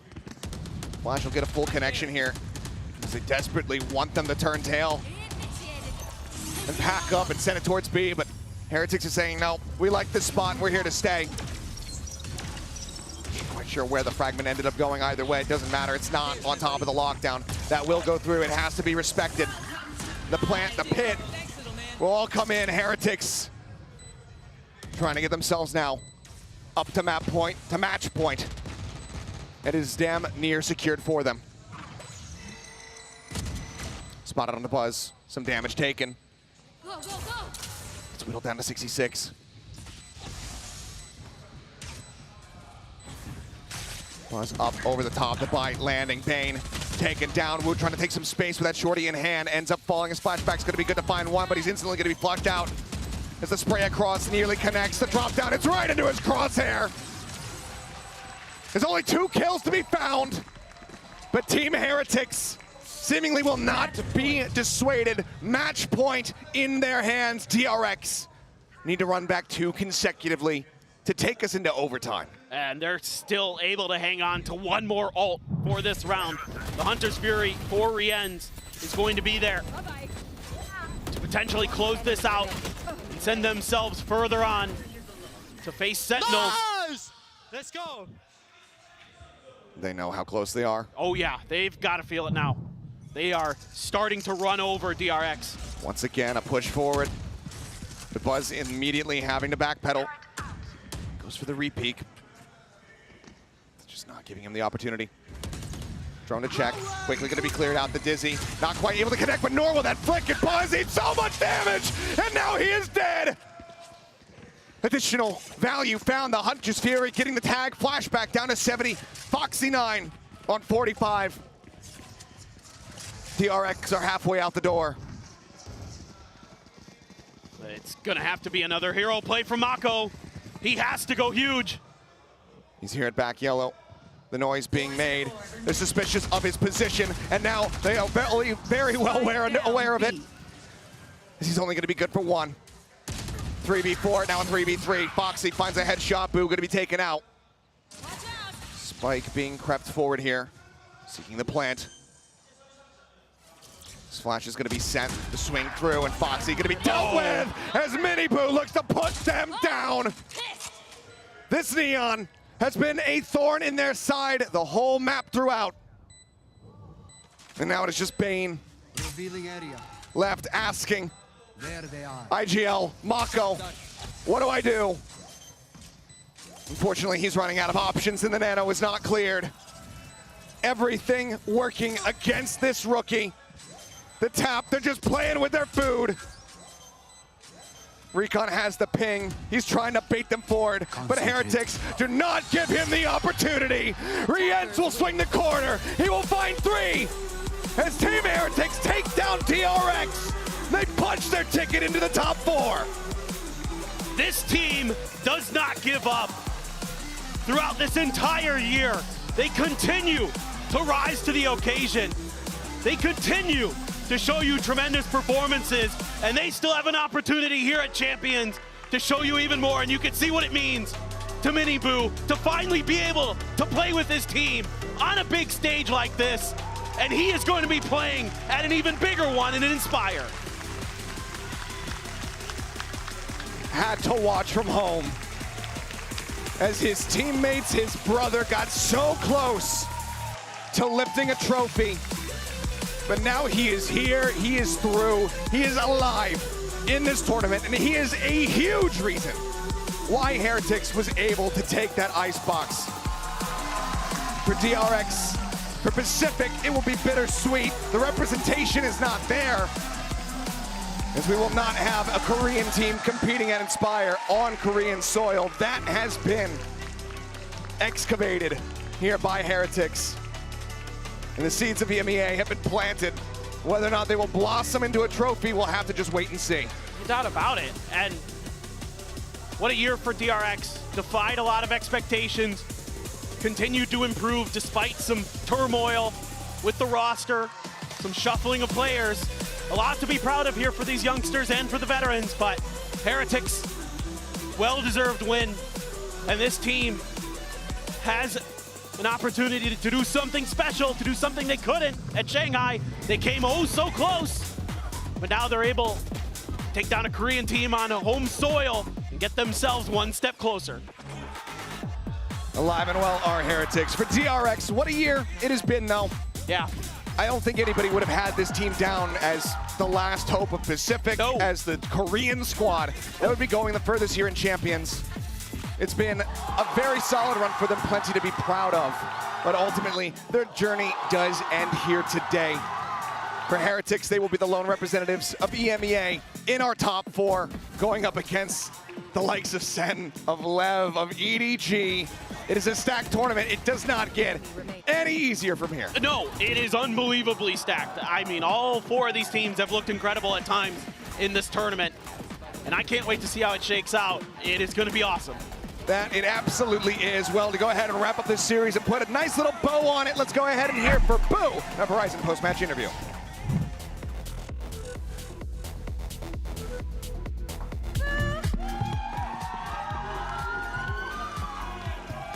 팀 헤레틱스의 부선수와의 인터뷰 만나보겠습니다. 이전에 DRX를 상대로 아주 위험한 상대라고 하면서 이렇게 경기에 임하겠다고 이야기를 했는데 오늘 동생인 미니부 선수도 눈물을 흘릴 만큼 엄청난 경기를 보였습니다. 우승 소감부터 이렇게 물어보겠습니다. You know, you said that DRX has a dangerous style at your press conference, and we saw a little bit of your brother crying. So talk to me, how was that first encounter with DRX today? I think it was challenging for sure. They're a great team. On map 1, they didn't give us any chances. But I think then we gathered up and we show our level. And at the end, it was like 50-50. Both teams could win. But I think what we had is like stronger mental, honestly. After throwing 2 terrible rounds, we still won. We still kept going, which is, I think, I appreciate that the boys didn't stop, you know. It was impressive indeed. 아무래도 DRX 정말 너무 상대하기 어려운 팀이었고요. 계속 이렇게 끝까지 첫 맵부터 너무 어려웠기 때문에 마지막 가서도 마지막 2라운드를 좀 아슬아슬하게 놓쳤을 때 진짜 누가 이길지 50대 50으로 앞을 알 수 없었는데 그래도 팀이 조금 더 집중력을 잘 발휘해서 멘탈을 튼튼하게 이렇게 유지해서 오늘 승리를 가져갈 수 있었다고 합니다. 오늘 승리 헤레틱스 좀 어제를 아쉽게 놓치고 오늘 근데 어비스도 처음에 놓쳤는데 이렇게 좀 빨리 그래도 폼을 계속 이렇게 유지할 수 있었던 비결이 궁금해요. You know, you bounced back. Like yesterday's match didn't work in your favor, and the first map didn't work in your favor. But in the end, you took that win. How are you guys able to regroup so like quickly and intensely? I think we just have 2 modes. One way to play well, one way to play bad. There is honestly no in between, and that's not something we can control. That's just something we always try to work on. And I think yesterday we had some troubles. Today we had some troubles, but it was just between like switching to the good side because we can play well. Like everybody knows, everybody sees, we all know as well. So it's just about switching on and doing what has to be done. 헤레틱스가 2가지 모드가 있다고 합니다. 이기는 법 아니면은 뭐 잘 못하는 법이 있는데 아무래도 어제 그렇게 잘 원하는 대로 풀리지도 않았고 첫 번째 맵도 그랬지만 어쨌든 끝내 다시 이렇게 이기는 법으로 이렇게 다시 모드를 설정해서 오늘 이길 수 있었다고 하네요.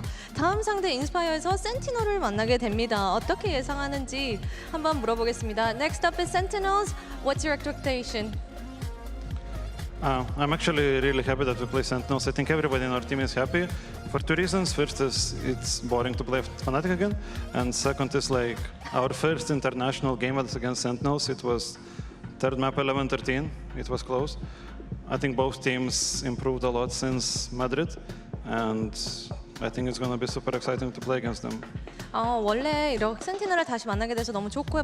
푸나틱을 만나게 된다면 조금 재미없어질 뻔했는데 센티널을 만나서 너무 기대가 된다고 합니다. 팀 헤레틱스의 부선수 인터뷰 맞고요. Thank you, Boo, for the amazing interview. Congratulations again. Thank you. That is all from the stage, and back to the desk.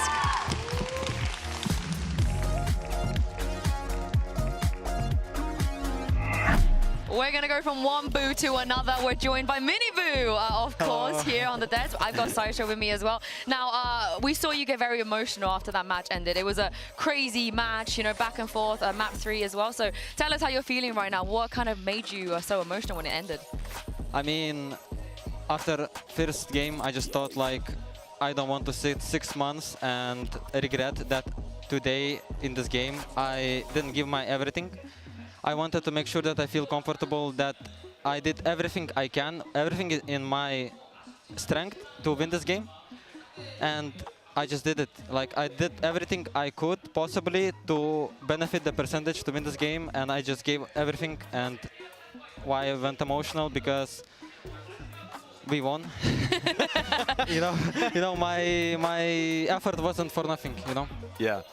When I was watching on Icebox, I'm gonna be honest, I thought it was done for you guys in round 13. You just come off the back of a 1v4 ace from Mako. Yeah, that was... Then there was 5 rounds in a row off the back of that you lost, and then round 13 you didn't get the deny on the defuse. Can you talk me through some of those big, like, downward emotions during that match and how you're able to get back on track? Because that's tough. I mean, 1v4, like, honestly, each one of us except Boo deserved a really good slap.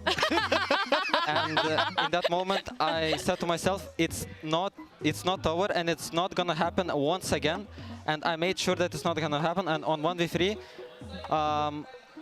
Wood just decided to chill a bit on King, you know, like we could have fall back, and then like it was 1v2 shaky, and we just like panicked, and I don't know, like. But I understand how these things happen. They do happen to people, but from a lot of teams, and actually even from yourselves in EMEA sometimes, those moments can spiral into losses for you. So what was different today? What gave you that like great determination to turn things around? I want to add to the back of that as well, because you know, we've talked a little bit in the NBA, and there are times where when you guys are in that situation, even yourself, there's tilt, right? There's tilt, there's frustration. So how come there was none of that today? I mean, physically you take deep breaths, because like physically it gets you more calmer in your body, works that way, I guess. And like second thing is just in your head, like you just understand that there is no room for tilt, there is no room for frustration. You're going back home tomorrow if you're not winning this game. So like there is no room for being tilted or being sad or being, I don't know, just fucking play next round. That's it. How did you, where did you guys as a team pick that up from? Because like I said, there were moments in EMEA where maybe that was the downfall of your team. I mean, we had a long journey, and even though we are young, but each individual in this team is mature. Like it doesn't matter the age, but each individual like acting mature, and that's the strength of our team. That even though like the strength, like we lost against Leviathan yesterday, we woke up this today, and we took everything from yesterday's game and just make sure that it's not gonna happen like yesterday. We just capitalize on like the mistakes, and we just go next. Yeah, I believe I'm right in saying you eliminated like all of the Chinese teams in Shanghai, and now you've beaten both of the Korean teams in Seoul. What do you have against home crowds? Why do you always seem to become the villains? Yes, because in Madrid we lost 2 games and it was our home crowd, so we just steal other crowds, you know? That makes sense. He's right, he's right. It's only fair, But of course, we did have to say goodbye to Fnatic earlier, and now DRX as well. Talk to me about, you know, how brutal this tournament is, because it feels like every time we watch a match, it could be the grand finals. Everyone is just so good. I mean, it's champions. There is no weak team here. Like 4 teams from each region is here for a reason. They worked hard, everyone worked hard, and they had the stamina to contain that strength during the season and to play there, to compete here. So there is no weak team here. Everyone wants to win. Everyone wants to win champions. It's everyone's dream. Of course, it's not gonna be there. Like 5 players, they're like, they can't play. They come here and they want to win. Like it's not gonna be that easy against any team. Like everyone wants the trophy. Do you feel that on the server? Do you feel like every single game is just really, really tough? Like, of course, everyone like wants to win that. That's why they play. That's why they're like on that level, on that high level, tier 1. You know, like they want that trophy, like everyone. And just to speak on DRX for a moment too, I think that what they've showcased this year is that rebuild that got criticized by a lot of people, including myself, as being too hasty. Remember, they were 1 game away from Shanghai from potentially meeting you guys in that tournament. They decided to boot out Stacks, add another player, like turn their roster around, and I think they've actually showcased that it was the right direction for the team as a launching spot, because they were damn close to winning that game and making top 4 here in their home region. They are really solid. I mean, DRX for me is one of the like teams that I looked up when I was like nobody, you know. I really respect them. I enjoy watching them, how they play. I enjoy screaming them. I enjoy playing against them like officials. It was first time. Like they always inspire me and they fight. Like they're the fighters and it's interesting to play against them. I respect them so much. They play structured, they can go loose. Like they're a team who will adapt against you and it's hard to play against. Well, I love hearing that from your perspective of playing against DRX. I am interested what your perspective is playing against Sentinels. Yeah. Oh, I love that. Well, this game was your opening match in terms of global events at the start. It was close. How are you feeling going up against them again after you've grown so much since then?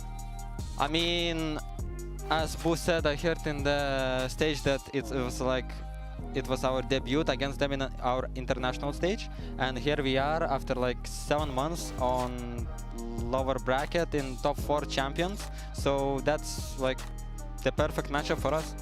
The matchup to prove them wrong, like to prove ourselves, I guess. Yeah, and also it's going to be your first time in that big arena as well. I can't wait. But you guys have been so good this tournament so far. We're very proud of you.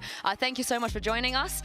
We will see you in the next arena, which is very interesting to say. Thank you, Saisho, as well, for being here with us. Thank you to you guys for watching at home. We will be back with more Valorant in just a couple of days. Have a lovely rest, and we'll see you then.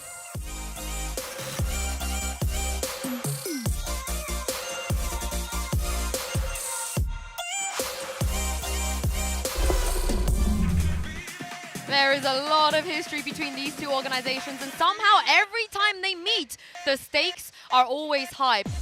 Saucy sends out Dizzy. John QT, the lurk comes in perfectly. As Alpha left in a 1v4, he's been found. You can't get the follow-up on Boaster. Speaking about fragging IGLs, it's Boaster at the helm this time. Come on then. Where are you? I'm in the market. I'm going shopping, bruv. And what's on the menu? Sentinels. How are you meant to dissuade the players on the site? You can't! When TenZ does that! The camera comes up, they want to get it towards half. They might just do it, but TenZ, the bully of the big boys! Afraid of no one! Shuts out map 1, 13-11. And it is all going to be down on timing. TenZ completely unawares. Spots a pixel against the body! Nightfall in a fast retake. Chronicle on the swing, and he hits! 1v5. This would be monumental. Wait. Oh my God! It's halfway though. He has to go. He has to swing, and he falls. Here we go for the firing squad. I'm still a little nervous here. Okay, Durka. And it looks like this is what it comes down to. And it's over. Map 3 is unlocked. Can the man become a monster? It looks like he might be able to. And where does he wait? Where does he guess? The gap closes. 15 HP. Paint shell to the left. He looks. Oh! It's outstanding! Let's go, Zach! There's nowhere to run. There was nowhere to hide. But Saucy, this guy is legendary for a reason. Saucy saving Sentinels this round. Taking them away step by step. Maybe a chance made here. But Sentinels fighting back in. He's got the defuse.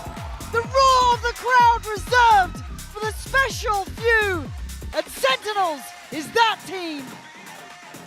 Neither of these teams have ever picked up a global trophy, and this is elimination. They're close, they can do it, but they have to get past each other first. Wako, eyes carried over to the side, collects them both, he's up over the top, he's trying to find that 4th kill, and he will. Headshot found, but Mako reinforces, moving up right outside of main. It cleans up 3. Bane sending out the recall and flashback, just swings into the site! And it is an absolute masterclass on the defending side as DRX say, yes, we think we are the best of best team in the world right now. 13-5. Plant now to try to come through. Fragment gonna be disrespected as they go jumping across this one, but Rien's is finding him. And he'll find the finisher. Slow approach as there's the ping reveal. Hunter's Fury going to be opened up. Bane going to be good for 1 before getting taken down, but Boo finds 2. An interrupt on the showstopper, but with Mako falling, that should just about do it. He's in here, and he's managed to find 1. Puts out, takes down Boo.